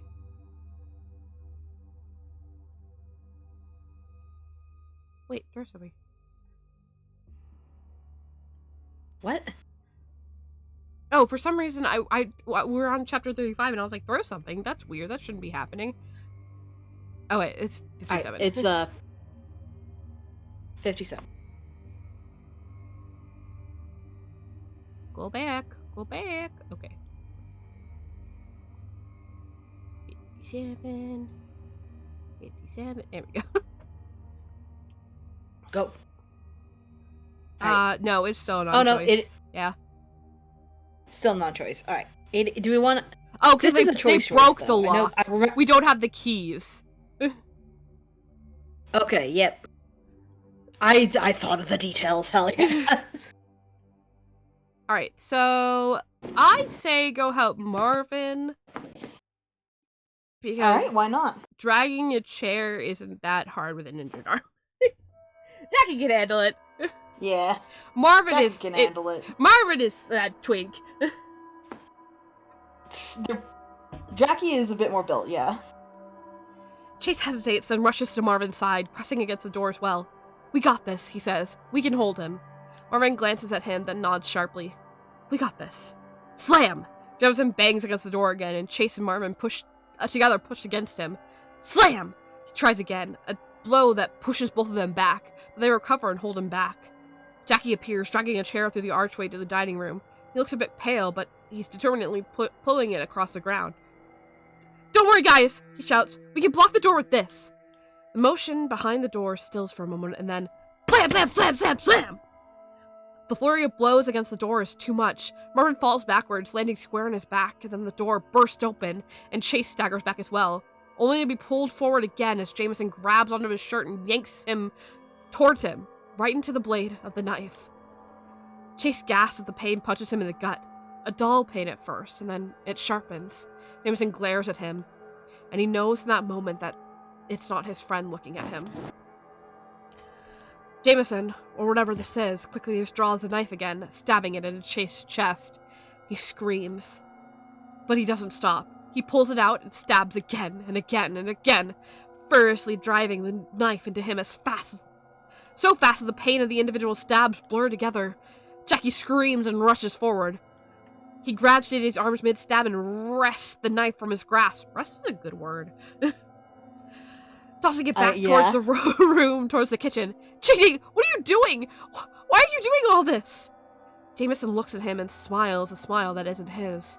He stands up and grabs Jackie by his hoodie, doing the same trick of yanking him forward that he did to Chase. But this time, he doesn't pull Jackie into the knife. He pulls him back through the basement door, reaching out to grab the doorknob in the process, slamming it behind them. The living room is silent, except for Chase's heavy, wet breathing. Marvin stares at the closed basement door. His head is spinning. He staggers to his feet. Jackie, he breathes. There is, of course, no response. Why couldn't he have done anything? It seems so fast. But he should have tried to react at least. Instead, he just stood there frozen. There's no time for this. Chase! Marvin crouches to his side. He stares down at him. Chase, are you okay? There are a lot of knife wounds, but he's not a doctor like Schneep. His heart hurts if you think that. He doesn't know if this is fatal. Chase, can you hear me? Hurts. Chase whimpers, his eyes rolling back in his head a little. I know, but you're not losing too much blood, I think. Marvin looks around. I don't know if there's a first aid kit in here. You have one in the car, right? He gets up and rushes to the front door. Hang on. What's going on outside? It's a bit dark suddenly, isn't it?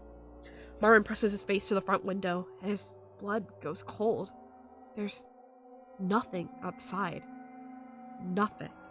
No trees, no stars, certainly no car. There's not even the ground, just the concrete foundation of the cabin. No, he whispers. No, what the fuck? Chase groans. Marvin's head whips back towards him. He has to help him. He has to find a first aid kit. There's a muffled shout behind the basement door. Marvin freezes. He glances towards the closed door. Are Jameson and Jackie fighting down there? Should he go help? But Chase is... But if the way Jameson attacked Chase is any indication of how he's fighting Jackie right now, panic clouds his thoughts. He doesn't know what to do. What the hell should he do? Now Marvin go after Jackie, go to chapter 146. Now Marvin find a first aid kit, chapter 147. Yes. Yes, I think I know the two endings we are on track for. Well, it's not... I think it's 4 endings.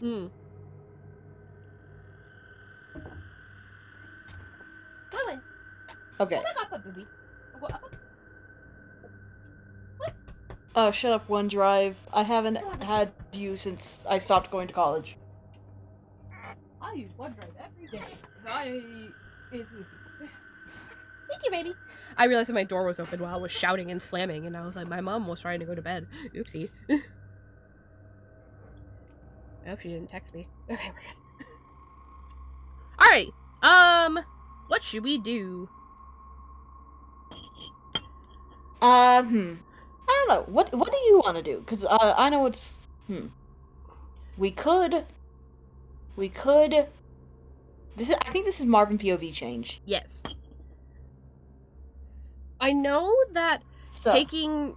If he goes to help Chase, it's going to be the setup for one of the setups that Alt was in Swap Across the Cruciverse.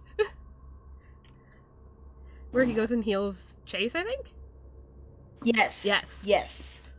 Yes. But I don't remember how I was supposed to. You forgot for a minute, so it took me a minute to... Alright. And then if we go after Jackie, some weird shit is gonna happen. Oh, let's go after Jackie then. Yeah. I'll read the other one on my own later.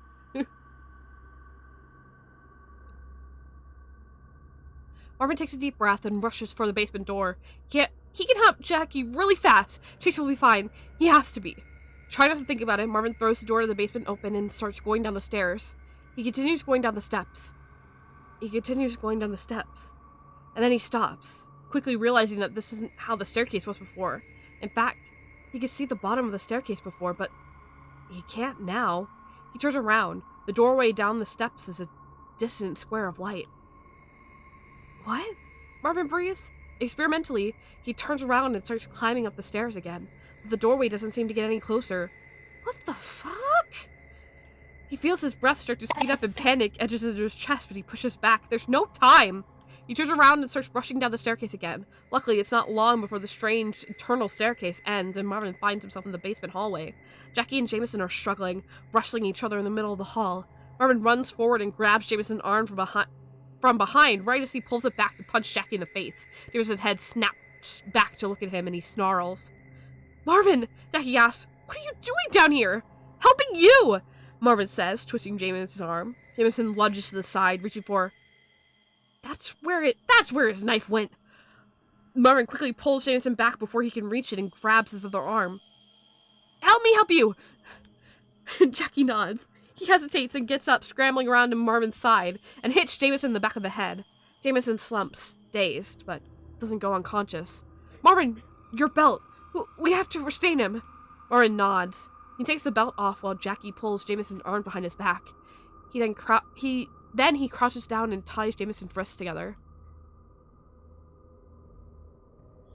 Okay, I'm home alone. Let's just... Oh, your parents left? No, I'm not home alone is what I meant to say. Anyway, fuck you. Jameson suddenly snarls, causing Marvin and Jackie to jump. JJ? Jackie breathes, confused. I don't think it's JJ, actually. Marvin stammers.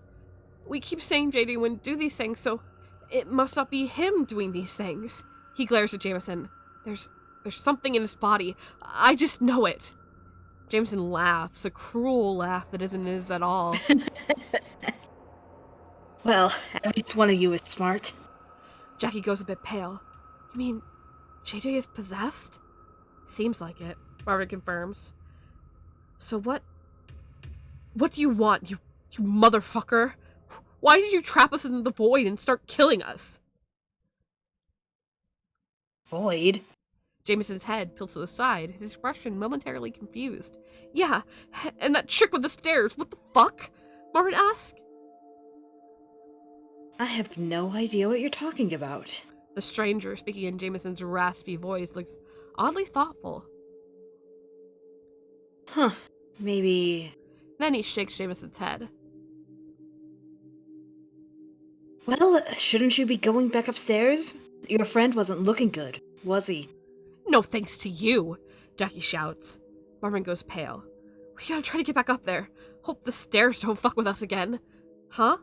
Jackie blinks and stands up. Oh, whatever, let's go. Shouldn't we take him with us? Marvin asks, looking at Jameson. The stranger scowls at him through JJ's face. Jackie hesitates. I'd have to take Jameson with them. Oh, yeah, go ahead. These are the ending choices. I remember this. Okay, cool. That felt fast. I don't know why. I think these chapters might be a bit shorter. I don't know. All right. Anyway, I like the one where they take Jameson with them. I don't remember the one where they leave Jameson down here. Okay. So let's go with one you like. We'll do both. Is that the one that you were like, oh, this was one of my favorites? Or did we skip that one? No. We have. I think we needed to be a bit. I think we needed to be normal for longer. I see. Sorry, tea. Yeah, I can hear the clinking. That helps my throat. Okay. We're gonna take Jameson with us. 214. Nope. Wrong button.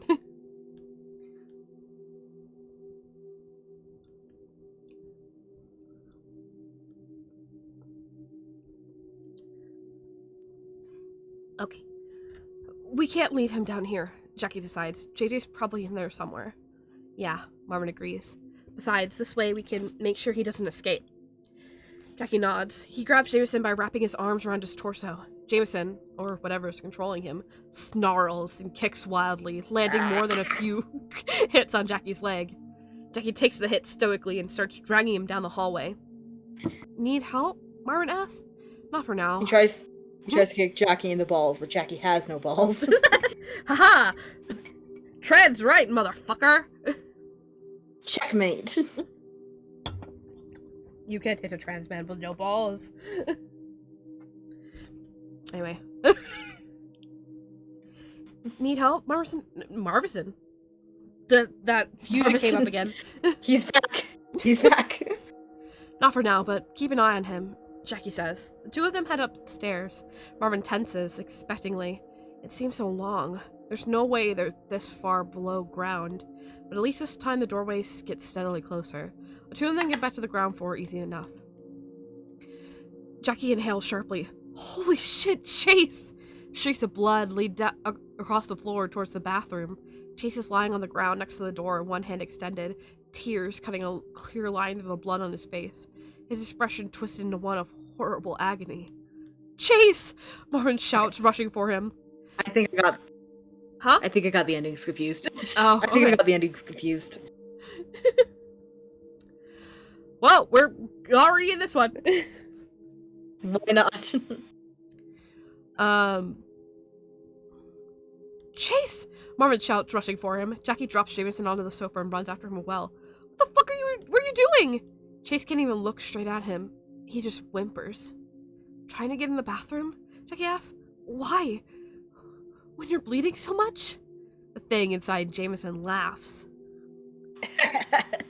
Looks like he doesn't have much time. Shut the fuck up! Oh, I don't think this is the ending. Marvin shouts. There's a line at the bottom.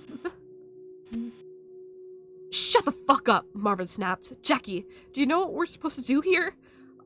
We really need a first aid kit or something. Oh! Jackie's eyes widen and he reaches in for the bathroom doorway, opening it up. Chase was going to look for one in here. You know, both Jack and him tend to keep their medical supplies in their bathrooms. Right, Marvin nods. Jackie hurries into the bathroom. He opens the cabinet beneath the sink, and his expression lights up.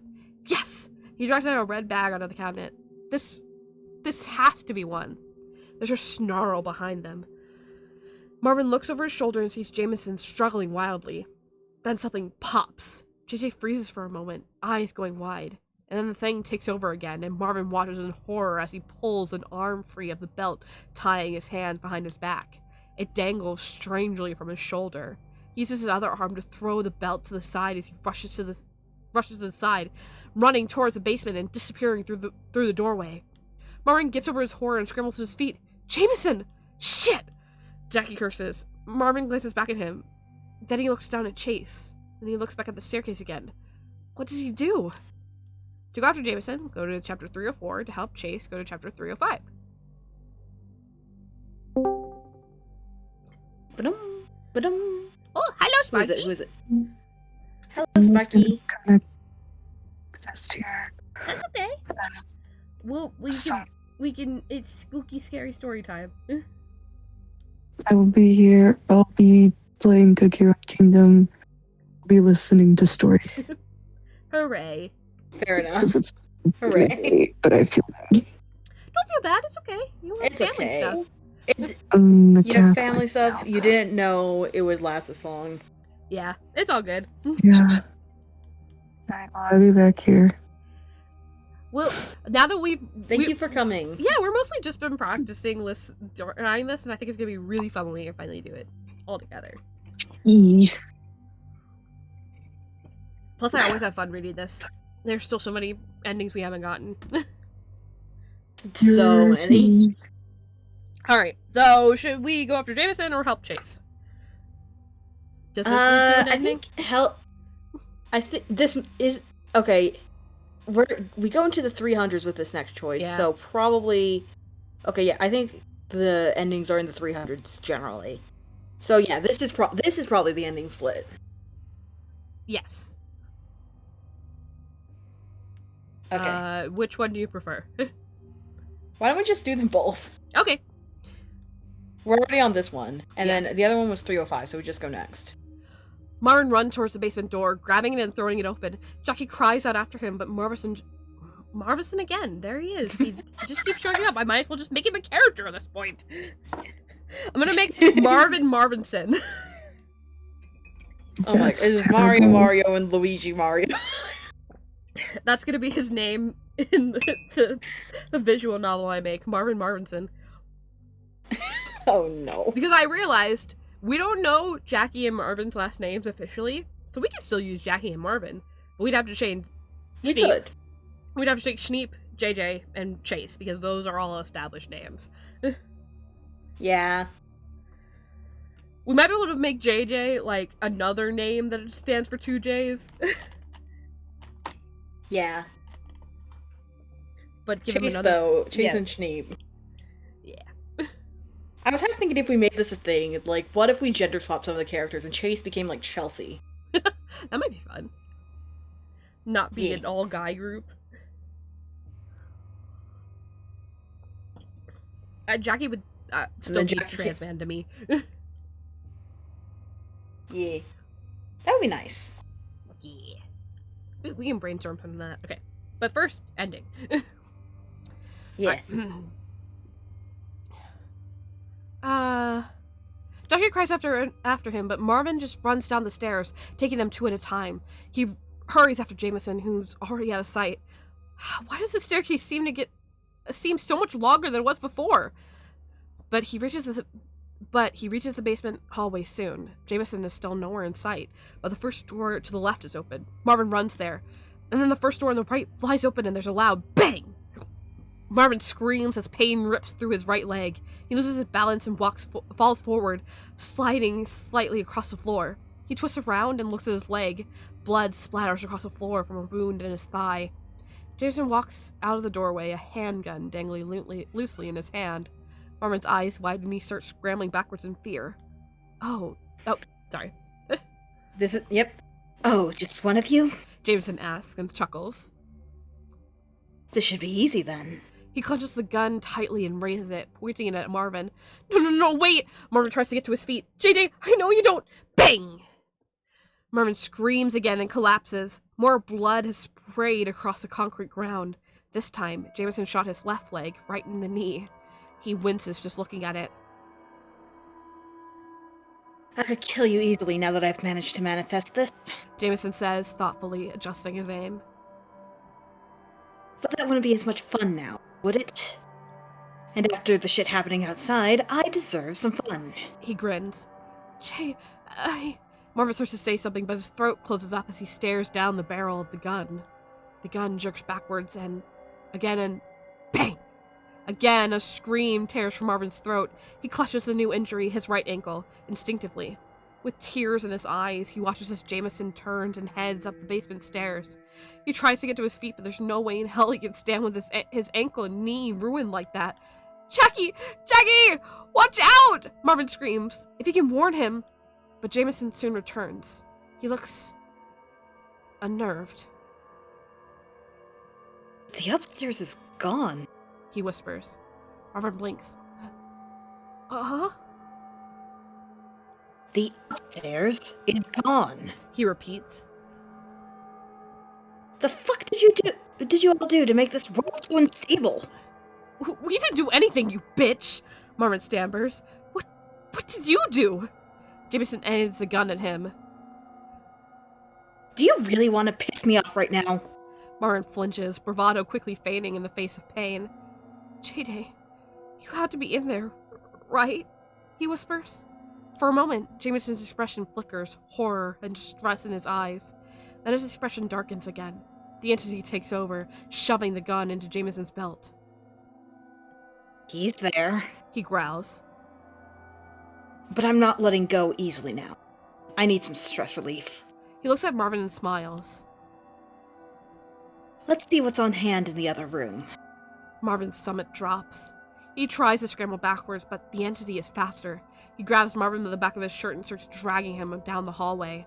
As much as Marvin struggles, he's no match for this, especially with the pain from his leg wounds driving him to distraction. Eventually, he slumps, shaking with fear. He can only hope that JJ will be able to push through soon and keep control for a long time. For the rest of the long, long future stretching out ahead of them. Ending reached, just you and us. Ooh, that's good. This one was dark. Mm-hmm. I like this. Very good, very good. Clap, clap, clap, clap. Yay! What? Alright, let's see what happened when we help Chase. Marvin takes a deep breath and turns away from the basement doorway. What's in the first aid kit? He asks Jackie.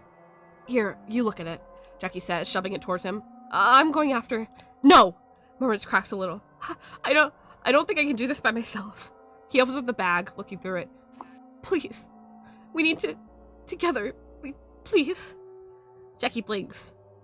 I've never heard you talk like that. He looks down at Chase and takes a shaky breath, but... I understand. Yeah, me too. He kneels next to Chase. Okay, let's figure this out. Time passes. They have to take Chase's shirt off, but they're afraid to move him too much. So Jackie ends up rushing into the kitchen to grab something to cut his shirt with. Meanwhile, Marvin tries to remember everything Sheep has ever mentioned about treating stab wounds. You have to clean them, right? With some sort of solution? After he and Jackie discuss it, they notice that there's a bottle of saline solution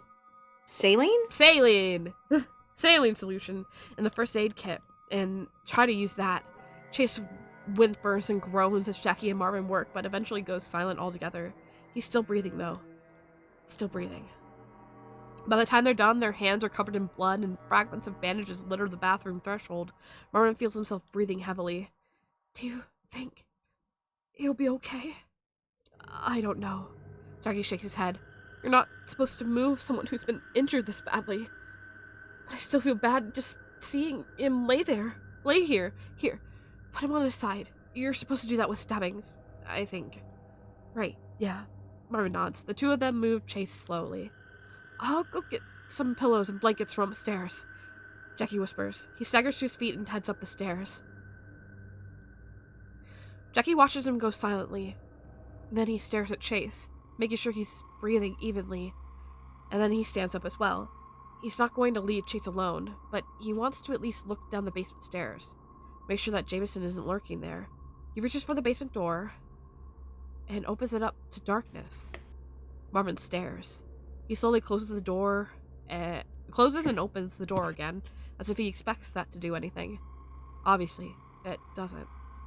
The basement is just gone, replaced by the same void outside the window. I got the pillows and stuff, Jackie says, returning and dragging some blankets and pillows behind him. He looks over at Marvin. Everything okay? Come look at this, Marvin whispers. Jackie leaves the blanket by Chase and hurries over. He goes quiet, processing the blackness. Then he quickly reaches out and slams the basement door, suddenly going pale. That... What's happening? Marvin asks weakly. I don't know. No. Jackie backs away. He takes a deep breath. We should monitor Chase to be sure that everything's okay with him. Marvin nods slowly. He sits down next to Chase and gently sets the pillows and blankets around him. Jackie sits next to him as well. And the two of them wait quietly. Ending reached. You and me. Mm. My brother, and me.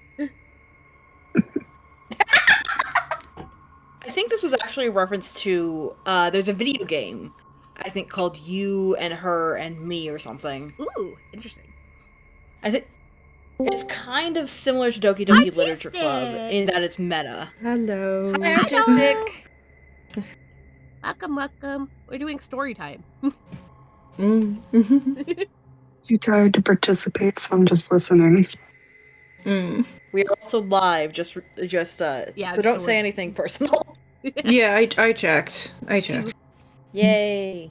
We're about to go in an ad. We've been streaming for 4.5 hours, jeez.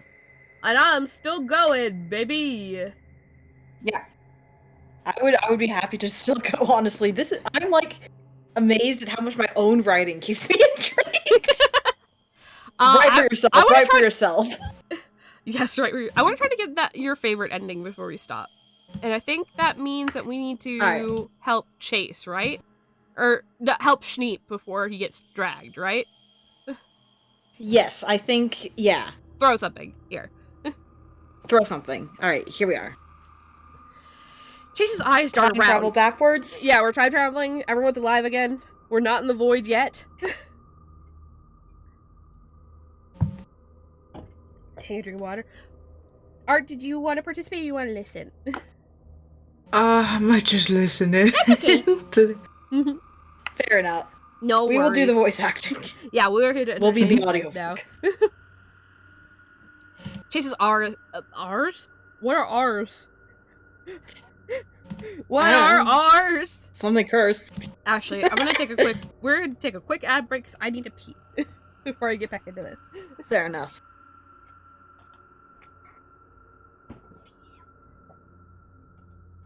I didn't mute my mic. I should do that.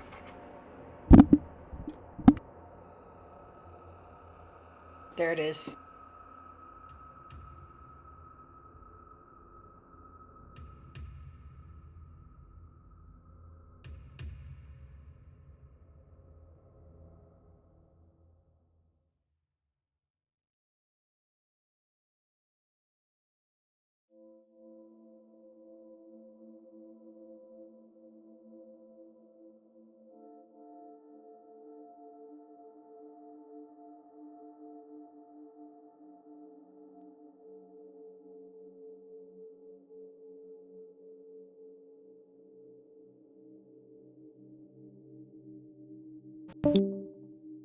Oh, there Sparky goes. Sparky!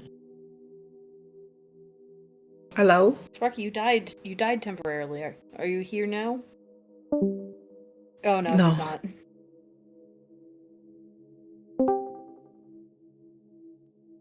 Sparky? Bucky? Hello? Okay. Something's going wrong with his internet, I think.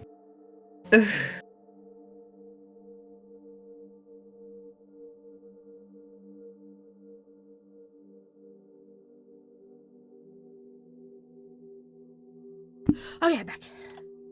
Oh, where'd Sparky go? Welcome. He's I dying. think his internet's dying.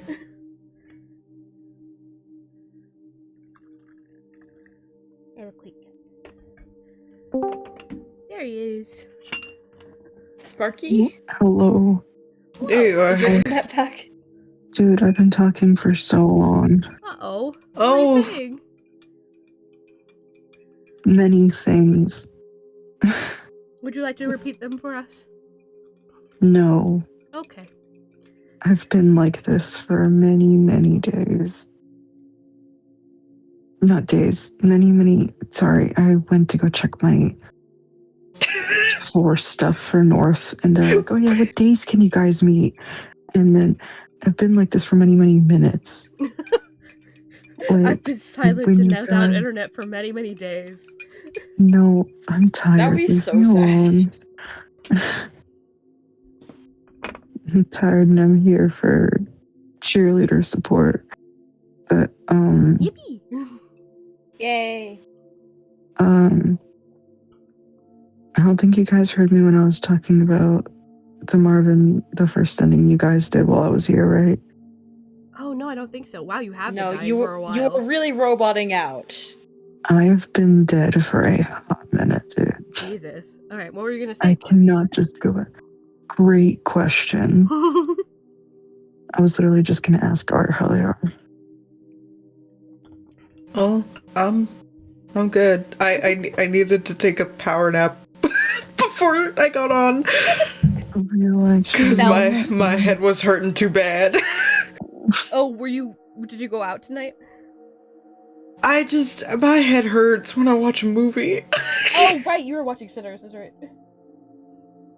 Yeah. I get that. You have to stare at him. I do that with movies sometimes. Did you have fun at least? Oh, it was so much fun. She liked it, and I remembered why I love it. I think Art has fun every time they watch Sinners.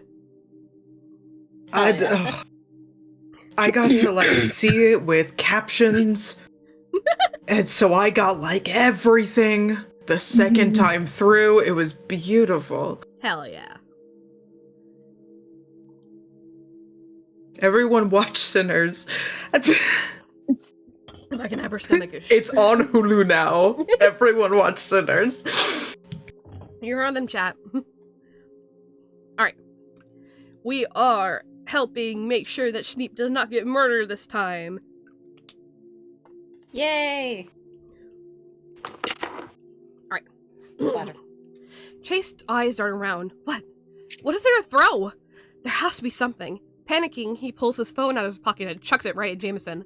And, incredibly, the phone smacks him right in the face. JD yelps and staggers backwards, dropping the box cutter in the process. Schneep immediately darts forward out of Jameson's reach. Jackie grabs him and pushes him behind him protectively.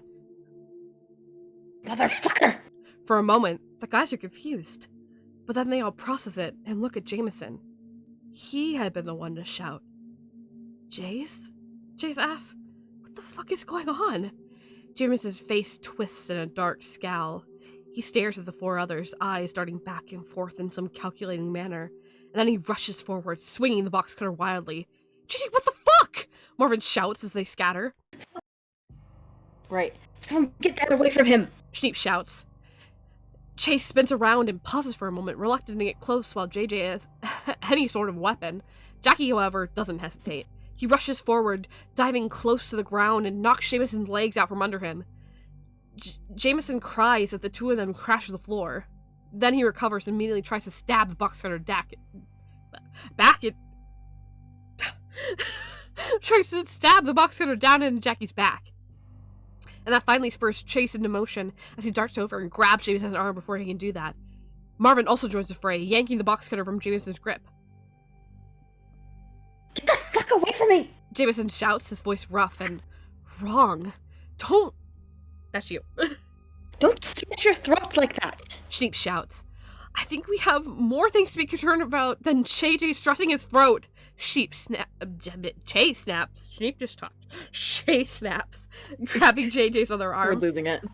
What's gotten into you, bro? Why are you acting all crazy?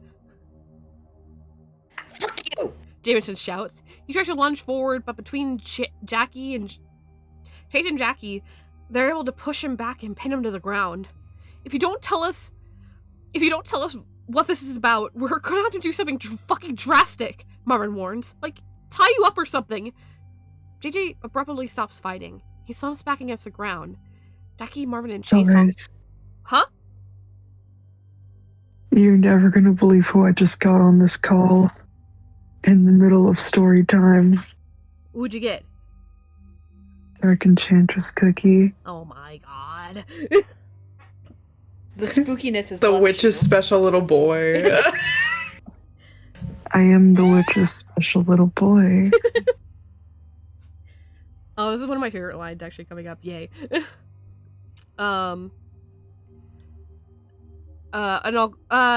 Marvin, and Chase all glance at each other uneasily. What? Jackie asks, Jackie says, JJ, can you tell us what's going on? Davison jerks his hands. Oh, right, I guess you have to talk. Chase says. After a second of debating it, he lets go of JJ's arm so he can sign. And JJ suddenly reaches into his pocket and pulls out a switchblade, trying again to stab into Jackie's back. No! Marvin takes Chase's place holding JJ's arms. Fuck you, Jace! What the fuck? JJ screams wordlessly and tries lunging forward. Jackie and Marvin push him back down again. His head whips back at crack and hits the floor hard. He slumps, dazed, but not unconscious. Marv, give me your belt, Jackie says urgently. Huh? Sure. Marvin quickly takes off one of his belts, handing it to Jackie, who quickly loops it around JJ's wrists. I didn't think we'd actually do that. I think it's necessary, Jackie says, making sure Jameson's hands are pinned behind his back. The legs, too. He was kicking wildly. Do you want to part with your other belt, or... Fine. Marvin takes that off, too. I have others, but you're ruining my outfit. Is this really the time? Schneep mutters. He rubs a hand over his neck, wincing as he finds the slight cut made by the box cutter. Clearly, we have more to concern about than your outfit. I'm coping. A moment later, Jackie sets JJ on the sofa, where he sat with his arms and legs bound, glaring at the others. What the fuck was that about, JJ? Chase demanded. It was completely out of nowhere! JJ stares at him. He was so keen to shout before, but not anymore. After the spree of aggression, he's returned to that blank, distant way he was before, and Chase can see that faint distress in his eyes again. Jamie, I know it hurts for you to talk. Schneep says gently. But this was very unlike you. We are worried. You'll have to tell us what happened. Or else, we may have to call the emergency line. We do not want to fight you. But Jameson stays silent. I don't want to suggest this, Jackie says quietly, but we might need to separate us? Like, JJ, if you're going to keep attacking us, we're gonna lock you in a room or something. Another one of those strange smiles stretches JJ's face. Chase shudders. There really is something so wrong about that. Let's go, guys, he says. We can wait outside. Outside? It's dark out there, Marvin points out. Are you afraid of the dark, Marvin? Jackie chuckles a little. You? With that fashion sense? What's that supposed to mean? Can we all stop with the teasing in this situation? Sheep snaps. A friend just helped me at knife point. Jackie and Marvin completely sober up. You're right, Jackie mutters. I'm sorry. JJ, well, we gotta leave you alone for a bit. Are we really gonna wait outside? I'm not kidding. It's dark and cold out there, Marvin says. Not that dark, Chase mutters. It would be easier to stay in the cabin, though, wouldn't it? Oh, sorry. It would be easier to stay in the cabin, though, wouldn't it? Sheep says. We can just wait outside whatever room we put JJ in. Jameson continues to sit there, blankly staring. Chase looks at him with slight concern. He doesn't want to keep his friend tied up and locked away like this. But they have no guarantee that it won't happen again. So, what do they do? Alright, do we leave or lock Jameson up? If we're looking for my favorite ending of this bench, we gotta lock him up. Okay. I think we've done the leave the cabin ending on stream, and it's like the only early ending. Yeah, I was about to say, I'm pretty sure this ends to an ending. Yeah. Yeah, leave the cabin is like the choice 5 ending. Alright, 59.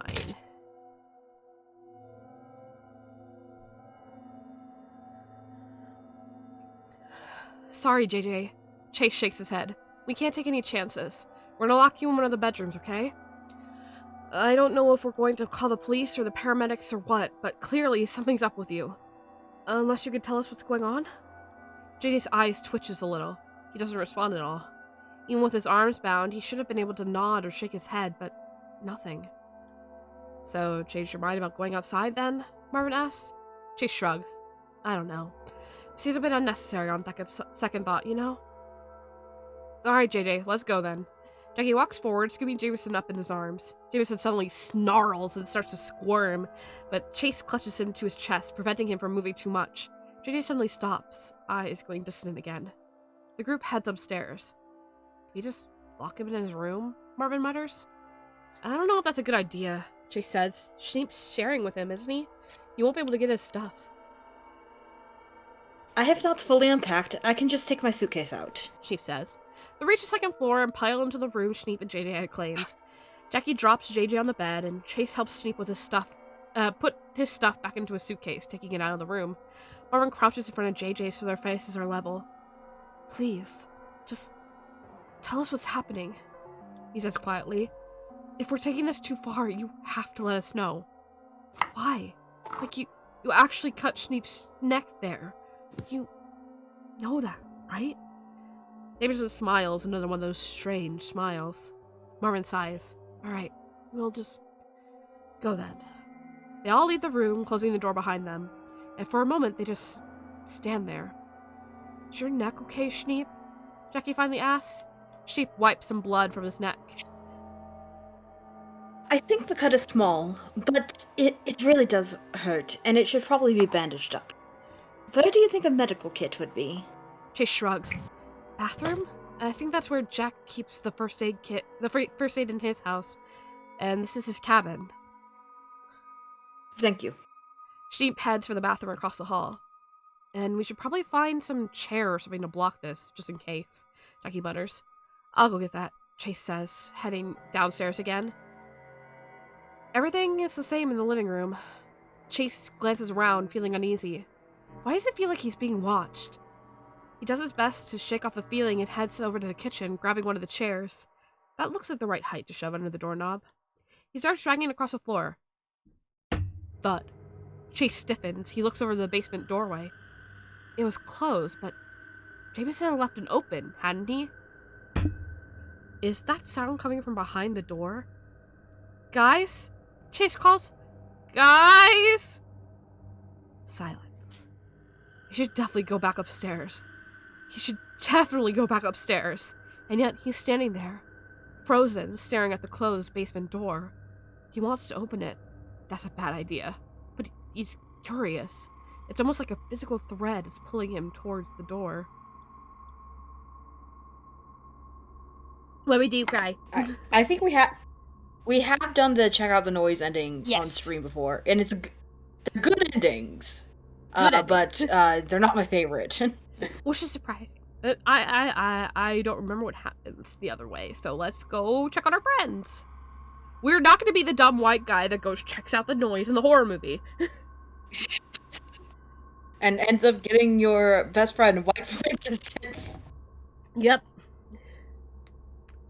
Kill Jacksepticeye. Kill Jacksepticeye. Nope. Chase shakes his head. Nope. He hurries over to the stairs and gets up as fast as he can, while still dragging the chair behind him. It clatters loudly against the stairs as he climbs quickly. Chase? Sheep walks down the stairs, meeting Chase halfway. They said we're going to get a chair. Why are you so pale? There's someone in the basement, Chase says. Sheep blinks. What? There's someone in the basement, Chase repeats. He nudges Schneep with his shoulder, pushing him back upstairs. I heard something thudding against the door. Schneep's eyes widen and he hurries up the staircase as well, grabbing Chase by the arm and pulling him along, the chair banging loudly against the stairs and the floor. Marvin and Jackie are standing outside the bedroom door they locked JJ in. They both turn and look at the others as they come up. Why do you guys look so nervous? Jackie asks. Schneep, I thought you were going to look in the ground floor bathroom for the first aid kit. Did something happen? There's something in the basement, Chase gasps out. I heard something hitting in the door. What? Marvin gasps. I don't know what it was, Chase says, but it's pretty fucking obvious. A loud sound. I wanted to check it out, but that seemed like a bad idea. Yeah, no fucking shit, it seemed like a bad idea, Marvin says. Jackie runs past Schneep and Chase and Schneep and peers down the staircase toward the living room. He makes a shushing sound and listens for the noise in the following silence. After a minute, he shakes his head.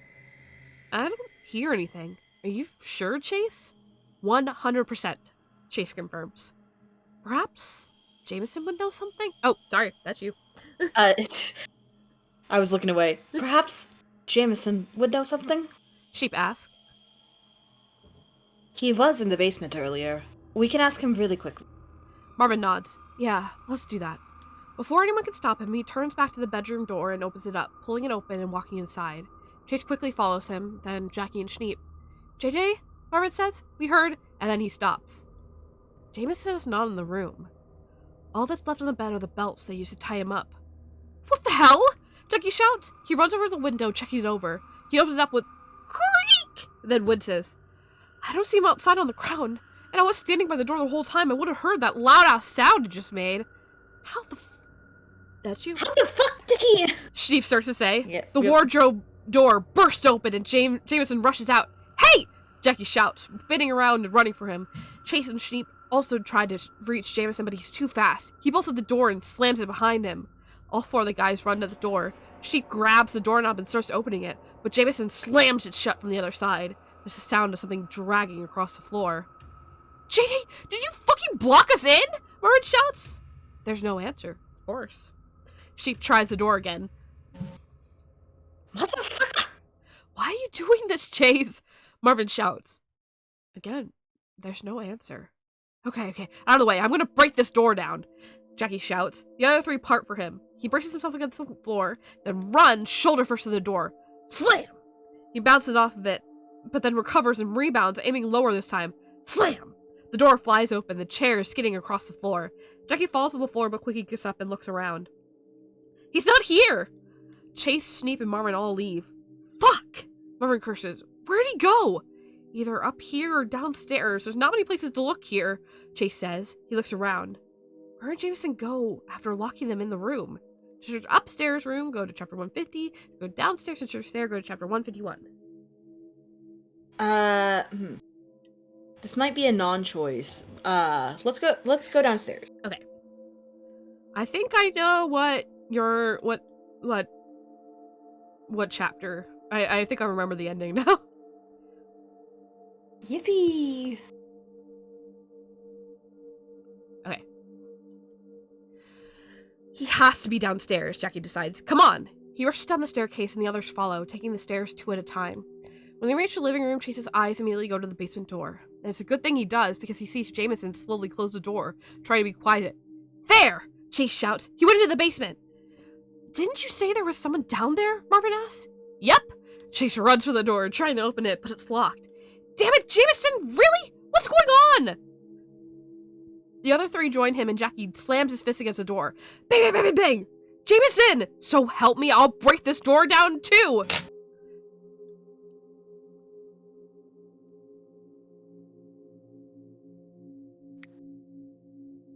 Sheep? Oh no, is my partner dead? Right icon. I guess I will have another cup of tea. I'm over here trying to fucking accept a chaotic biscuit. Accept a chaotic biscuit? No, a zesty chaotic biscuit. That's the magic ones. Ooh. Yeah, I don't remember the names of any of them ever. You can trust the cookie run brain rotted person to know. Yeah, definitely. Guaranteed. Guaranteed.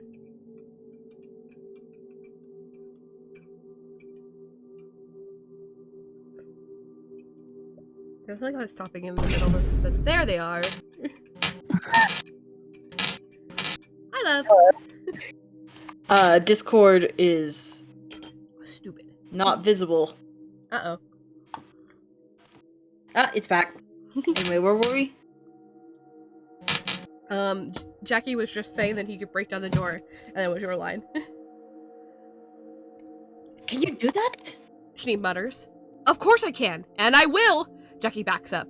You guys should give me some space. They do, quickly moving away from Jackie. I'll give you one more chance to open this door, JJ. Please.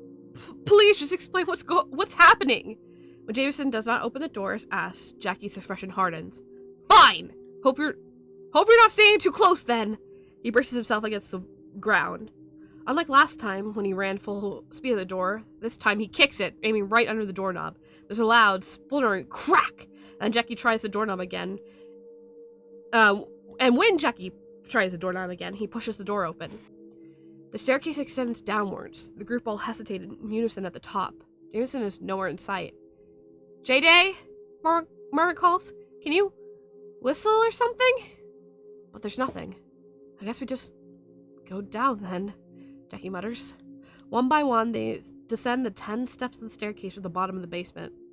They end up in a long hallway. It extends forward for a little while before opening up to a wide open space. On the left side of the hallway are 2 doors. On the right side are 3. Jackie, out in front, asks, should we check all the doors then? I suppose. Sheep says. Let's start here then. Chase reaches for the first door on the right, opening it up. Chase sees a flash of something silver. Jackie cries out and grabs him, pulling him backwards. The front of Chase's shirt is torn, and there's the slightest cut through the skin beneath it. But Chase is very lucky, because Jameson had just tried to bury an axe in his chest. An axe! Like the tool meant to cut down trees.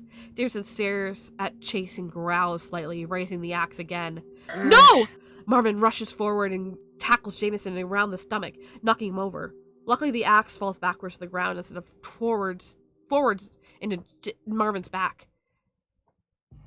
Jameson, what the fuck? Schneep cries out, lunging forward and grabbing the grip of the axe. Jameson growls again and struggles, trying to keep hold of it. And then Jackie joins the fray and helps Schneep pull the axe free. Chase grabs Marvin by the back of his shirt and pulls him back. The whole group scrambles away, and Jackie slams the door shut as Jameson snarls and lunges forward. There's a loud thud as Jameson hits the door, and then he laughs. Chase just shivers as he hears it, and he sees the other 3 go pale. That laugh. It doesn't sound like Jameson at all. Come on, my friends, let's be reasonable. He rasps. I'm ready to tell you what's going on. Yeah, no, we're not gonna believe you by now, Chase says. You tried to kill us twice! Sheep says, son. Bang! Jameson slams against the door. Why won't you die then? Guys, Jackie frowns. Is it just me or does Jameson's voice sound different? Well, the fact that he is using... Well, the fact that he is using it at all is a problem. Sheep mutters. No, I mean, JJ's British, right? Jackie says. So why does he sound a bit Irish? Bang! Bang! Jameson slams against the door again. The others all flinch. Jackie makes sure that he's holding the door securely closed. Is this really the time? Chase says. No, he's right, Marvin frowns. I've never heard JJ talk this much. And when he does talk, he usually has this posh British accent. Why would it be different? Is he fucking with us? Sheep mutters. Maybe it's not him? Marvin guesses. Chase blinks. What do you mean? Maybe there's some spirit possessing him. Sheep rolls his eyes. This is not the time for jokes. Marvin glares. Well, fine! What's your explanation then? Bang, bang, bang! The door shakes as Jameson slams against it again and again and again. The hallway lights flicker in time with each time he pounds the door. Yeah, I was looking away. He may be having some sort of breakdown. Sheep says. We should call the emergency line. Get people out here who can help. We are not experts in this situation. Whatever we do, I think we need to block this door again, Jackie says through gritted teeth. He reaches out his pocket and pulls out the house keys he took from JJ, using them to lock the door. He steps back. Bang, bang, bang, bang, bang! And though Jameson continues to pound the door with his fist, it doesn't open. He screams incoherently until his voice cuts out into hoarse coughing. Sorry, Jays, Jackie mutters. I'm serious. Oh, that's you. I'm serious about calling emergency, by the way. Sheep says. We should have done it already. Right. You guys do that, Marvin mutters. I'm gonna explore a bit. He turns and wanders down the basement hallway. Chase frowns after him. Is Martin alright? That was a bit of a strange reaction. A sudden decision. Did the three of them do something wrong? Is this Jameson situation bothering him? We should go to see if he's okay. To let Marvin go off his own, go to chapter 226. To go after Marvin, go after 227. Okay. I'm doing some checking. I think we may have missed a branch somewhere. Uh-oh. For your favorite ending? Yeah, I think... Yep.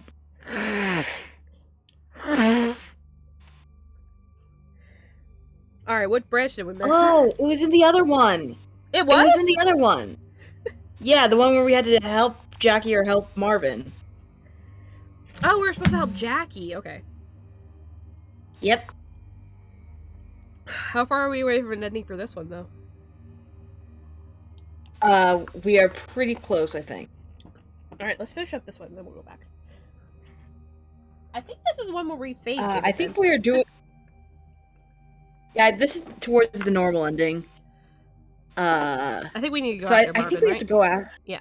Yeah, I think for the best ending, we gotta go after him. We always gotta stick together. That's the rule of the thing. Don't be alone. One of the rules. When Auntie will get you. Don't go off on your own. Yep. Alright. You guys watch the door and call 999. I'm gonna go after him, Chase says. Jackie and Schneep glance at each other, and they both look towards Chase and nod. Make sure he is fine. Sheep whispers. I will. Chase promises and hurries after Marvin. Marvin has reached the wide open space at the end of the hallway. This is revealed to be a large room lit up by 6 yellow lights mounted into the ceiling. The middle is clear. There's a bunch of old-looking junk around the edges. Boxes, and one table with deep scratches in its surface. And above all, bookcases full of dusty books. Marvin is standing in the center of the room. He looks back at Chase when he hears him come in, and Chase notices his eyes are rimmed with red. Hey, Chase. Is everything okay? Chase asks gently. I'm fine, I just needed some time, Marvin says slowly. Chase nods. You, want me to leave then? No. Marvin shakes his head. A moment passes in silence. Do you want to talk about it? Chase asks. I don't know if I can. Marvin shakes his head. It's just, what is happening? Why is Jameson acting so strange? He tried to kill Schneep, then tried to kill you? I don't understand what's going on. Silver tears line his eyes.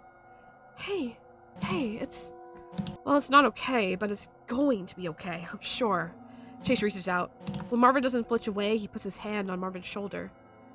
I don't understand this at all, but there's going to be an explanation.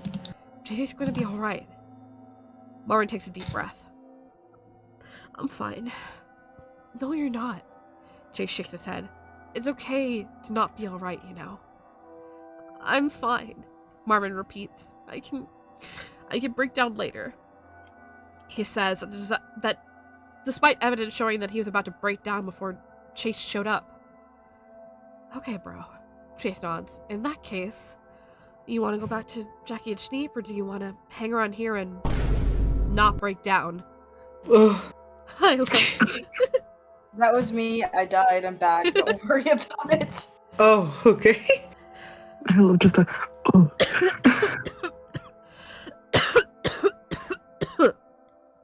Sorry. Gesundheit. Thank you. This music is great and all, but this droning one gets on me. It grates on me. Fair enough.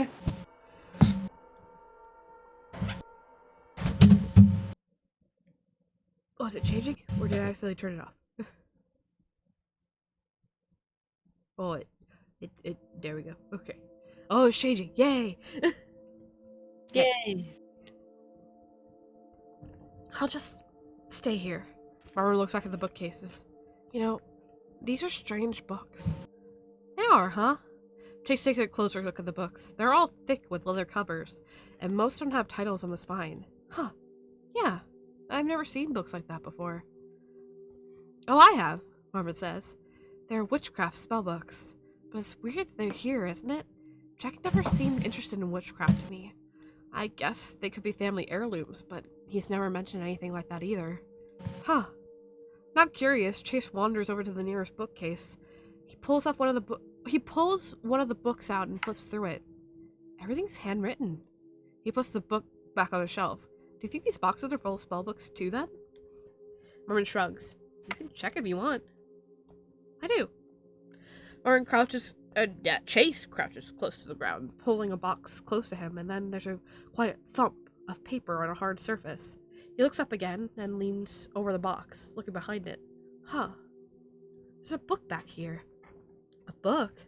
Marvin walks over. Yeah, it must have been behind this shelf, lodged against the box. And when I moved it, it fell down. Chase grabs the book. He knows that the bookcase isn't flush with the wall like all the others. Hang on. There's something else back here, too. Weird. Hey, can I see the book? Oh, yeah. Chase hands the book back to him, then leans forward to look at the other object behind the bookcase. It's a large object.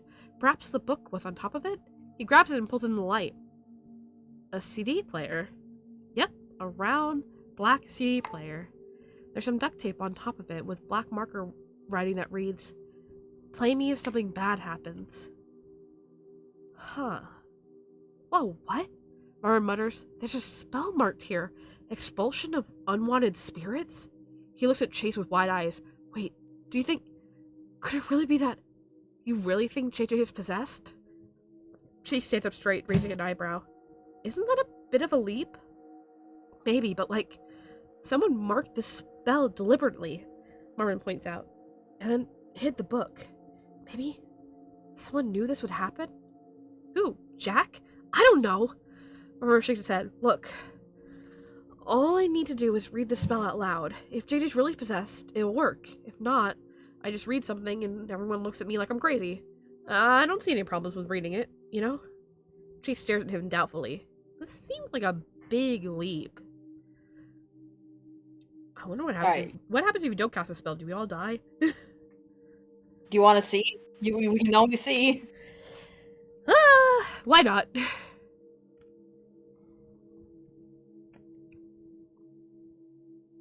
We read the really, really bad endings first, and then we get to the good one. Hell yeah. Well, we are also running late on time, so we have to... it's Apologia. It's very light. It's very late. Yeah. Right, okay. It's Apologia. Okay, so we'll read that another time. Yep. Alright, do we want to get the path to my favorite ending? Do we want to read the good ending first? Or do you want to save that for people to read on their own? We've done the good ending on stream before. We have? So I think we can yeah. Oh, okay. It's very easy to get in this route because That's you true. just be normal the whole time. That's true. Once you start being weird, then that's when stuff gets weird in this route. All right. So we need to go back to help Jackie in the other branch. Okay. And that is chapter 88. I have it pulled up. Thank you. I was like, I'm gonna lose my place. Cool. Alright. Jackie, wait!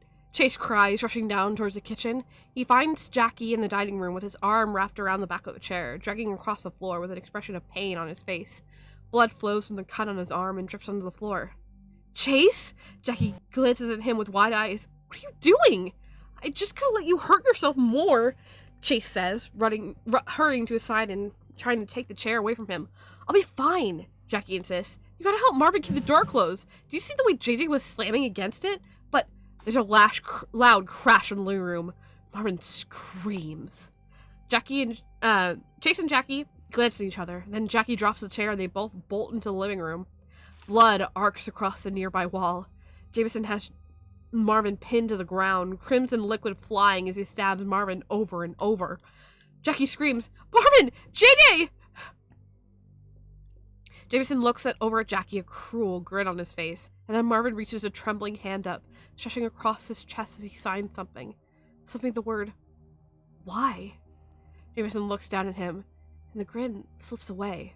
As Marvin's hand goes still, JJ jerks backwards, looking down in horror and shock, like he's never seen this before. The dagger falls to the ground as he stares at his hand in horror. Chase and Jackie rush forward. As Jackie pulls JD to the wall, Chase crouches by Marvin, looking out at him. For a moment, he thinks about checking for a pulse, but it's clear from the runes and the glassy eyes that Marvin is gone. Why? Why, Jameson? Jackie demands, his voice choked with tears. JD stares at him and shakes his head slowly, unable to say anything since his hands are pinned to the wall. This can't be real. Schneep? Marvin? It can't be real. Chase's eyes start to drift. The ground below his feet seems unsteady, rocking slightly. The details of the room are blurring together. The texture of the paint on the walls and the grain on the wooden floor seem to disappear, and the night outside seems absent of stars. Wait a moment. That isn't a trick of the mind. Chase walks over to the front window slowly, tuning out Jackie's sobbing demands for JJ to explain. He stares out the glass. There's nothing out there. Nothing. No trees, no stars, no shape of the car in the shadows, and no ground. Just the concrete foundations of the house. What the fuck? He whispered. Guys, we're in the void. The genuine distress in his voice catches Jackie's attention. He looks over at Chase and notices the window. What? He breathes. He hurries over, pressing his face to the glass to look outside. What the fuck? What the fuck? What is this? I don't know. I was wondering if it was just me, but Chase shaking his head. What the hell is going on? There's a sudden clatter behind them. Jackie and Chase turn around at the same time and see JJ scrambling around on the ground. He must have knocked a lamp off the nearby table to cause a noise. And he's now winding the power cord from the lamp around his wrist. JJ, what are you doing? Chase asks. JJ looks at him, eyes wide. His head jerks towards Marvin's body, splayed on the ground. His blood is covering his face. Wait, hold on. Jackie blinks. You didn't mean to do that to Marvin, did you? Or to Schneep? JJ inhales sharply. He looks slightly confused and very worried. Do you know what you've been doing, JJ? Chase asks. JJ shakes his head furiously. I guess that would explain some things, but not why you're doing terrible things you don't remember, Jackie says. Or all that. He glances back at the window. But I'm not sure what to do about that. So let's focus on you now. You want us to tie you up? And JJ nods vigorously in response. There has to be another option, Chase whispers. What, Chase? Jackie asks. What other option? Marvin and Sheep there. His eyes well with tears again. Then he takes a deep breath before he continues. JJ didn't want to hurt us. Something is making him. That's clear. We have to stop that. Chase stares at him. Then he looks at JJ. He nods slowly. Okay, he whispers. If you're okay with that, JJ, we'll do it. There's that rope downstairs. You want to go back down there to find that? Jackie hisses. I don't know. That's what rope is for, isn't it? Tying things? He shudders at this image of Sneap dangling, flashing through his mind. There has to be something up here that could help. Something that doesn't lead to us going down there again. Alright, I have a guide. And by that I mean my own fanfiction. We have to find something else. Okay. I think I know exactly where we're going now. I think you do too. You're right, we probably shouldn't go back down there, Chase says, his voice trembling. We can go find something else. That plug seems to be working fine for now. Jackie nods. He hurries over to JJ's side. I'm so sorry about this, he mutters, crouching down. But I think you want this, right? Or at least rather this than someone else being hurt. JJ nods and holds his hands out. Jackie grabs the power cord of the lamp and quickly starts winding it around his wrist. Chase, maybe you can look around upstairs? See if there's anything that can work? I'll keep looking around down here. Are you sure it's a good idea to split up? Chase asks. Jackie hesitates. You're right. Maybe glance around inside the kitchen? I don't think there's anything there, though. Okay. Chase nods and hurries over to the archway leading to the dining room and kitchen. Jackie's right. There's not much in here that could be used to tie someone up. Unless they want to grab the power cord for the toaster or the coffee maker? You quickly return to the living room. Hey, do you want to use, like, appliance plugs? There's a toaster and a coffee maker that have cords. Jackie thinks about it, then shakes his head. We have enough problems carrying this lamp around. We shouldn't drag around other appliances. Guess we'll need to find something else. But then again, this seems to be working fine. He tugs on the lamp's power cord, making sure the knot he tied is secure. Is that okay, JJ? Not too tight? JJ shakes his head. He still looks worried. He looks down at his legs. Are you serious? Jackie asks. Are you really asking me to tie up your feet, too? JJ nods. Jackie sighs. Well, if you're sure, it feels like overkill to me. I think it makes sense, Chase says quietly, trying not to look at where Marvin's body lies. Alright, well, let's go upstairs then. Jackie gets to his feet, helping JJ up as well. There has to be something that can work up there. Maybe one of us brought something? I know I brought a couple belts for my jeans. Let's check it out, Chase says, starting towards the staircase. He glances back over his shoulder and sees Jackie and JJ following him. Jackie is holding the lamp whose cord they used. Jackie turns back around and starts climbing the staircase. He feels his breathing hitch at his throat. Panic threatening to take over. It's fine. It's fine. It's fine. It's going to be fine. He reaches to the top and turns back to look at Jackie and JJ. They're on the second step from the top when Jameson suddenly stops, eyes going wide. JJ? Jackie asks, stopping as well. What's... Jameson suddenly lunges at him, and with one solid shove, sends him flying back down the stairs. Jackie cries out, but the sound is quickly cut short by the clatter of him falling down. Jackie! Chase shouts, running over down the stairs after him. He almost falls himself in his haste, but reaches the bottom unharmed. He crouches after Jackie, who's splayed across the ground. Jackie, are you okay? Jackie doesn't answer. His eyes are wide, staring at the ceiling and darting side to side. His mouth opens and closes fruitlessly. He doesn't move. Laughter drifts down from the top of the stairs. Jameson is crouched close to the floor. A wide smile is plastered to his face, but above it, his eyes are welling with tears. He's struggling against the cord that Jackie tied tight around his wrist. As Chase watches, frozen in shock, he sees him pull a hand free. Chase grabs Jackie and drags him backwards across the floor. They have to get out of here. No, wait, they can't. Outside is still that strange blackness. He doesn't want to risk opening the doors or windows in case that leads to something terrible happening. They're stuck in the cabin. Jameson stands and throws the table lamp. It sails over Chase's head, and the cord would have whipped him in the face if the Burma's captain had pushed it back, and crashes onto the coffee table. Jameson keeps smiling, and rushes down the stairs. Chase yelps and drags Jackie back to the kitchen. Jackie, please, can you get up? He asks, looking down at him, and that's when he notices the blood, sticky and wet, covering the back of Jackie's head, transferring to his shirt where his head pressed against it. Jackie? He breathes, but there's no answer. There will never be one.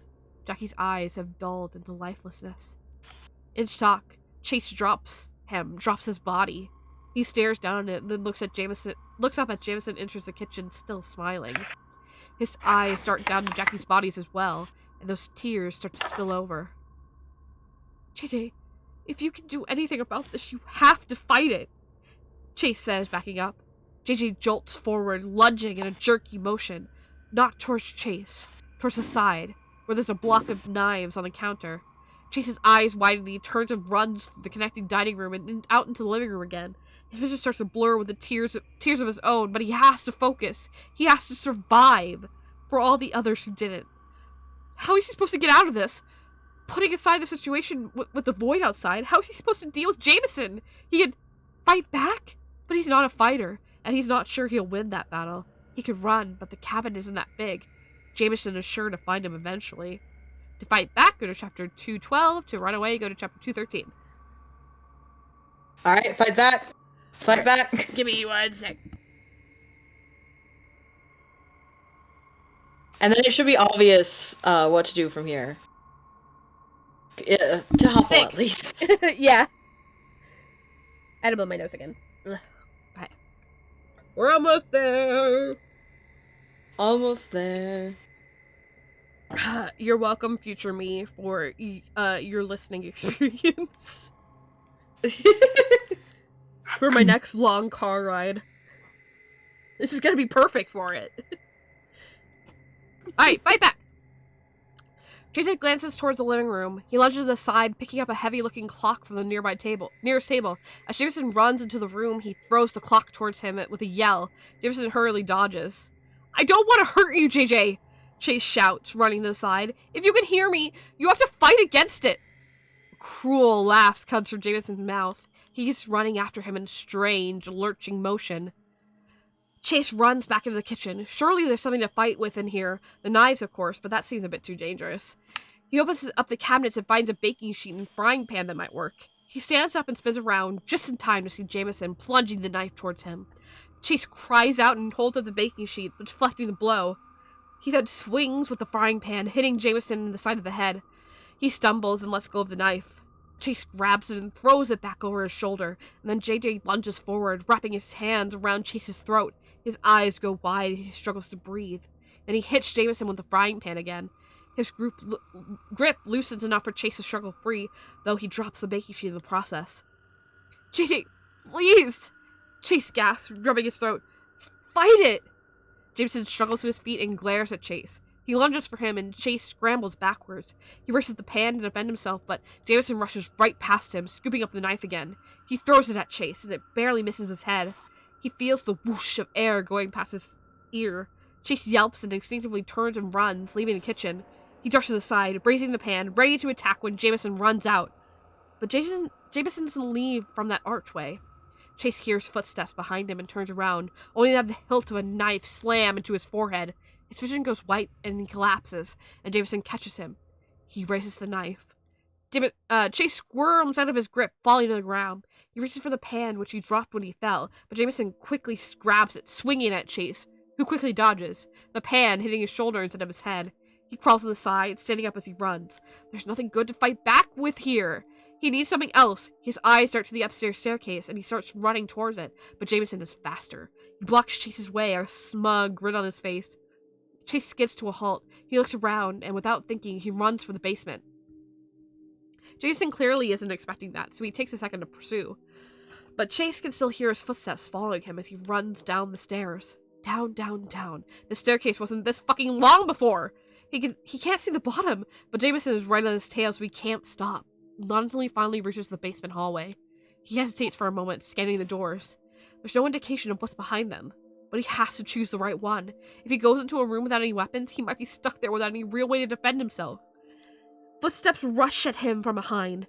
Chase panics and bolts, barely avoiding another slash with the knife. He zooms past the first 3 doors before he even has a chance to look at them. That leaves only the last 2 in the big room at the end. He doesn't want to go into the room where Sheep is, so he darts to the other one instead. The last room on the right. He throws the door open and rushes inside, then stops short. The room beyond is dark, but he can still see the only feature inside. It's a hole in the ground, a jagged edge that takes up the whole middle of the room. Chase peers over the concrete cliff and into the darkness. It's pitch black. He can't see the bottom at all. How deep is this? How did it get into the floor of the basement? Jameson bursts into the room behind him and slams the door closed. He smiles. It's not his smile. Nowhere to run. He raps in a sing-song tone, and he charges at Chase. Chase darts to the side, running around the edge of the hole. Maybe he can circle around and go back to the entrance? But Jameson catches up, grabbing him by the back of the shirt and yanking him back. The blade of the knife slices through Chase's upper arm. Just one of them. He gasps, but manages to push through the pain and grabs Jameson's wrist with his other hand, but Jameson can pull it back for another stab. Jameson growls. The 2 of them struggle, pulling the knife back and forth. They're on the edge of the hole, and Jason's heart pounds as he glances into the depths. What if they fall? And then a horrible thought takes hold of him. He doesn't want to listen to it. But is there anything else he can do? To push Jameson, go to chapter 302. To not do that, go to chapter 303. To not do that. I always like being a little weird with the instructions to where to go occasionally. It's like, dude, why the fuck would you push him? That's what I always got from that. Yeah, unfortunately you gotta. What else is there to do? You kill the rest of your friends. I'm pretty sure he kills Chase if you don't push him in too. Yeah, I think he does. I'm just gonna check. Yeah. And he wins if you don't push him. I might read that on my own, honestly. Okay. Try his favorite ending, let's go. Actually, no, I went too far. It's this way. This All way. Right. Chase grits his teeth. He yanks the knife back towards him, and as Jameson pulls it back, he doesn't fight. In fact, he adds his strength as well, shoving Jameson away and letting go of the knife. Jameson instinctively yelps as he stumbles backwards, right on the edge of the hole. For a split second, he tries to regain his balance, eyes going wide in horror as his arms flail wildly.